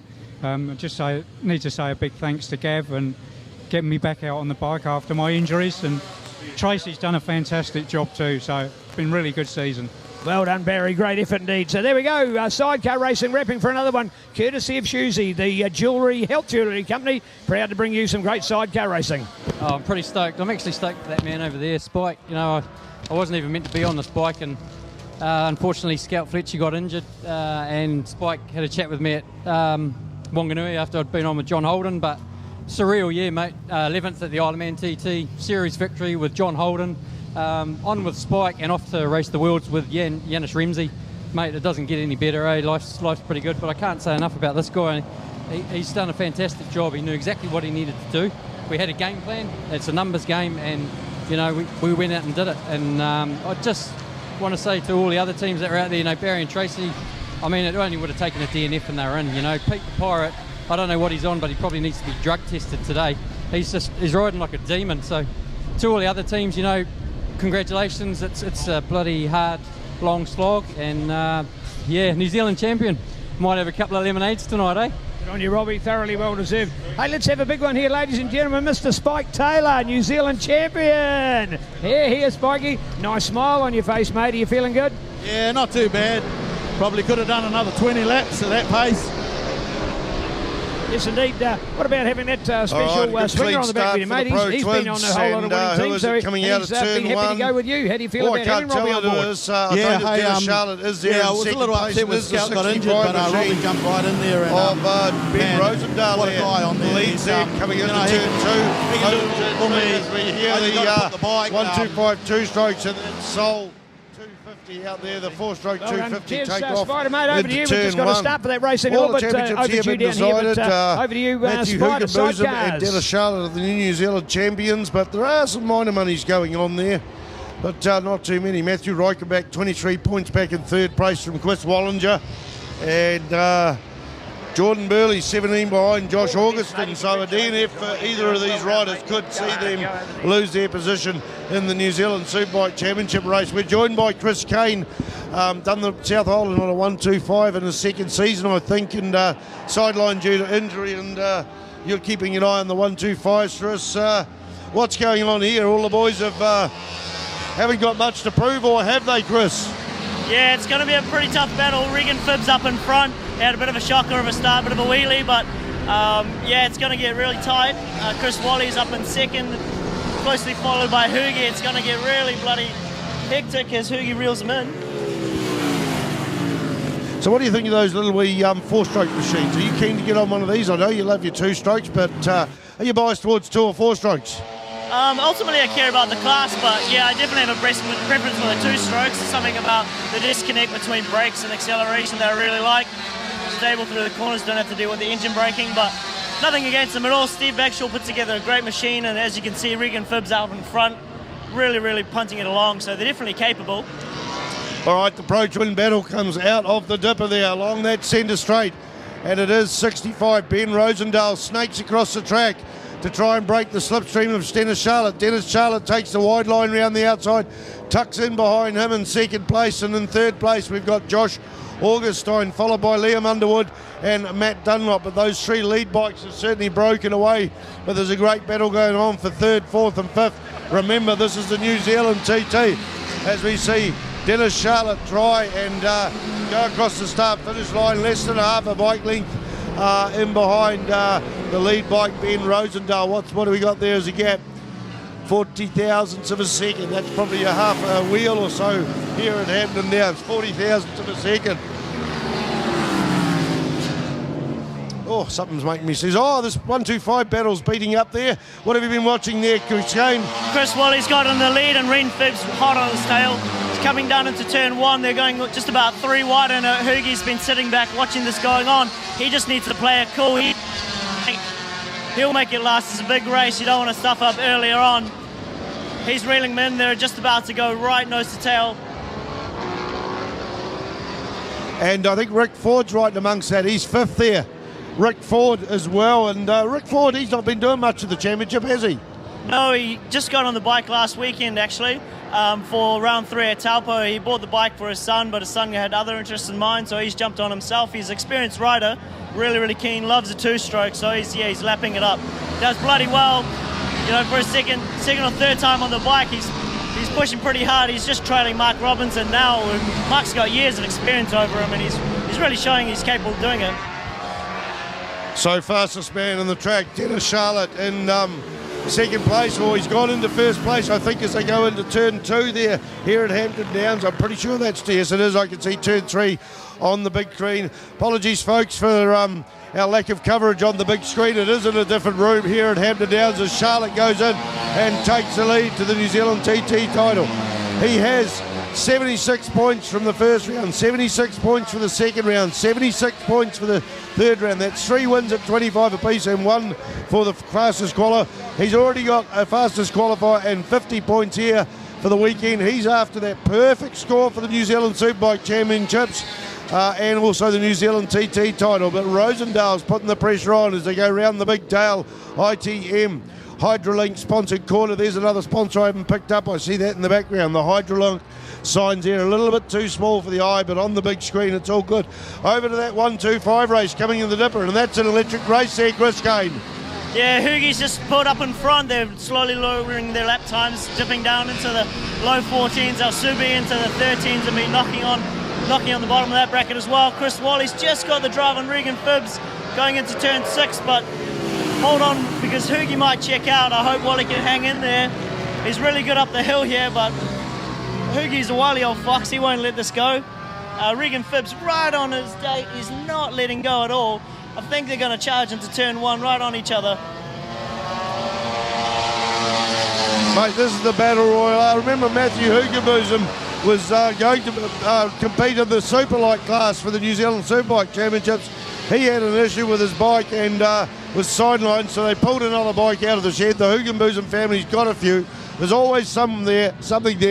Father Bill said, didn't even have time to change the number, and using the number 43 that Alistair Hugenbosom had run, and he's already won the New Zealand Superbike Championship 125 Grand Prix, Matt Hugenbosom. So right now they're keen on lap records, but about 3 or 4 seconds off the lap record. Here's those 3 pro twins coming through, and it is Dennis Charlotte, but Ben Rosendale crosses the line, probably half a wheel. I'd say there's probably less than 20 thousandths of a second between first and second. I've been pretty good at this today. What have we got? 42 thousandths of a second between first and second. And Josh Augustin just set the fastest lap in the race. Josh Augustin, a 1:11.583, a 1:11.623 for Ben Rosendale, and 3 thousandths of a second slower on a 1:11.626 is Dennis Charlotte. How close is that? 3 thousandths of a second between 2 people in their fastest lap. This pro twin racing is great. It's great to see 2 classes in the class as we see how Matthew Hugenbosom go past Chris Wallinger there. And that'll be, I think, I'm struggling to keep up with this race, but the 125 is Matthew Hugenbosom going for the New Zealand TT title. We have 7 laps to go. I think another 3 or 4 laps of the race to go today. Races to go today, so great racing out there. Good to see John Medlin back in the 125 class. He did the South Island, didn't see him at Taupo last weekend, but Wellington's John Medlin come along there and out as we see a retirement there for the 52 125. Who's that? Chris Malcolm parked up there. So the 125 battle still going on in that hairpin there. Mate, there's nothing in it. That 4-stroke's still in there. A distinctive sound as we go to the big screen and have a look at these pro twins there. Josh Augustin, the fastest lap of the race so far, and he's sitting there in 3rd place with the bright red stripe underneath the motorcycle. Dennis Charlotte, where's the number 2? That's where he was last year. He's now got the number 1. I've often seen the people put a number 1 on for the last round of the championship, or the last race after they've won the championship. But not Dennis Charlotte. I think this is now 10 New Zealand Superbike Championship class wins of the season, and he still wants to come back and win that Superlite class as well. So those 2 pro twins are a lost place here, lost place. That's coming into the, I think, the hairpin there. Yeah, they'll be coming into the hairpin over at the higher pull corner. No, it's not that situation. Is this the pro twins coming up here? Looks like a big gaggle of pro twins coming along the start of it. Indeed it is. Dennis Charlotte, maybe 6 mile lengths, but Ben Rosendale's a little bit quicker along there. He takes the high line. Is he going to try and tuck inside Dennis Charlotte? No, Dennis Charlotte has the line in there. 2 bike lengths between first and second. We go back about 8 bike lengths to third place as I grab a drink and have a sip. There it is, Ben Rosendahl goes through and takes the lead into turn 2. Back in the lead, Willis Spoil, Dennis Charlotte's perfect set of points for the weekend, or for the series. And don't forget, 89 there, Josh Augustin amongst this mix. We are coming across lappers as we see the Pro Twins coming in to the Dipper. What a battle we have in the 125 250 GP class. Regan Phibbs his first lap. Led 1 lap before Chris Hoogie jumped on their tail. They go 3 wide and into turn 2. I think it's Hoogie just pulling a lap. Chris Wallinger in 3rd place. Quick mention to John Medlin riding in the back there in 4th place. Matthew Reinbach not getting the race he was hoping for. Still going really well, but he did so well in the race previous. He's hoping for a bit better to be up the front, but he's going to get there. And tell us a little bit about, look at that big Rallo, someone down in turn 3. Chris Wally's down. Nobody's seen him. Chris Waller, hopefully he's okay. Unfortunately, he's had a bit of a bad run this season, but what does it take to get into 125 racing there, Chris Kane? I know you're keen to improve the numbers. They're hard to get, they're expensive to run. No, not at all. I'd really challenge the too expensive, too hard to run. There's quite a bit of maintenance to them, but it's all really basic stuff. Just run it to the HRC manual. There's nothing to it. Oh man, look at this battle. Over the hill. It's too wide. Regan's pushing really hard. Doesn't quite have the legs over the 125 of Hoogie's. They're just going around lap traffic. Regan's brave through there. I think he may have got it on Hoogie. Let's see how it goes. But yeah, not quite as expensive, quite as hard to run as people think. You set them up safe, you set them up like the HRC manual says, and you can run all season really. Very little hiccups as long as you don't do anything stupid. Getting into 125 is pretty straightforward. All you need to talk to is myself, Mike Chandler or Steve Ward. We can help you source a bike, we can help you out on the track. We all pit together, so it's a really friendly environment. Everybody's out there to help each other, and we just want people finishing races, and the class is growing really great, so we've already got a couple more on the cards for over winter jump on 125s. It's going to be great. Back to the Pro Twins out there, and the race is still on. Ben Rosendahl, fastest lap of the race with a 1:11.491, a 1:11.574 for Dennis Charlotte. Dennis Charlotte leads. It is the New Zealand TT tile with Josh Augustin in 3rd place, Jordan Burley, Matt Dunlop, Liam Underwood, Mike Cross, Jace Augustin. They are the top 8 bikes on the track, and then we go to the 125s that Chris Kane has been following. No, we had a disaster. Regan Phibbs goes down, I think, at turn 3. Big cloud of dust dropped up, and he's way out in front by himself. Followed by Mark Robinson on the 95, and Rick Ford doing bloody well for a 3rd place, hanging in there with Mark. I think he might have to have a stab at him. I think John Medlin's just after Rick, coming up over the hill, quickly followed by Matthew Reinenbach. Coming in, he's closing the gap to John. I hope he has a stab. He's riding bloody well. That battle's on. Let's go to the start-finish line. It is now Josh Augustine up on the inside of Dennis Charlotte. Can he get back into the lead? Dennis Charlotte takes the wider line going into turn 1 and hold it there. And Augustine Rosendahl, has to sit there in 2nd place, but it is down now to turn 2. Both Pro Twin Suzuki's out there, the top 3 Pro Twins. I've just passed lapper Nikki Smith, who's running, I think she's a sole Kawasaki on the track. Good to see Nikki back here after a couple of seasons off. Only come to the North Island rounds, but it's great to see her and partner friend Schuller at the racetrack again, supporting the New Zealand Superbike Championship. Maybe nearly last, but she's got the biggest smile on her face. Off to the Dipper there for the Pro Twin 650 class, and Dennis Charlotte ahead of Ben Rosendahl there, with Josh Augustin tucked in there in 3rd place. Jordan Burley followed by Matt Dunlop, and looking out for that 125 battle. Where is the 125 battle? Richard Ford are really close. I still think Rich is going to have a stab at Marcus just as long as he can get close. Here comes Matt real close on John over the line into turn 1. He's definitely going to have a stab in this lap. Oh, we got the last lap white flag out. Remember folks, this is a New Zealand TT title. We saw 43 thousandths of a second between 1st and 2nd in the last lap. I think it's now 58 thousandths of a second.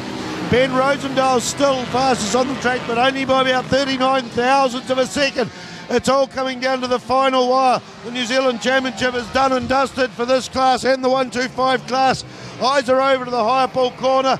They are side by side, or is that a lap, and they're coming through there. This is either a perfect score for Dennis Charlotte for the season and a New Zealand TT trophy to go with his GP trophy from Ruapuna in Christchurch in the first round of the National Championships the first weekend of January, or it's going to Ben Rosendahl. But right now I've got to say that Dennis Charlotte had something up his sleeve. As I see that, Rosendahl closes in.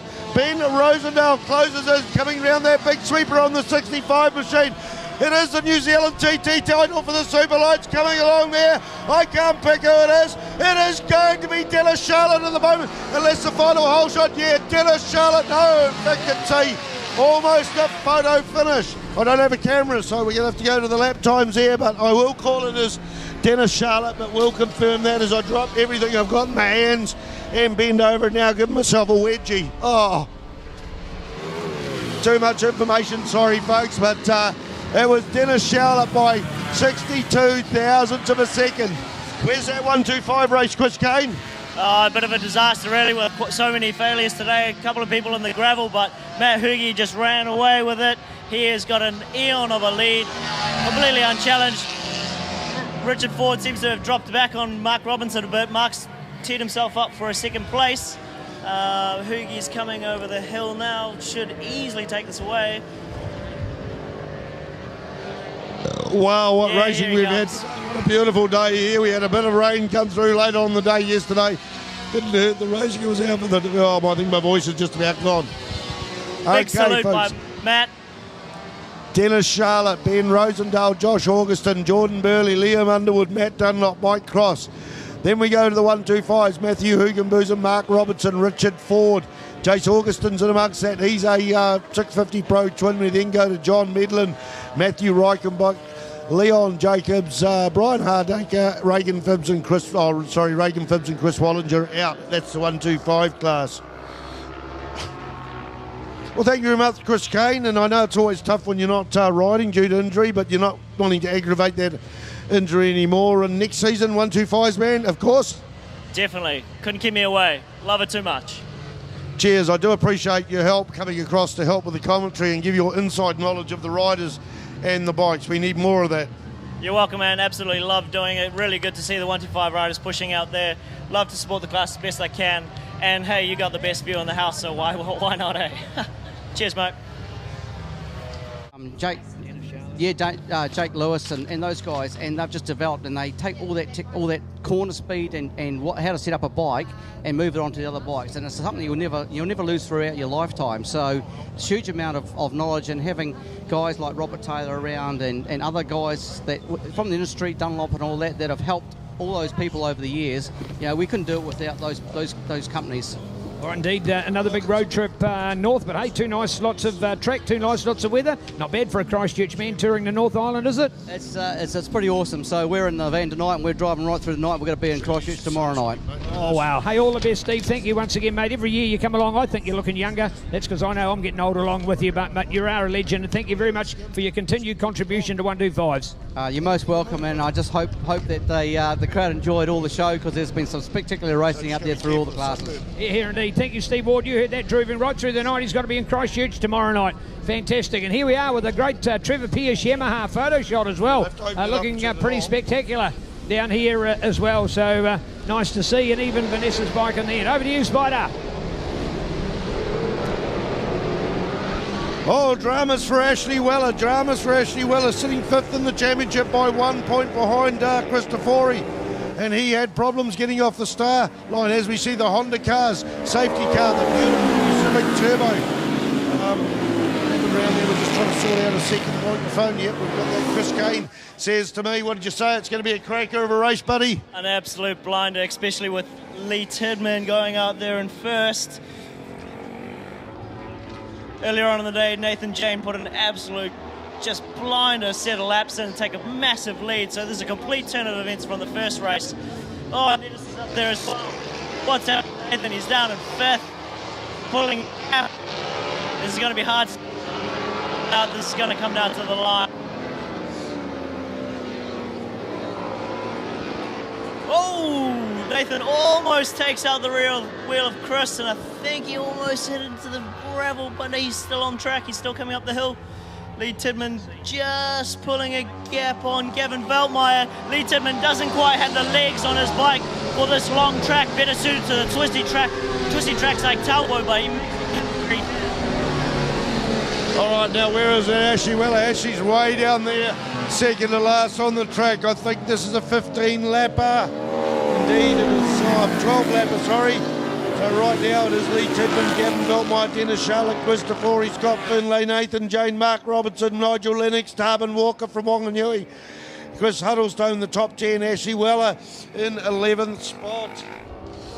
Points-wise, it is Lee Tidman is already the New Zealand Superlite champion for 2017. Congratulations, Lee. And I see Kelly, his partner, down there.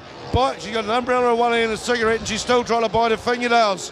Not as nervous now because it's not a championship, but on the B motor too, the A motor failed the other weekend. They couldn't quite get it going, so this is his B game he's brought to it, but his A game in terms of riding. And look at him, he wants that New Zealand TT trophy. Let me have a look. Did he get it? Yeah, he got second in the New Zealand TT at Christchurch in the third race of the weekend. Christopher, he took the New Zealand GP, sorry. So anyway, the battle is on. It is 6 points between Gavin Veltmeyer and Nathan Jane. 6 points with that big moment that Nathan Jane had over on the Dale ITM Pirelli Hydrolink corner earlier on in the race. That may change those positions. That's for third and fourth. It goes back 53 points to Christopher. There's only 1 point between him and Ashley Weller. So Ashley Weller could lose or remain in 5th place in the championship. Off to the hairpin there. The higher pole hairpin, Lee Tidman comes out there. We're trying to get better on the screen. It's getting very, very hot here, folks. But Gavin Veltmeyer, where's the number 2? Because he was number 2 in the country last year. He is sitting in 3rd place, but could take second again in the New Zealand Superlite. Where is our 3rd place man, Nathan Jane? I have to look at the screen for that. Yeah, he's in 3rd place. He's coming through. He's already down into the 9s. Next fastest lap is Lee Tidman with a 10.4, so Nathan's really pushing to make up that absolute crap of a start, but this gap that Lee Tidman has is huge. Nathan's really going to have to push to make his gap, but I think he can with those lap times. It's definitely possible. Well, he's certainly the fastest man on the track, a little bit away from the lap record he said earlier on, a 108.947, beat lap Jacob Stroud's lap record from last year. We should have Jacob Stroud out there. Have we got Jacob Stroud on the 84 machine? No, he's in the 300 lightweight, isn't he? Sure is. With the KTM 390, so that's a bit confused here, folks. Another 9 from Nathan Jane, a 9.6 to Lee Tidman's 10.3, so the gap is closing each lap. Nathan's really strong through the dipper and really makes some ground up on Gavin Veltmeyer, but Gavin Veltmeyer's just got the legs with this powerful grunty 650. Gavin Veltmeyer supported by Coleman Suzuki, Continental Tyres, Motu Oil, HJC chains, HJC helmets and DID chains, as well as JT and Dyno Jet. So here we are coming along the front straight. Lee Tidman, a little wee 125cc chassis with a 450 single in. We've got a very, very highly modified, including a custom frame on the Veltmeyer bike. This started life as a SV650. He's there in 2nd place. We've got quite a difficulty reading things. Nathan Jane's 3rd on the 650. What's Nathan? Nathan Jane is 3rd on the R&R Power Sports 3-cylinder 450cc machine. Beautiful sounding machines there. And is Ashley Weller moving up through the field there, Chris Kane? Can't quite see, but he's definitely dropping his lap times each session. Into the dipper there as well with Lee Tidman. The battle is really on for 2nd place. I think that's Nathan Jane going round the outside, tucks in behind Gavin Veltmeyer. Veltmeyer's bike a little bit faster, but Nathan Jane getting the slipstream along that centre straight. They go into the ITM corner there, the Dale ITM corner. There's half a bike length between 2nd and 3rd there. About 120 bike lengths out into the front. Can Lee Tidman take the New Zealand TT title? He'll just keep on pushing, but the battle is there for 2nd place. And we're going to see it. It is Nathan Jane going across the start-finish line. by maybe 2 bike lengths. Christofori, the hitman of the season, had 3 crashes last weekend, but did set a lap record somewhere along the line before his crash in 4th spot here at Hampton Downs. Scotty Findlay goes through, just appeared on the North Island, also a post-classic raider on the 20 machine. There is Ashley Weller on the machine. He blew his machine up last weekend. It was great to see the support of the motorcycling community. Brian Menard pulled it apart, and Chris Osborne and Geraldine Booth and that all helped out with parts and got it back onto the track so he could finish his championship season. Ashley Weller, he's probably the biggest rider here in terms of weight and size, and a hell of a weapon on a 125, which is unusual for a guy that I often refer to as a gorilla, and I'm not being offensive, it's just they could have filmed gorillas in the mist, and this guy's shower, he's so big and fierce looking, but what a great man to have at the circuit. And I went down to Wanganui to follow him the other day to see if I could put any pieces in the jigsaw puzzle to get him back up here. I didn't need to, they already had it sorted out, but it's been a long week getting that bike back on the road. Nathan Jane has gone hunting Lee Tidman, and there's now about 10 bike lengths. So Nathan Jane is hunting Lee Tidman as we go across to the screen there.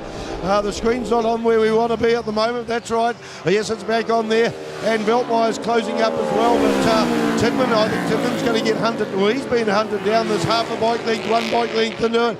They go through turn 3 and they are coming across the lap, so this could be a game changer, but certainly Nathan Jane, the fastest man on the track, and good, that back marker did well. The blue flags are working. Tidman got through there at the hairpin there, and Nathan Jane in behind him as they come off towards the dipper here at Hampton Downs for the final race, the New Zealand TT for the Superlite class. That lovely little wee sounding single cylinder is out there in the front, they match the speed down there. No one tucks in behind, and Nathan Jane takes it and opens up a gap of about 5 bike lengths. The 125's quickly coming around there. He closes up the gap just that little wee bit, but I'm going to say that he is just that little bit far away to gain the slipstream.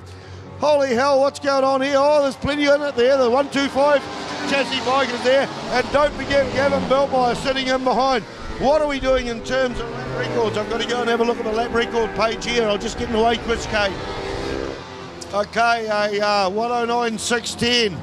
No, we're still a bit off the lap record that was set by Nathan Jane. So 109.610. So a 109.610 for fastest lap for Nathan Jane.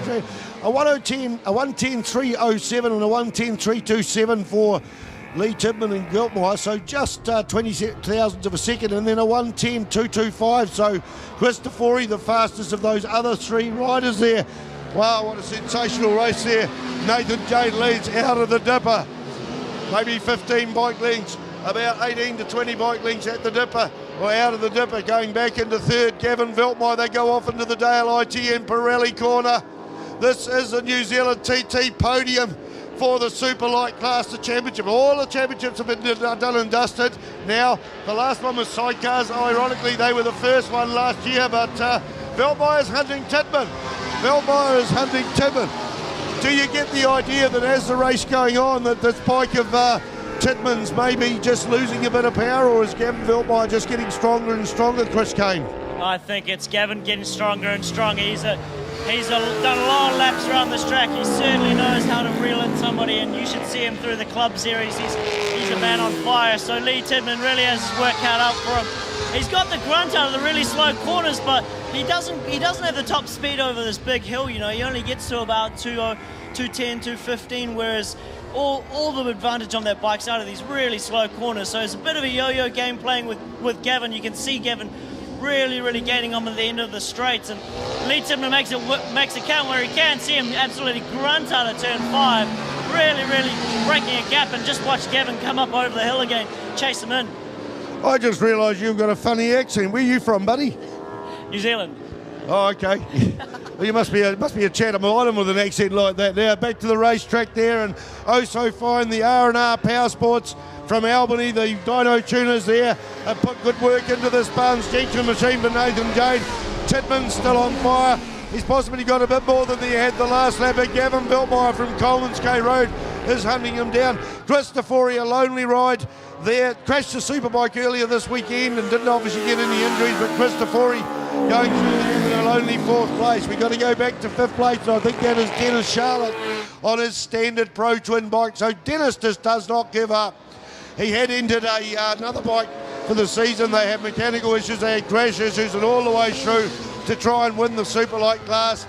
He didn't even need to come to the final round to win his title for the Superlite class, and of course he's way off the points in the Pro Twins class, way off the points in the Superlite, but he's out there just getting the wind in his face. Dennis Charlotte, the grandfather. The lead bikes are lost. I've lost the lead bikes as we see 68 and 31, Tarbin Walker, and I think number 68 is Chris Huddleston, was the fastest man at the go-karting on Friday night. About 20 of his Superbike competitors and supporters and mechanics went down to go down to the go-karting just over the hill here, part of the Hampton Downs complex, and Chris Huddlestone was the fastest and indeed got the fastest lap of the month. So good to see Huddy at the racetrack enjoying himself. Got to find these bikes again. Oh, I'm going to go to this big screen, keep on sometimes forgetting we got there. It is Nathan Jane through turn 3.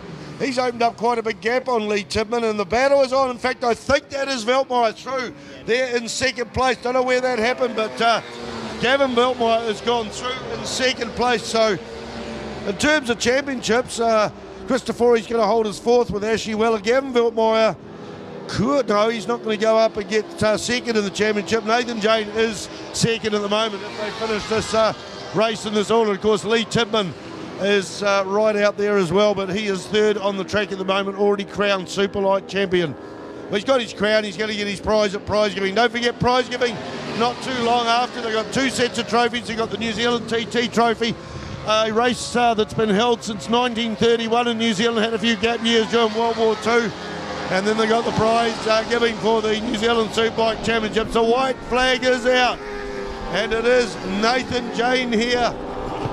Let me have a look at the results. Nathan Jane has had 2 wins already this weekend and pole position. Can he make it a perfect 76 points and take home the New Zealand TT? He's got this in the bag, so we won't put the commentator's curse on him. The battle is on for 2nd place. Can Lee Tidman come back and get Gavin Veltmeyer? Fastest lap of the race, a 109.368 from Nathan Jane. Going to have to look out there, and those lead bikes are coming into the dipper. Is that? Yeah, Nathan Jane.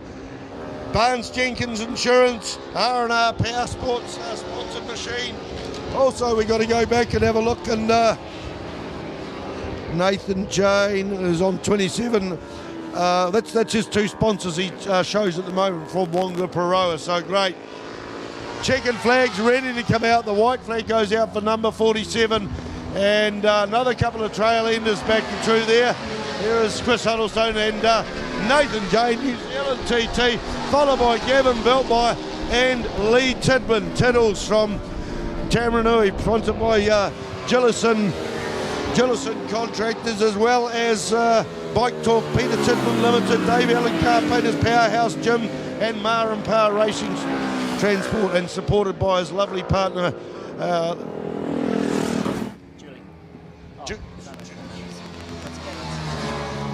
Oops, we had a bit of a gap there.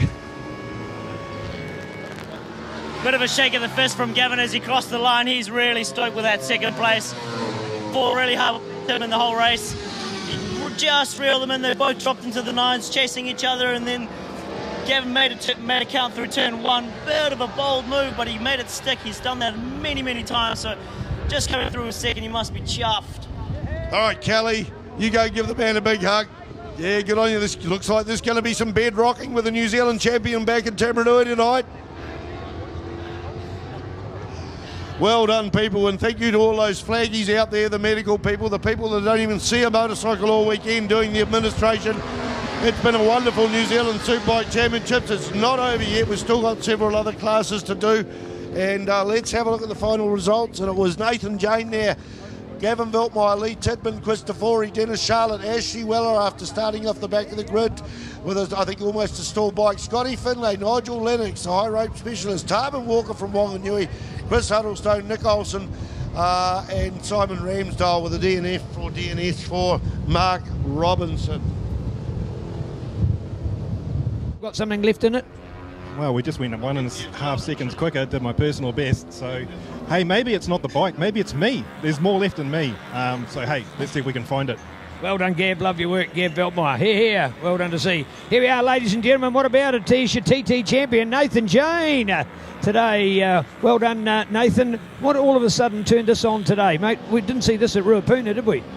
No, we started on the pretty badly down at Ruapuna, but everything's just clicked this weekend, and the bike's gone bloody well, and I'm trying my best. So, no, the Barnes Jenkins racing team has gone to the moon and back for me this year, and bloody good bike by R&R, and it's just good package all round. So, right, so some unfinished business. You want to win the overall next year?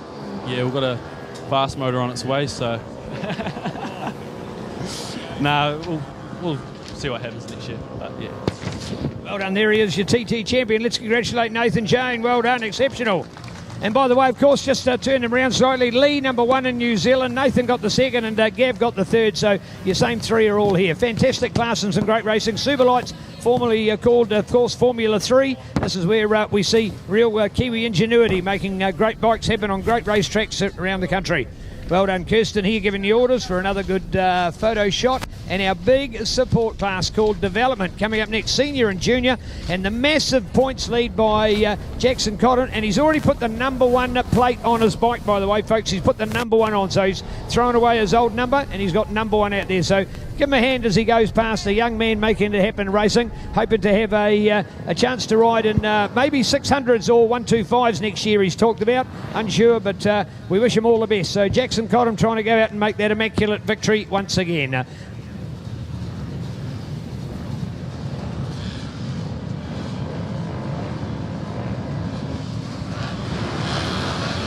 All right, we've got about 30 bikes starting for the second to last race of the day, and it's not a championship class, but we do have points for the season. And if it was a championship class, Jackson Cotton, mate, has had the perfect score, 76 points at each round, with the exception of this race where he's still got one race to go. So he's had pole positions in every round, 25. One wonders what this man's going to race next year. Not a man, he's a young kid. Seriously, not being rude, he's a young fella and that. And we told him a couple of words last night that he's only going to hear in the back of a bar somewhere while we had a quiet beer. Well, he didn't have it, of course. But Jackson Cotton, 130 points ahead. 41 back to Joshua Double. Joey Ransom from the South Island, 7 points behind. He's not here. 47 points separates Philip Lowe and Paul Skinner. Vanessa Woodley-Gill, 17 behind. 59 back to Nicholas Burke, and on equal points with him is a Michael Patchett. Just checking the screen here, the second last of the race to go. It is a 6-lap race here at Hampton Downs. I think I've commentated every day of the New Zealand Superbikes, often or sometimes by myself, most of the time with Neil Ritchie for the last 7 years, and I can say this season, racing-wise and enjoyment-wise, is just as good as any other season. We've had our ups and downs in terms of some numbers, we've had our dramas, but certainly the racing has been exceptional. Also going to the Superbikes, there is a question on whether those points will be able to be allocated, because the rules are you must have done 65 or 66% of the race, and with those 2 restarts, 4 and I think about 8 laps, there is a protest under there. So right now it's going to be into the courtrooms unless they decide to run another race today, and I don't think they'll be doing that. So I don't know, the rules may say if it wasn't, if the protest is upheld, maybe, this is just my own thinking, maybe they just have to nullify this race and award it back to the what the points were before. But all in all, some great Superbike racing, and a shame to see that class have that issue with 2 red flags and things like that. The lead is just a country mile at the moment, but look at those bikes all going into that dipper. They were 3 wide coming in over the brow of the hill and just spreading out there a little bit, but a great class, a development class, and really top work for Underground Brown to the Bizzo and provide a truck to bring them up. Jackson Cotton, he's the only one I've seen put a number 1 on his bike. for winning the New Zealand Championship. As I say, it's not a New Zealand Championship title, but good on him for putting in number 1, and it shows the class of the guy in behind him is number 22, Cullen, and Jacob Stroud there on the higher sung there. This is on the TV screen, but as they go across the start-finish line, almost 3 wide there. We're going to go to the timing screen and see exactly what's going on. Bears racing after this. Right now, Cotton goes through at a 1:22.73 for him, mate. He's 6 seconds quicker than anyone else. Oh, no, that's refreshed. He's 2 seconds quicker. Back in second place, it was Philip Lowe, followed by Grant Cullen, Jacob Stroud, Michael Patchett, Nicholas Burke, Vanessa Woodley-Gill in 7th spot. She's had a couple of podiums. In fact, I think if we look through the results here, Vanessa had she had a win down at last weekend at Taupo. So, and 2 third places at the New Zealand Grand Prix. I remember being on the podium for that one. So Vanessa Woodley-Gill in 7th place, Justin Reed, Sean White, John McEltyree, Graham Turner, Fabinho Pava Santos is the top 12. Peter Cohart, Ryan Fletcher, Chris Mills, William Killett, Hayden Chick, Jesse Stroud there on the 111 machine, Todd Gibson, Joshua Double and Gabriel Tim. That is 21 bikes out there that are listed on my screen. I can't tell you any more than that, but I'm sure there's more than that out there on the track. So the lead bikes coming round onto the start-finish line there. He's got this sorted out at the moment. There is a New Zealand TT meeting. I'm not sure whether they have a TT trophy for the development class. Sorry, folks, but the battle is on there for 2nd, 3rd and 4th. Stroud in 3rd place. I get the idea that Nicholas Burke might come up and take him into turn 1 there. Nicholas Burke, I think it was. I recognise those leathers. Indeed it was. But in amongst that thing was Philip Lowe there in 2nd spot. What a huge number of bikes out there. And there's battles all the way through the field, right to the tail end of the field for the racing. Look at them. They're still even coming out of the Dale ITM Pirelli corner. Highest sung 250. There's Jesse Stroud. Can't even ride his bike. Can't even get on his bike without, he can't touch the ground on it, so he has to be assisted. But what a big smile he has on his face when he's here competing at the Superbike race, as we see him going across the it's not him, sorry, that's not him, he was over there, I just saw him before. Jackson Cotton, the classic, going into 2nd place there. I think Jacob Stroud went in the dipper there and dove in there and got into 2nd place. That's Nicholas Burke there in 4th. I recognise those multicoloured leathers, the Carl Cox Motorsport supported rider. And that must have been Philip Lowe who Jacob Stroud shunned him back into 3rd place. So Jackson Cotton coming along there, wearing the number 1, unofficial New Zealand champion. 5 bikes coming along the start-finish line. They're coming up the brow of the hill. The white flag is out. This is the last race of the season for the development class, and it's anybody's game off the podium. Anybody's game. 2 bikes side by side, 2 bikes side by side with one just out in front there. In fact, the gaps are, I'm going to have to wait for the timing to refresh as we see Jackson Cotton going through in 1st place. It was indeed Philip Lowe in 2nd.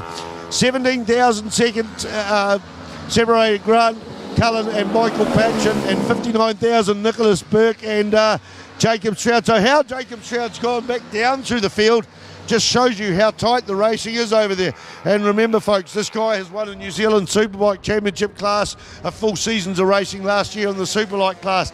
That just shows you how good these other riders around him, and we can't wait to see these development riders move up through the field, and eventually some of them will no doubt become Superbike riders. We've seen so many of those people come out of development classes, the Hugin Bosoms. There's so many of them out of Christchurch, particularly because that's where the development has started its life. It's just awesome to see, and lovely kids to have around the thing. There's guys and girls out there. Of course, Vanessa Woodley-Gill, she's not the only female in the race. I think I saw her.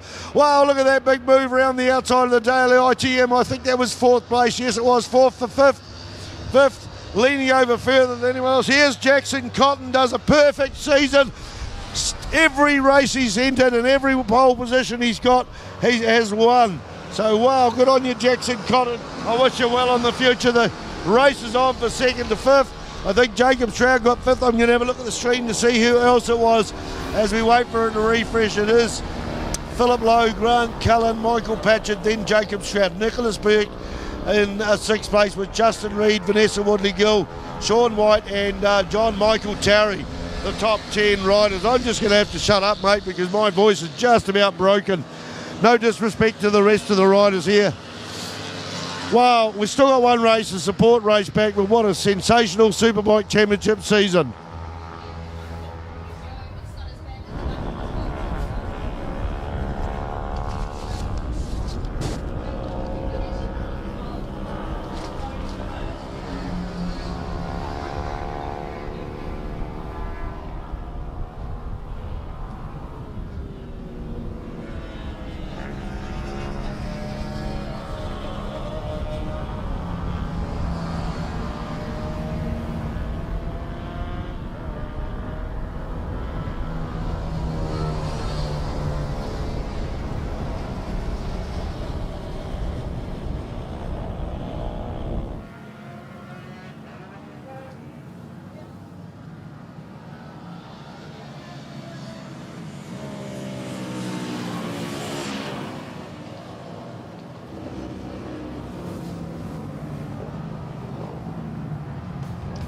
Well, the bar is open and prize giving is at 5 o'clock. I understand it's 4 o'clock tonight, so that'll give some people a time for maybe a shower and that and have a couple of catches up. We'd like to see it prize giving. There's something exceptional happening at prize giving tonight. I won't tell you.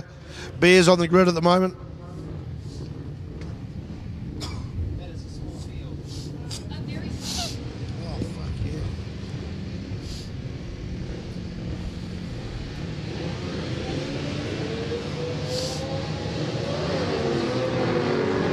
Oh, a tough weekend, and Graham Keeper's bike stalls at the back of the field. There are just 5 bikes out there on the track, and I think that's Graham Keeper, whose bike has stopped on him.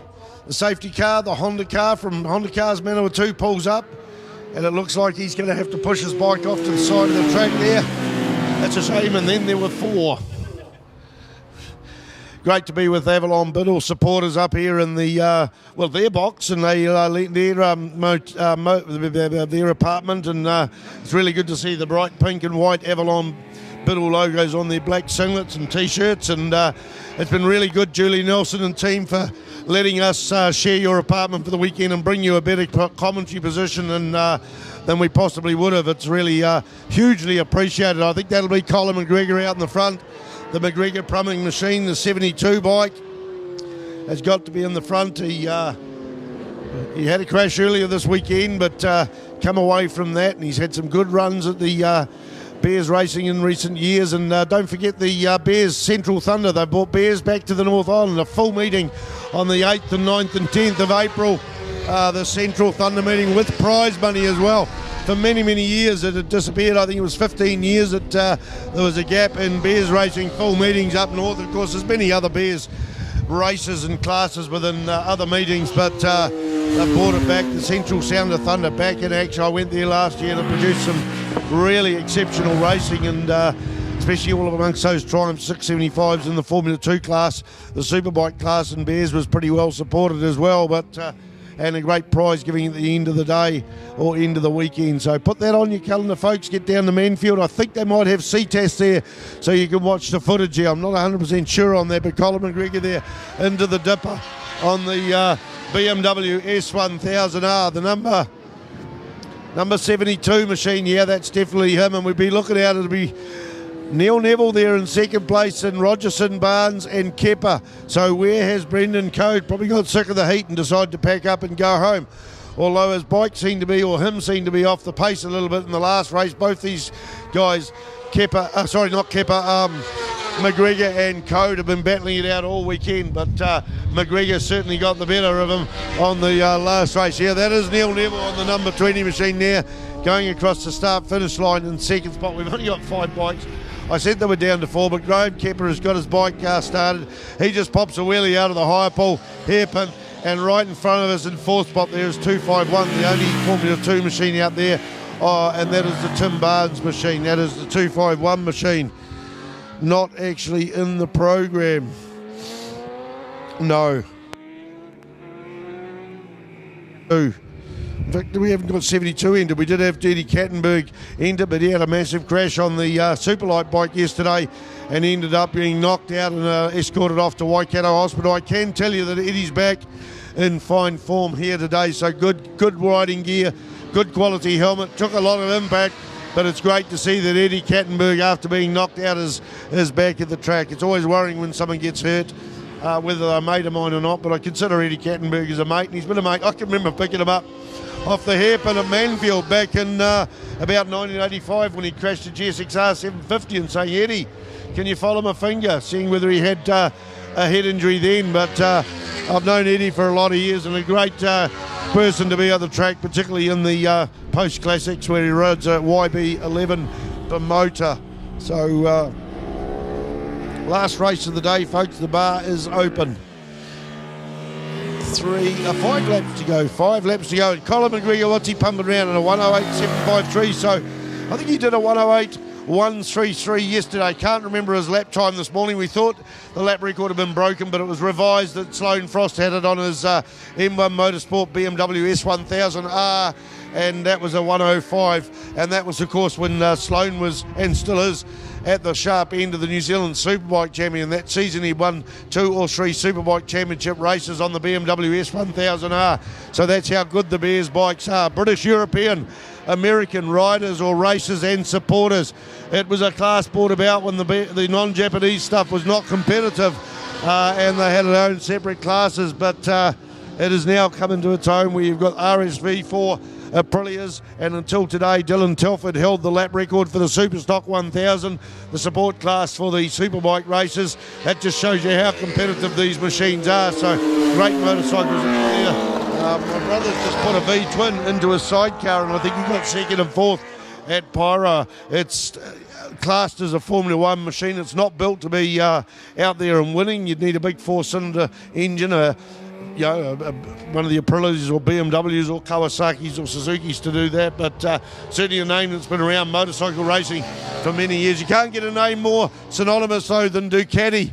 The Tim Barnes machine, the machine that Robert Holden had many, many years on, the type of machine after moving across from the Wellington Motorcycles team. On the note of Robert Holden, the man that crashed and died in the practice at the Isle of Man in 1996, he has had a nomination put forward to him for the MNZ Hall of Fame. I was asked to write a letter of support and I was glad to do that. So I'm not too sure of the MNZ, how they choose who is the Hall of Fame nominees, or not so much nominees, but winners, but I'm certainly Robert Holden will be up there, and they'll look long and hard at the proposal for him to become in the MNZ Hall of Fame. Last year we saw the New Zealand Centenary, I think Mike Sinclair, Tim Gibbs, there was a couple of other there that slipped my mind at the moment, went into the Hall of Fame. Of course we got Graham Crosby, have been in there several years, and Hugh Anderson as well. So that's Robert Holden, and many times he spent his racing days on Ducatis. Also a Husqvarna, and there was one year he rode 10 different machines. Back onto the track now, and Colin McGregor popping a wheelie coming out of the higher pole GT radials corner, down through that Porsche Dipper. Beautiful sounding V4, inline 4 BMW. These are very, very friendly motorbikes. So I know the Superbike guys have to do the least amount to get them up to spec out of the box. And they've been a threat to Superbikes for a long time.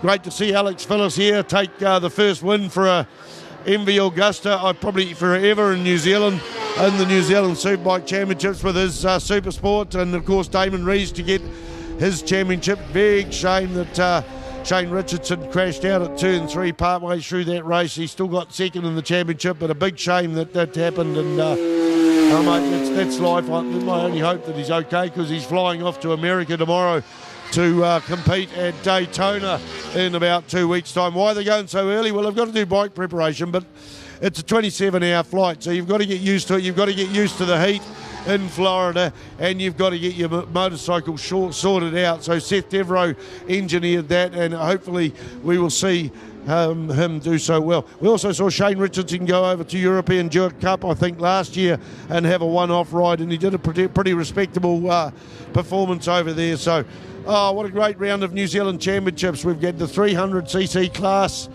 go to...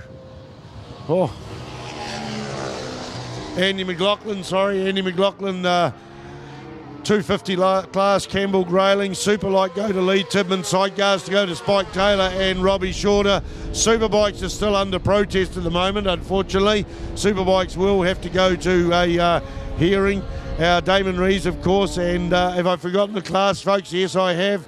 I've forgotten 2 classes, which both were signed, sealed and delivered last weekend. Jeremy Holmes on the Superstock 1000, and of course Dennis Charlotte, the legend, 10 different titles over the years. He's won Superbikes, he's won 600, he's won 250 production. He's won just about everything. The only one he hasn't won is the Formula 3 Superlite class. So Dennis Charlotte clinched that Pro Twins Championship last weekend. Right, we're on the last lap of the last race of the weekend here at Hampton Downs and of the whole New Zealand Superbike Championship Series. We're looking at Colin McGregor on the 72 machine. He's going down, I think, the centre straight there. Ready for a perfect score this weekend. Colin McGregor on the BMW S1000R. Only 5 starters in the Bears race. Don't forget, folks, the bar is open. You can go and get yourself a few brown Powerades and wait for the prize giving, which is just on an hour away. There it is, the checkered flag for Colin McGregor on the 72 machine. We've got to look a long, long way back for the second place bike, and that will be Neil Neville. I think he's coming out of the dipper at the moment, and not a battle going on there for third place. It is Graham Kepper who started or stalled on the start line and had to push his bike off the side, got it going again. Thank you to Auckland Motorcycle Club, Greg Percival, the Road Race Commissioner, and all the crew to putting on what is a very, very well run and enjoyable New Zealand Superbike Championships. Next year, my hope is we go back to Timaru. I don't know, I can't call that. Timaru's a great racetrack. Enjoyed Invercargill, enjoyed Ruapuna. It'll be nice to go back to Timaru. The checkered flag is done and dusted for all that. And I'm Spider. I'm going to dive into a shower and clean some greasy bits. Thank you, folks. Almost as the sound of silence. Spectators out there, thank you, spectators. A huge thanks. We know many of you would have already whipped away, but thank you, spectators, for your support today. It's you that make these events worthwhile, and we hope your continued support looks to see even bigger and better Superbike and National Road Racing Championships coming in the future. So thank you to Spider, co-commentator. He's been up on the perch today. We've been down here doing the glory of our great podiums, and well done to all of those that made the podium today, and to all the other competitors. Thank you very, very much to our 4 awesome clubs motorcycling: Canterbury Southland Motorcycle Club, Hamilton Motorcycle Club, and here today the Auckland Motorcycle Club. A huge thanks. And to Hampton Downs, experience the excellence, and it certainly is an amazing facility being developed all the time and setting a standard for international motor circuits right here in New Zealand. So thank you, Hampton Downs, to the team here. Yes, indeed, on behalf of Mike Perro, patron of Motorcycling New Zealand, a big thank you for this, the 82nd running of the New Zealand TT, under a somewhat of a cloud, unfortunately, with that auspicious event today for the Superbikes, but that is all the politics that go with it. And of course, it all is effectively the unfolding of an event rather than anybody's displeasure. So hopefully that will be resolved shortly. We still have a prize giving. It'll be over in the pavilion afterwards. You're most welcome to stay behind and join us for that. But hey, it wouldn't be complete without a wrap for our sponsors, including Mike Perro Real Estate, Stadium Finance, Kawasaki, Shuzi, Waireki Resort, iFilms. Thank you to iFilms for increasing the profile of our sport. And we also say to iHeartRadio, Honda, Resina Automotive and Light Industrial, and Bike Rider Magazine, our main sponsors. Then going through our program to acknowledge others that are on board, including, of course, the Auckland Motorcycle Club with Kawasaki, and also to Bike Rider Magazine, Resina Automotive and Light Industrial.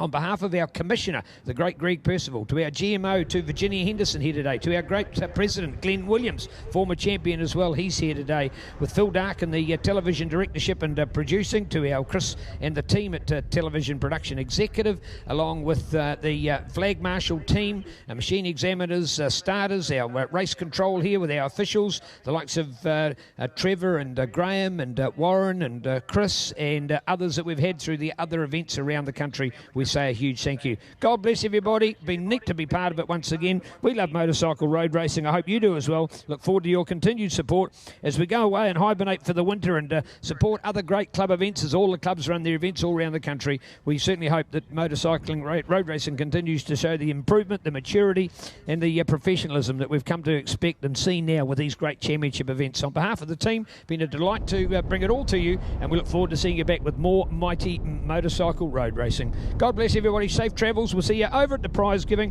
Prize giving is approximately 5 p.m. over at the Brilliant right here. Experience the excellence at Hampton Downs. Thank you. Good afternoon.